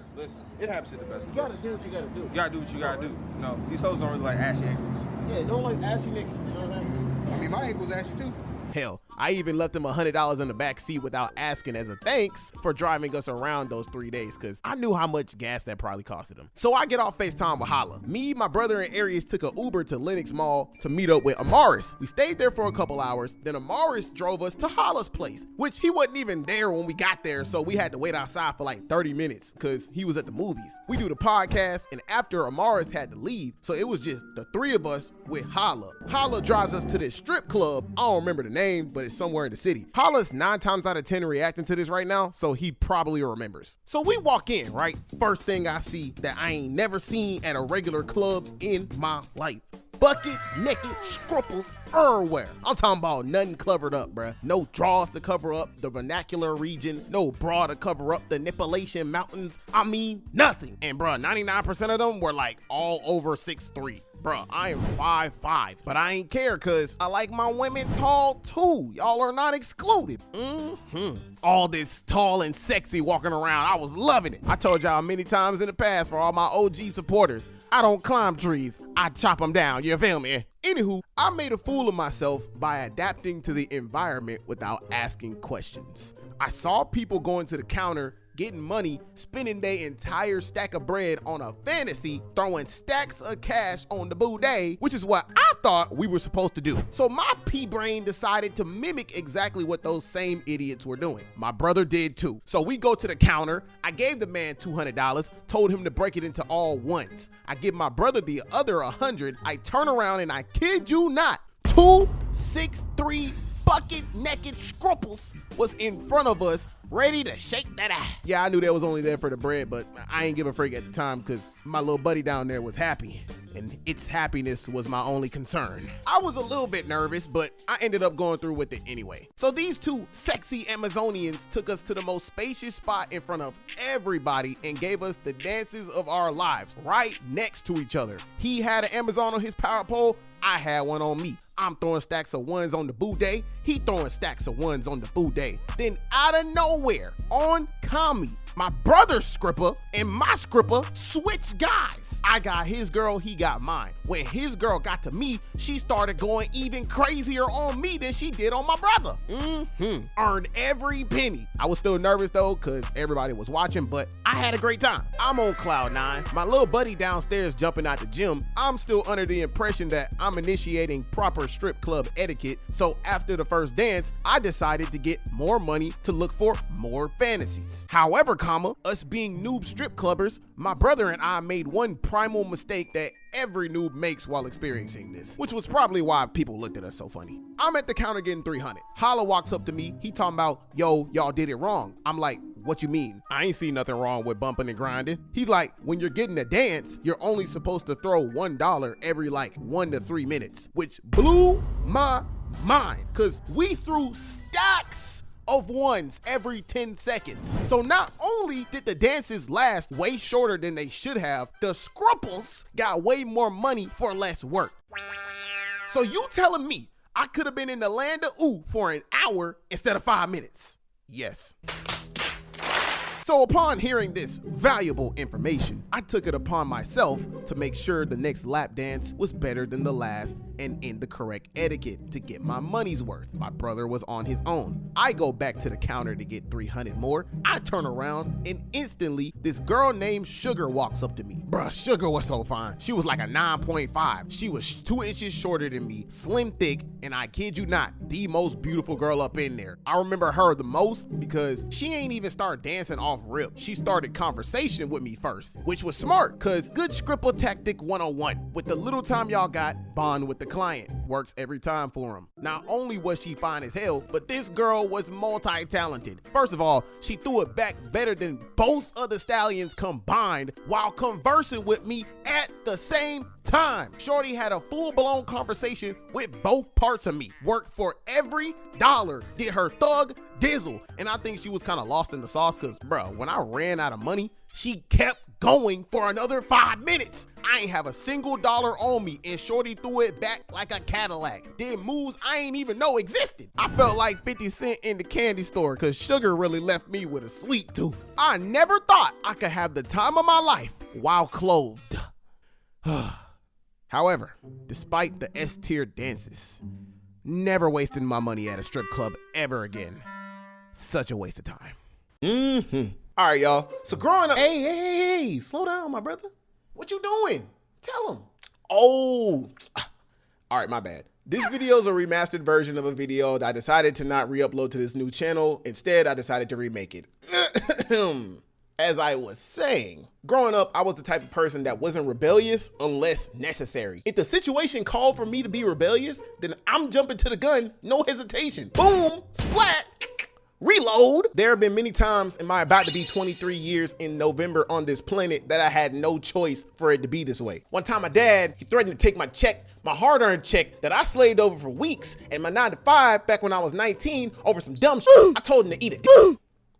Well, I didn't tell him to eat a dick, but that's what I was thinking in my head when I didn't give him the check. Because I didn't want to end up in a casket floating down a river somewhere. Like, y'all ever had somebody try to take money from you? You feel violated. People do not play about money. Like, have you seen Family Guy? I ain't trying to end up like Brian. You know what Stewie did? Huh? Like, who the fuck you think you is trying to take my money? Like, you weren't in the back slaving, dealing with customers and getting threatened by your boss and getting rolled up by your shift manager and dealing with your co-workers not wanting to work and having to keep a smile on your face while you deal with customers that want to take your head off because you got the order wrong. Like, we getting off track. Anywho, my parents, they always raised me to listen to higher authority and follow rules and regulations because they're there for a reason. However, me, I had a threshold. I'ma listen to you until you break that threshold, and it's always for a reason. For example, Devonte, go do the dishes. It's disgusting in there. Mom, there's literally one dish. I don't need the lip. Just go do them. Yes, ma'am. Devonte, go fight that lion. Oh, you talking about me? Yes, you want me to go fight that? I don't need the lip. Just go do. Like I said, it's always for a reason. I remember this one day 5 years ago in my senior year of high school, something happened in math class that broke that threshold. I decided to go to school that day with pants with little pockets. And I don't know if y'all know about pants with little pockets, but they have stuff fall out easily whenever you sit down anywhere. You know, I was walking around with little midget pockets, but it's okay, because I was fresh to death, you know. Ain't nobody don't at me. I'm just so fresh and so clean. Man, I was on my P's and Q's, you dig? I was keeping it together all day. Phone falling out, pencils falling out, everything. The only thing that didn't fall out was them rubber. I get to math class. My teacher, we're gonna call her, I don't want to use her real name. We're just gonna call her Karen, big booty white lady. She had that thing in every class. Every time she turned around, we saw all of her assets. Only problem I had with her is she was so fucking annoying. Come to the board, 3 + 4. Baby, listen, do you realize if I come to the board, something might poke you? And I ain't talking pencils. Always showing us her kids and stuff like we care. Like, do you want another one? We had a test that day, and she told everybody before the test to put your phones away, and if she sees it or hears it, she's going to take it up. Now, the smart thing to do in this situation is to put my phone on silent and put it in my bag. What did I do? The opposite. I kept it in my midget pocket pants. I decided to take the risk of leaving my phone in my pants because I didn't plan on moving a lot anyway. I was trying to cheat, not because my whole class was doing it. I did it of my own accord. I wasn't ready for this test and I wasn't ready to fail. And I don't know if you know this, but cheating requires you to move a little bit. Whether you writing notes down on your arm, writing on the desk and covering it with the test paper, blocking your phone with your legs so you can use Quizlet or Google, anything of that nature, you gotta move a little bit. By the way, I do not condone cheating, so hop off my meat. So we start the test, and as suspected, I was struggling to keep this phone in my pocket while taking the test. So I was like, all right, okay, back it up, pickup truck, put the keys out the ignition, throw them on the floor. Let me push this phone as deep as possible inside of these midget pockets as I can so it won't fall out.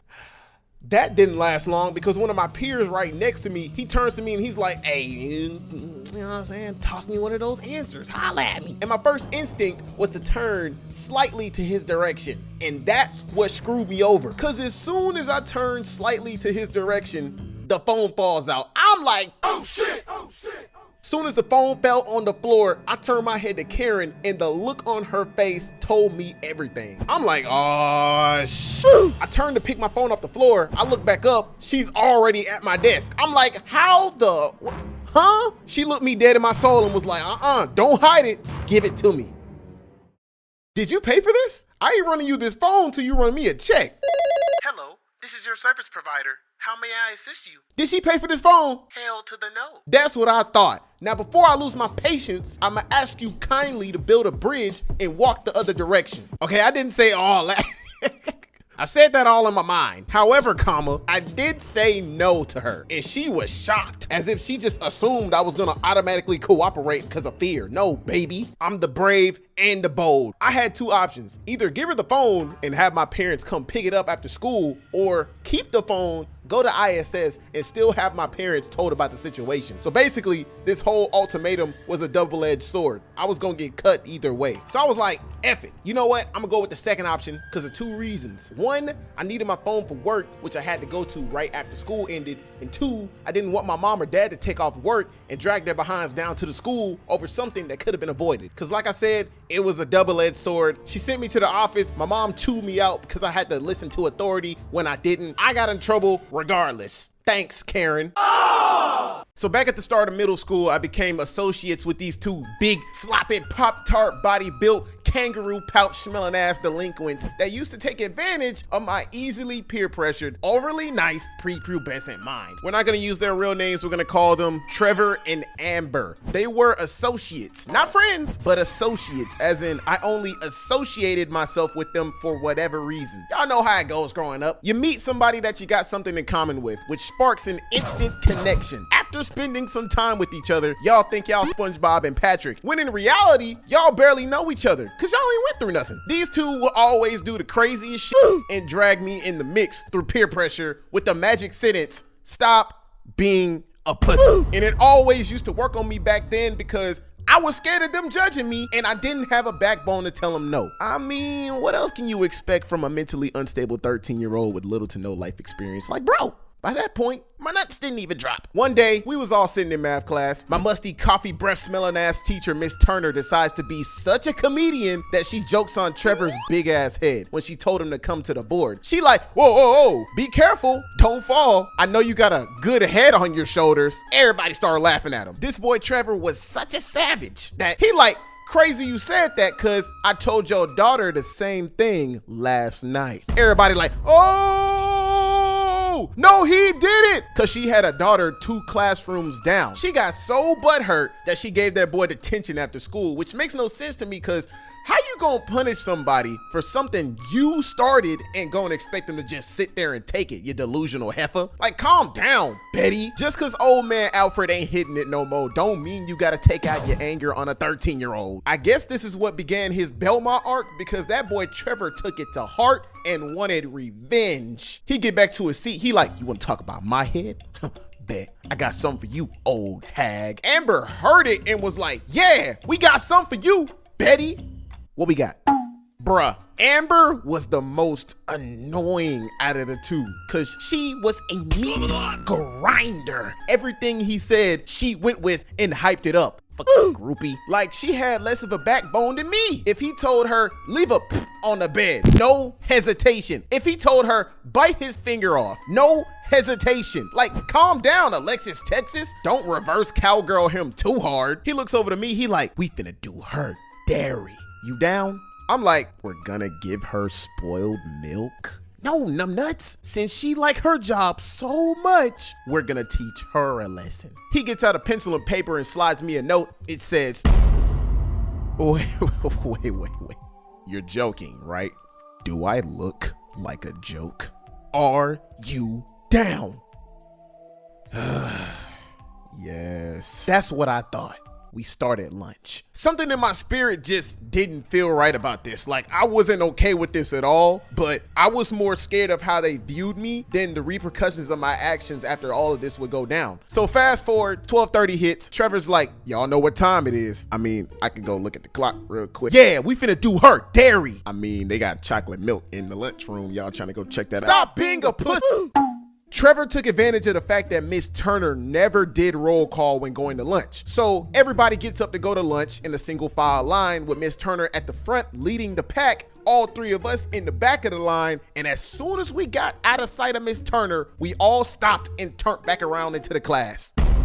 Trevor locked the door. He tells me to stay by the door for the lookout and Amber to go get a pencil while he gets the hand sanitizer. Whole time, I am losing my mind. I only knew bad things could result from this. They get to her counter where her cup of coffee's at, and he starts aggressively pouring the hand sanitizer in her coffee while Amber stirs it. Like, bro wanted the bottle empty. At this point, I could physically feel the shit falling out my anus because I was so scared. Next thing I know, I hear footsteps that sounded like heels aggressively walking down the hallway. I start panicking. I'm like, hey, y'all, she's coming back. Hold on, I'm almost done. I can feel the footsteps getting closer and closer. My anxiety shooting through the roof. It was so bad to the point where I was like, you know what? Fuck it, and hid under the desk without them noticing me. Next thing I know, run. Hey! Miss Turner chased both of them around the entire room. Mind you, this lady is 56 with back problems. Shorty ain't seen a physical therapist since Soul Train. While they were getting chased by a 56-year-old with bionicle knees, my little ass was trying to make sure she won't be woo-walking with Harriet Tubman. Amber and Trevor managed to make it out of the room and ran down the hallway trying to make it outside, and almost did, until Miss Turner stops, takes off her heels, gets down like a runner, a track star.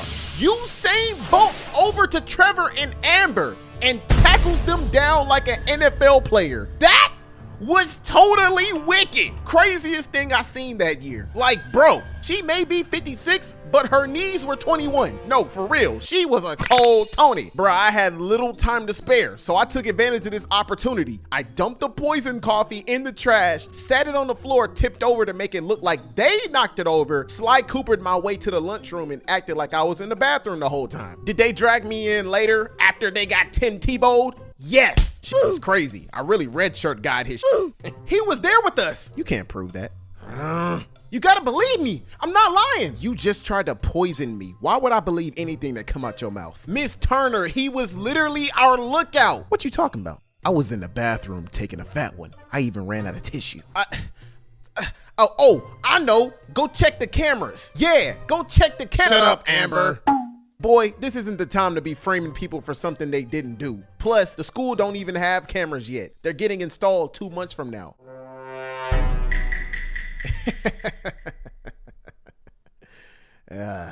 What a time, my Damie. So they got sent to alternative school after this, and I ain't seen them since. Before they left, though, I was like, imagine trying to do such blasphemy like poison the teacher. Couldn't be me.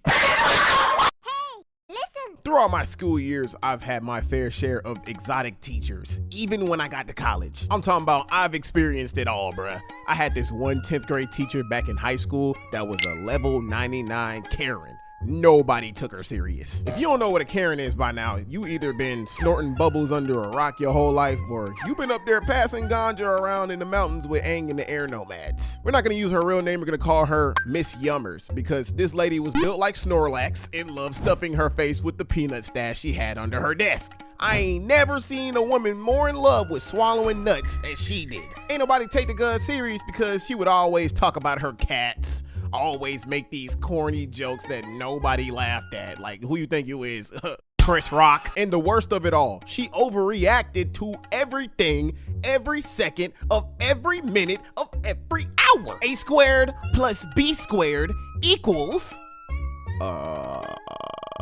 E? We've went over these notes 69 times. Some people learn faster than others, but it seems like y'all the slow class. So I'm gonna ask y'all one more time. A squared plus B squared equals,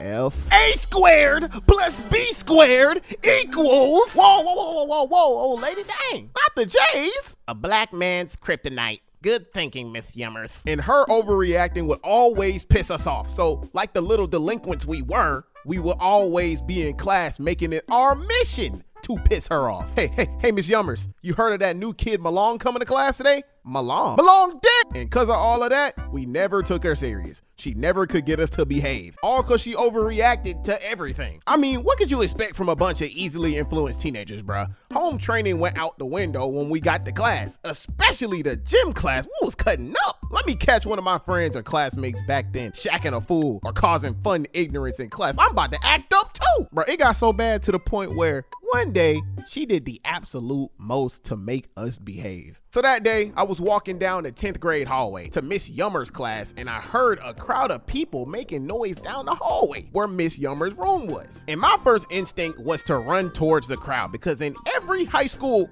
ever, if it's a crowd making noise in a place that's supposed to be quiet, then 9 times out of 10, it's a fight. And I don't know about you, but I love school fights. That hoe be lit. Who breaking it up? Not me. Let them hoes fight. I just can't wait till we go to lunch so we can all talk about it at the lunchroom table. Fights back then were like the equivalent of a Super Bowl. Had the whole school jumping out the gym. Had everybody talking. So I get to the crowd and the first thing I see is Miss Yummers. And apparently, shorty moving around like she in the clouds, off that ganja, high as mountain ankles. Now, at first, I'm thinking like, cap. But then I thought to myself, I don't blame her. All the stress we be putting her through, I wouldn't be surprised. Old man Larry must have let her puff that before she got to work or something, because whatever she was puffing on had her doing the 2-step without even moving her legs. So she was sitting there for like 20 minutes waddling back and forth like a penguin and humming Negro spirituals, making a straight fool of herself. 20 minutes fly by, the crowd died down, everybody go back to class. We all hype into class. You know how lit classrooms be after something go down. Miss Yummers get back to her desk, and when she do, she talking about, all right now class, calm down. If you want me to keep acting like this, then you need to behave. You fake that? Nah, that's crazy. See, me personally, mid. Yo, she cap. Couldn't be me. Yo, you mad OD, er? Ain't no way, boy. Boy, ain't no way.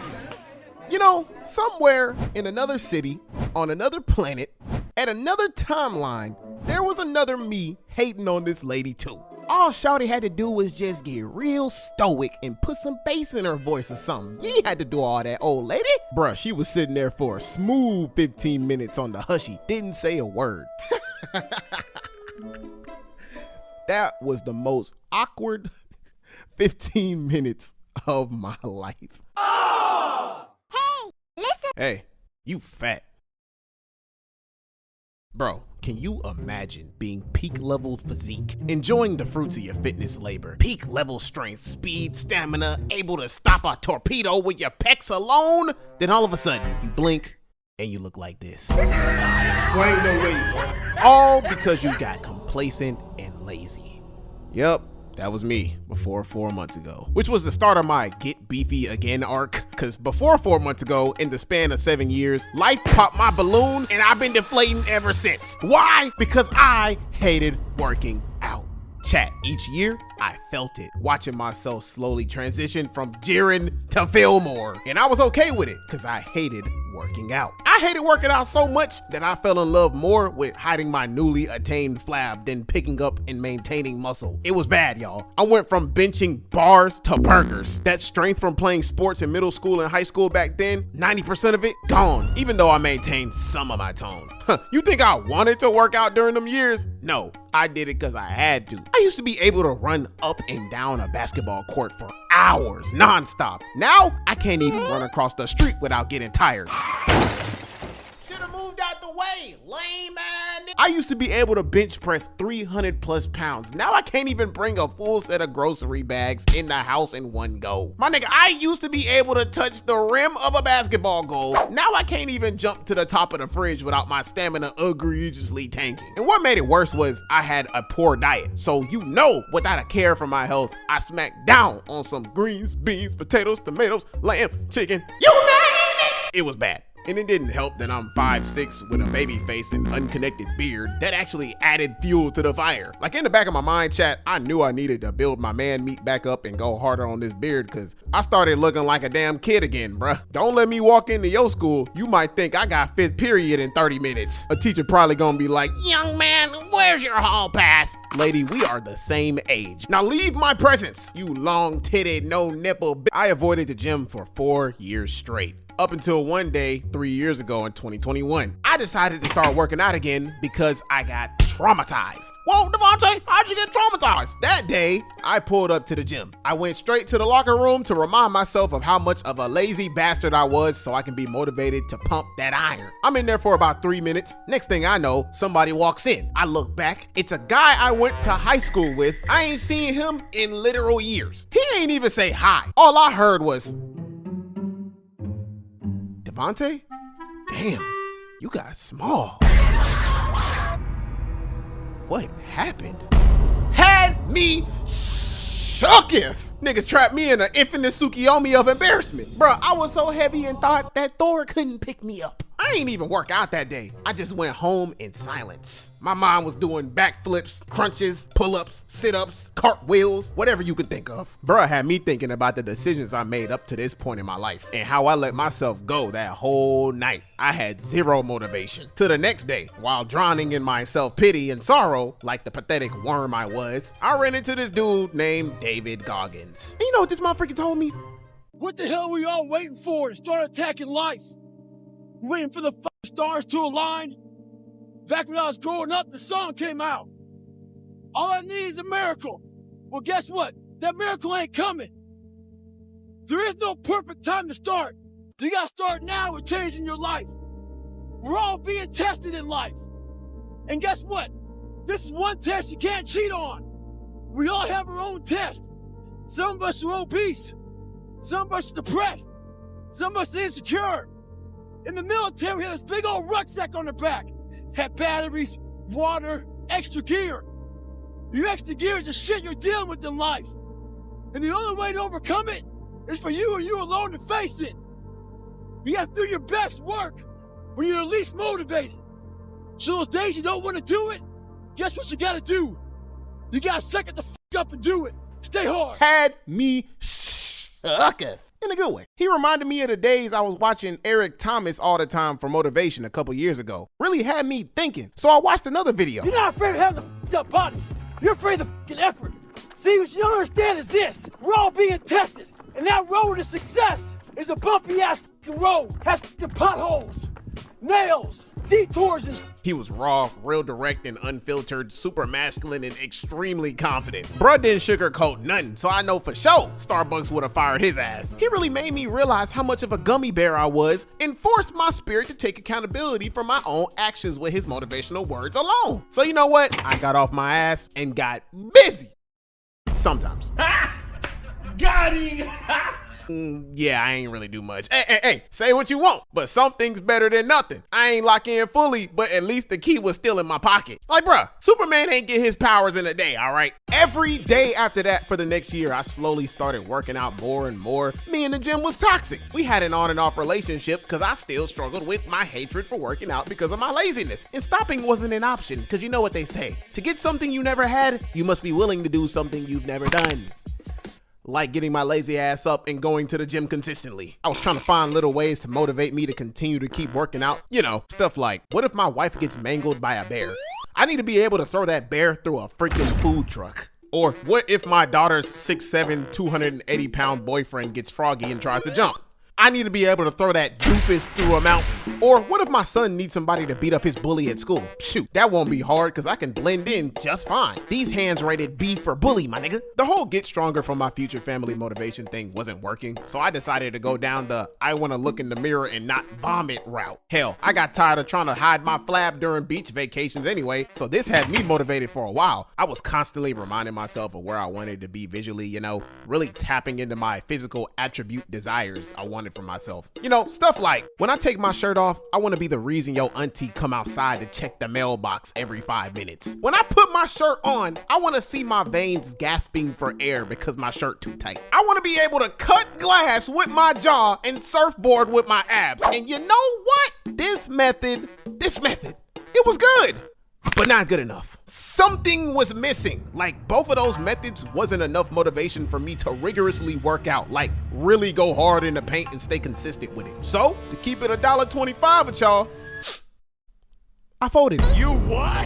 Hell no, man. What the is wrong with you? For the next 2 years, as far as I can remember, bruh, the only weight I lifted was the stress off my shoulders. The only push-up I did was to get out my bed. The only cardio I did was dancing in the shower. All my motivation gone. All the way up until sometime in 2024, 4 months ago, when I took a trip to South Africa. The start of my Get Beefy Again arc. Now, you're probably thinking, Devonte, Mello, what caused this to spark up? Because you said those 2 previous methods not working caused you to fall into a deep abyss of complacency, procrastination, and laziness. Well, viewer, in the very first week of me being there, I lived with people. And those same people on the first day forced me to get my lazy ass up and go to the gym because before I came, I told myself I would try and go consistently once I got there after so long, so they wanted to make sure I made that happen because they knew I'd procrastinate. I get to the gym, still zero motivation to lift any weights. I pretty much made up in my mind that I'ma just go through the motions and maybe some spark of motivation will happen. Soon as I walk inside,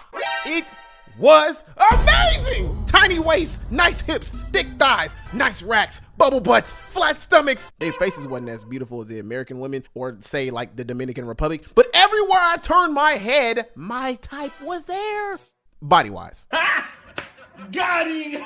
And mind you, I notice damn near everything, damn near all the time. I'm very socially aware, physically aware, etc., etc., and the list goes on. Don't let these videos where I speak and act like I don't know what's going on fool you. I got Hawkeye vision when it comes to the women I deem fine. And I'm allergic to BS, so I also got that internal scouter when it comes to examining somebody's character. Anywho, all of a sudden, when I seen this, it's like uncontrollably the laziness left my body instantly. Chat, that's the most motivated, focused, and determined I've ever felt in my life. Bro, I literally sat there at the chess machine in shock. Silent, not a word. Deep in thought as to why this was the case. I realized my greatest motivation was not looking good for myself, not staying fit so my knees won't crack when I turn 30 in 5 years. No, it was women.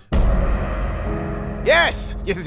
I love me some women. I love being desired by them. I love their femininity that comes with them if they display it. I love the support if they lend it. I love the sculpture of some of their bodies and the beauty some of them possess. I love how their differences from a man complement the man, and the list goes on. You know, I used to think my homeboys were crazy for saying women in the gym gives them a Zenkai boost when they work out, because I thought it would be a distraction. But I realized that was just me giving into my own lack of self-control. Now, I've joined the Scout Regiment, and Titans ain't the only thing I'm trying to slay. Ain't nothing like seeing some natural all-around tiny waist, wide hip, nice rack, flat stomach, hourglass shape, bubble butt beauty. Why does that sound like a P-Hub search category? In every direction while you work out. And even better, having the chance to shoot your shot at them mid-workout or post-workout. Ooh wee, mama. Now, in order for me to fulfill my desire of attaining me a wife with the player build I'd like her to have, I had to take accountability for my own actions and be realistic with myself. If I want a woman like that, my physical type, then I can't look like this. I gotta match her sexiness so she can feel the same way about looking at me that I feel about looking at her. I can't want Miss Incredible when I look like Incrediboy. It don't work like that, slime. So I did the obvious and just fused the two methods I did before with this new one into a simple mindset. If I want my future wife to look good, I have to look good. So work out to please myself and my future wife so we can both break the looks barrier to get to the what's your mind like phase. That's the goal. Be fit and confident in my body and be attractive to women. When I take off my shirt, I want it to look like a damn R. Kelly concert. Wait a minute. When I walk in the room, I want a woman's mouth to drop and look like Niagara Falls. When I walk past the girl, I want to be the one to pay her neck medical bills. And this is what drove me to get up 6 days a week and hit the gym while in South Africa. For the rest of my time there, I was slanging iron vigorously and consistently. I could feel Himothy aura coursing through my veins because I was gaining my muscle and tone back. My nigga, I felt it. Me going from scrawny all might to beefy all might. A girl I FaceTime noticed, the people I live with noticed, I noticed, it was glorious. Even though I took a bunch of L's with the women I wanted that were my type, but it's fine because I was taking a good amount of W's too. Video coming on that soon. Bruh, I was finally able to look myself in the mirror and not want to vomit anymore. Like, I don't know if y'all have ever watched the anime Yu Yu Hakusho before, but in the beginning, I felt like Yusuke when he first took off his energy cuffs that restrained his power. Then at the end of my second time in South Africa, I felt like Deku when he finished all his training. On my Timbs, cuz. When I left South Africa, I took that same mindset with me back to the States. So, yay, I'm not a lazy, flabby, procrastinate tard anymore. Woo, yeah. All right, I'm gonna head out. Listen. All right, I'm gonna keep it a $1.50 because I don't need your 2 cents. I done been to a lot of toxic places that turn you from a gummy bear to Alphonse Elric in my life. Whether it be MW3 lobbies, all of Twitter, 7-Elevens, but none of them hold more weight in the round table of toxicity like lunchroom tables do.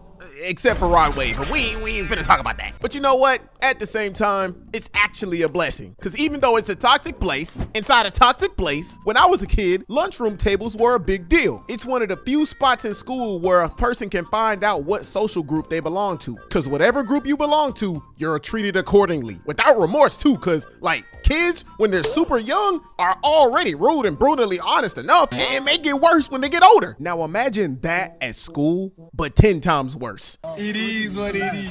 Okay, I see lunch tables like the 4 nations in Avatar: The Last Airbender, right? You get whatever nation you get and you stay there. Let somebody at a preppy table you sitting at find out you from the nerd table. It's a wrap. You can't blame nobody but yourself. Like, bruh, you can't expect peace when you're in op territory. It's impossible. Unless that one dude that's basically like the lunchroom avatar, the dude that can fit in with every social group saves you, which might as well be a pipe dream because that only happens once every 100 years. Bro, all I'm saying is go where you fit in and don't try to fit in because it never works. For example, if a shoe doesn't fit, you don't blame the shoe, you just go find another. So if you don't fit in at a certain table, don't blame the people because you don't click with them. Just go find somewhere else that you do click. Throw the deuces up and go find your crew. It's that simple. Today, I'm gonna be letting it rip on a couple lunch tables that may or may not have grinded my gears back in the day. So if you graduated a long time ago like me, then put whatever table you used to belong to in the comment sections below. And the same thing for anybody that's in school right now. All right,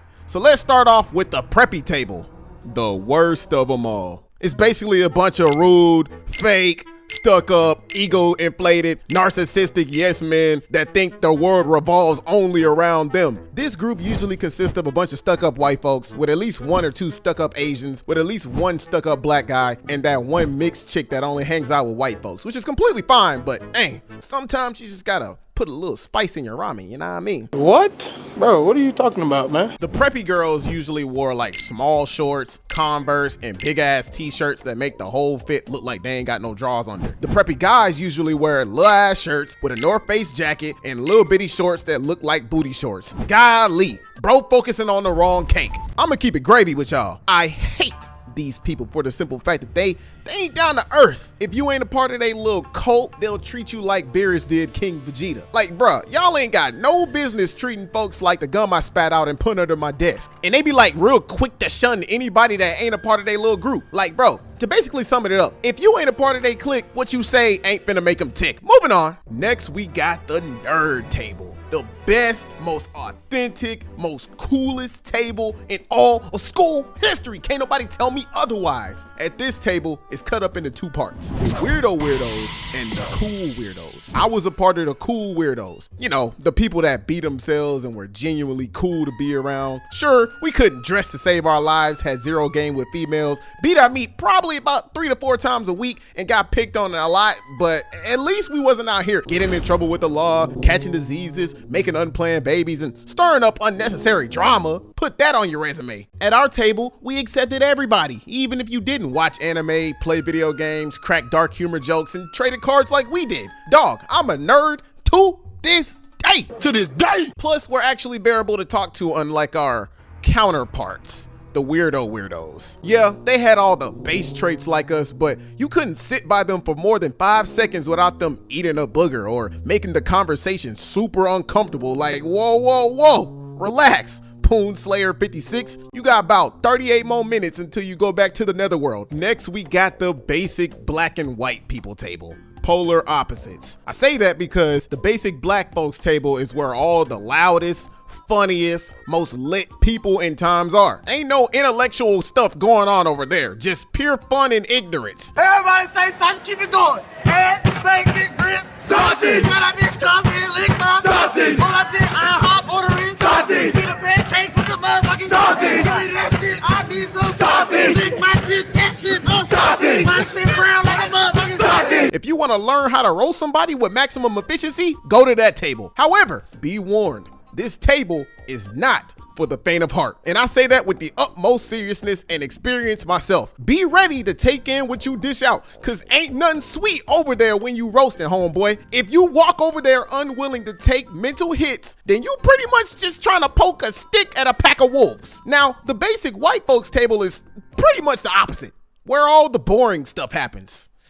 That's it. Moving on. Next, we got the athletes table. The most annoying, fakest, ego-inflated, Chad-ass table known to man. It's consisted of a bunch of low-life, energy-sucking, insecure nobodies with the need for social validation because their mamas told them that they should have been swallowed, so they cope with the thought by picking on the weak. Now, I'll admit it. Yes, I'm a nerd, and I was an athlete, but for most of my life, I tried to fit in every social group. You don't find that suspicious? So pretty much for majority of that time, just like them, I tried to seek social validation from every social group. I tried to be liked. Primarily because I was always the underdog. I was never in the spotlight. Every time I tried sitting over by my teammates, I was the primary target. That's where I gained most of my character development from. I tried to act like them, tried to dress like them, tried to involve myself with them, which worked a lot, especially when I got stronger than everybody, but I still got picked on because when they seen I was starting to get confidence and started standing up for myself, they started to have a superiority complex over me. See all these lame ass niggas, bro, come to the street, bro. I will beat your mother in ass, Nobody put me through more mental gymnastics than my Chad ass teammates did. Heck, I even made a video on one of those moments. Oh, also, I can't forget about that one guy that's always at random tables pocket watching your plate. He'll always hit you with the, you gonna eat that? Like, boy, if you don't go on somewhere, it's your big hungry, big booger bear looking at. No, you can't eat my porridge, nigga. All right, I'ma head out. Sensei Dev, logging out. Almost every school on the planet has had some type of trend occur that either died out, lived on, or was hanging on for dear life for a long time until a burnout. Some of mine growing up were Silly Bands, Beyblades, Pokemon cards, Yu-Gi-Oh cards, Digimon, and Bakugan. Now, I don't know about some of you elementary school kids now, but when I was in elementary, these trends were pretty big deals, you know what I'm saying? No joke. The school I went to, they treated these trends like gangs, bruh. They moved in groups. Like, Bakugan came late in the game, so in the beginning, you were either a Pokemon kid, the people that kept a Game Boy on deck, cause when it came to catching them all, they ain't play no games, boy. Hey, cuz, word on the street is you got that Bulbasaur. Bulbasaur, listen to me, homie. I got that Charmander. 150. 150? I only got a bird on me, cuz. We can negotiate. You come to me asking to buy a product you do not know about. 150. Take it or leave it. Tell you what, I'll up you a Jigglypuff and an Eevee for that Charmander, and I'll add on a pack of Smarties. You drive a hard bargain. Deal. But first, you're gonna have to see me outside, huh? A Yu-Gi-Oh kid, the people that kept that binder and that stack on them at all times. You would never catch a Yu-Gi-Oh kid without their deck on them. All you had to do was roll up on them and be like, your move. They get their game on, and if you wanted to win, you better play your cards right. Treesh. T-R-E. It's time to duel.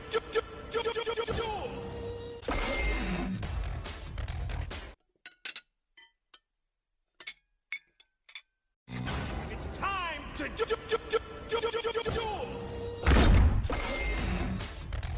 A Beyblade kid, the people that no one ever really bothered for real, but when that stadium came out, everyone was there faster than a white cop in a suburb. Digimon kids were like the same as Pokemon kids, but less played and more watched. What irked my soul even more was the fact that the two primary groups, Yu-Gi-Oh kids and Pokemon kids, that were supposedly united were actually divided. Like, for Pokemon, it was bad. Let you get caught repping a different set in the wrong hallway. You gonna end up like the fake Jordan kids. You get caught in the Johto region hallway repping the Kanto region, death. You get caught in the Hoenn region hallway repping the Sinnoh region, death. You get caught in the Unova region hallway repping the Johto region, death. At some point, just don't say nothing. For Yu-Gi-Oh, you were either a Slifer Red, Raw Yellow, or Obelisk Blue. If you were an Obelisk Blue, you were the best of the best and feared by everyone.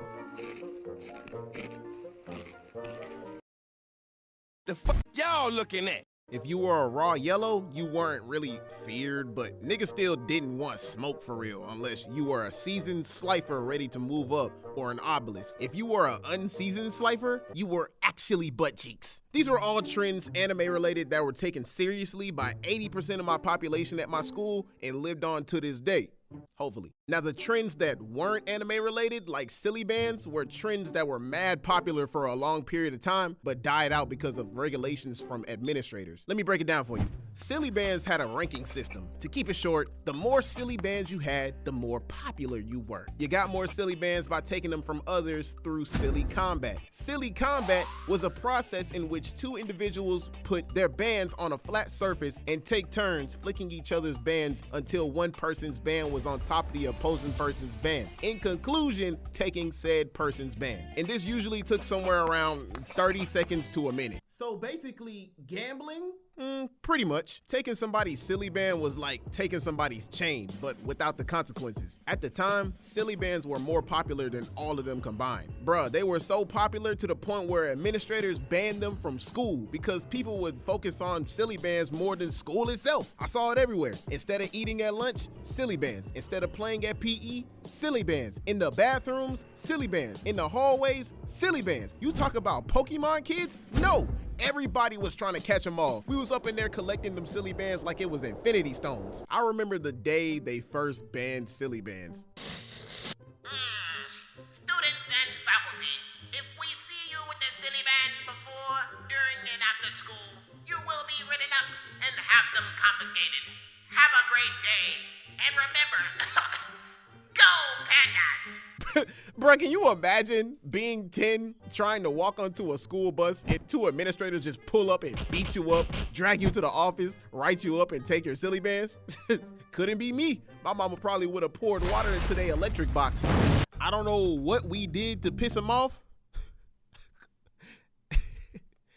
but when everybody heard that, niggas did not stop for nobody. Silly bands became an underground operation after that. Everybody was moving in silence trying to collect them all. You know what I'm saying? We had to think smart when collecting and moving these illegal bands after that. We couldn't keep them on our wrist anymore. We couldn't battle in classrooms. Hallways or lunchrooms were forbidden. Anywhere was forbidden in the open. So everyone went to the one place that was sanctuary to every school. the school bathrooms. Everything was going just as planned. Whenever you wanted to battle for a silly band, somebody had you walk into the bathroom, present what you got, and battle it out. The operation went by smoothly and perfectly. We were trading illegal bands left to right without getting caught for a good little minute. Until a month later when somebody in our operation ratted us out and got us all written up. The trend eventually died, and we all went back to the other trends. It be your own people, man.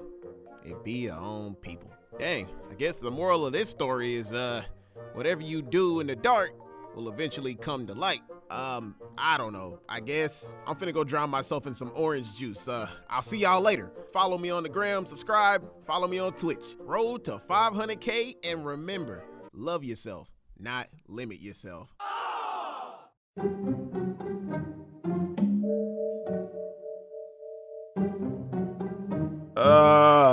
Timothy, present.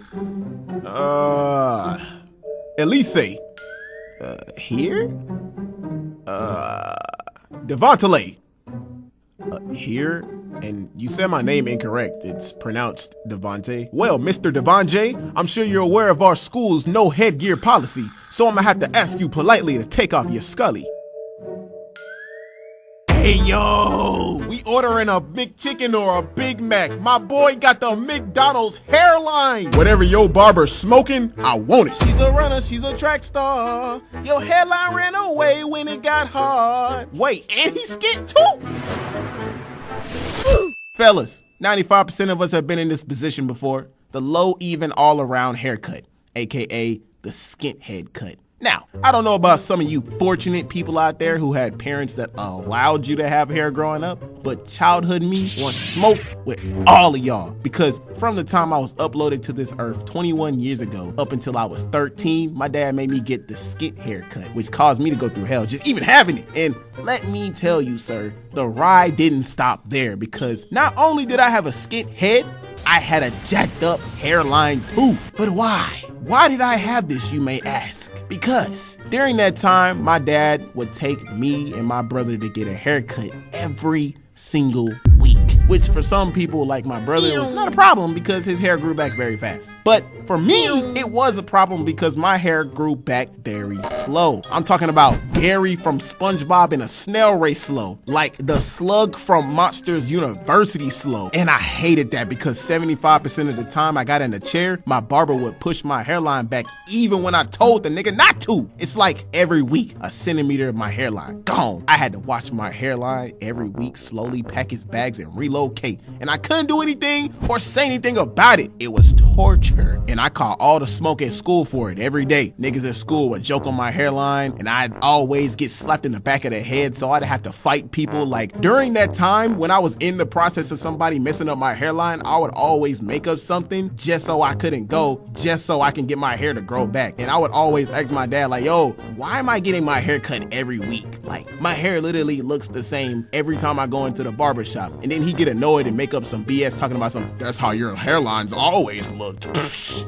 Cap. My hairline wasn't always jacked up. We had family pictures of my hairline looking like a crisp, straight line. And he still didn't believe me, even when I got older. So every time we went to the barbershop, I'd be thinking in my head like, nigga, are you blind? Like, I look like Mace Windu. I'm borderline bald. There's no hair on my head. What are they cutting off? My thoughts? Now, like I said, I didn't always have a jacked up hairline. I started out with a regular hairline when I was very young, but over time, it started to deteriorate down into the LeBron hairline. I remember the first time somebody ever pushed my hairline back, and I don't remember the exact age, but I know it wasn't in the double digits. I walked in the barbershop and sat down with my dad and brother, chilling. And mind you, this is before they messed up my hairline, so that's why I was just chilling, even though I got a haircut every week, which still pissed me off, but at the end of the day, still chilling. And for the people that know how barbershops are, y'all know how barbershops are. The people watching TV, everybody arguing about football or basketball. and people, you know, on the phone, in the back, you know, the usual stuff. Now pay attention. The barbers had clients in chairs already, all except for one.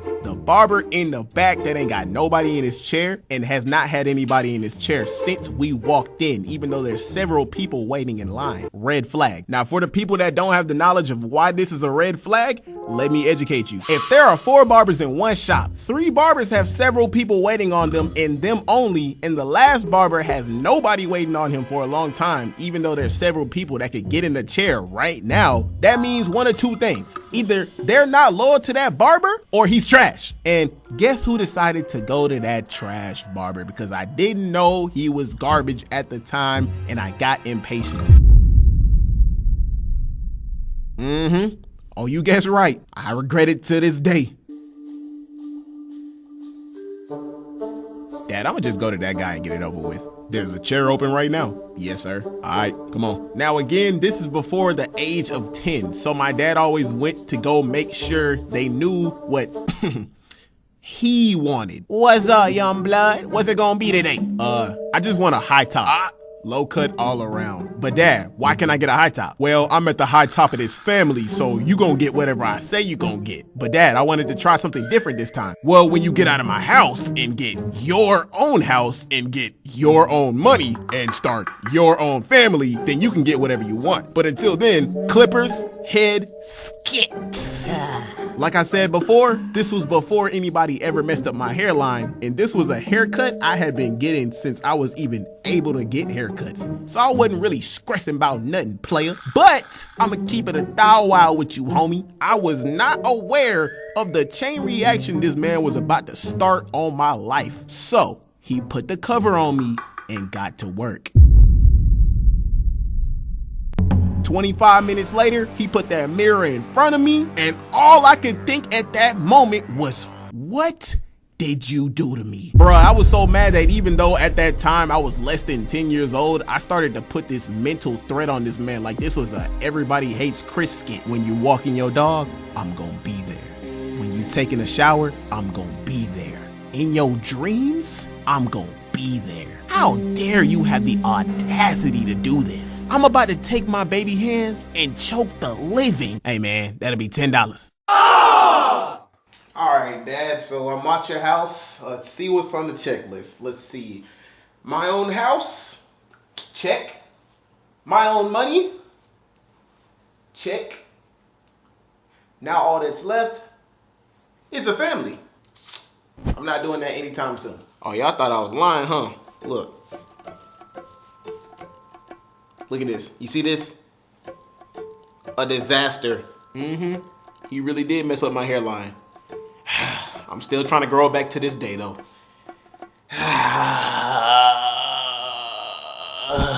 We're getting there, though. This is my hair tied up. My hair is actually down to my shoulder length, but it's just tied up right now, as you can see. Let me. You feel?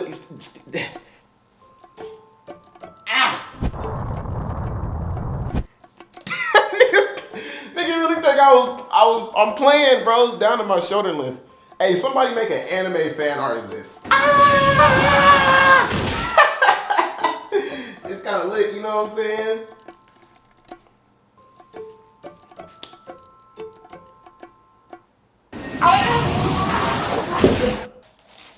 Subscribe.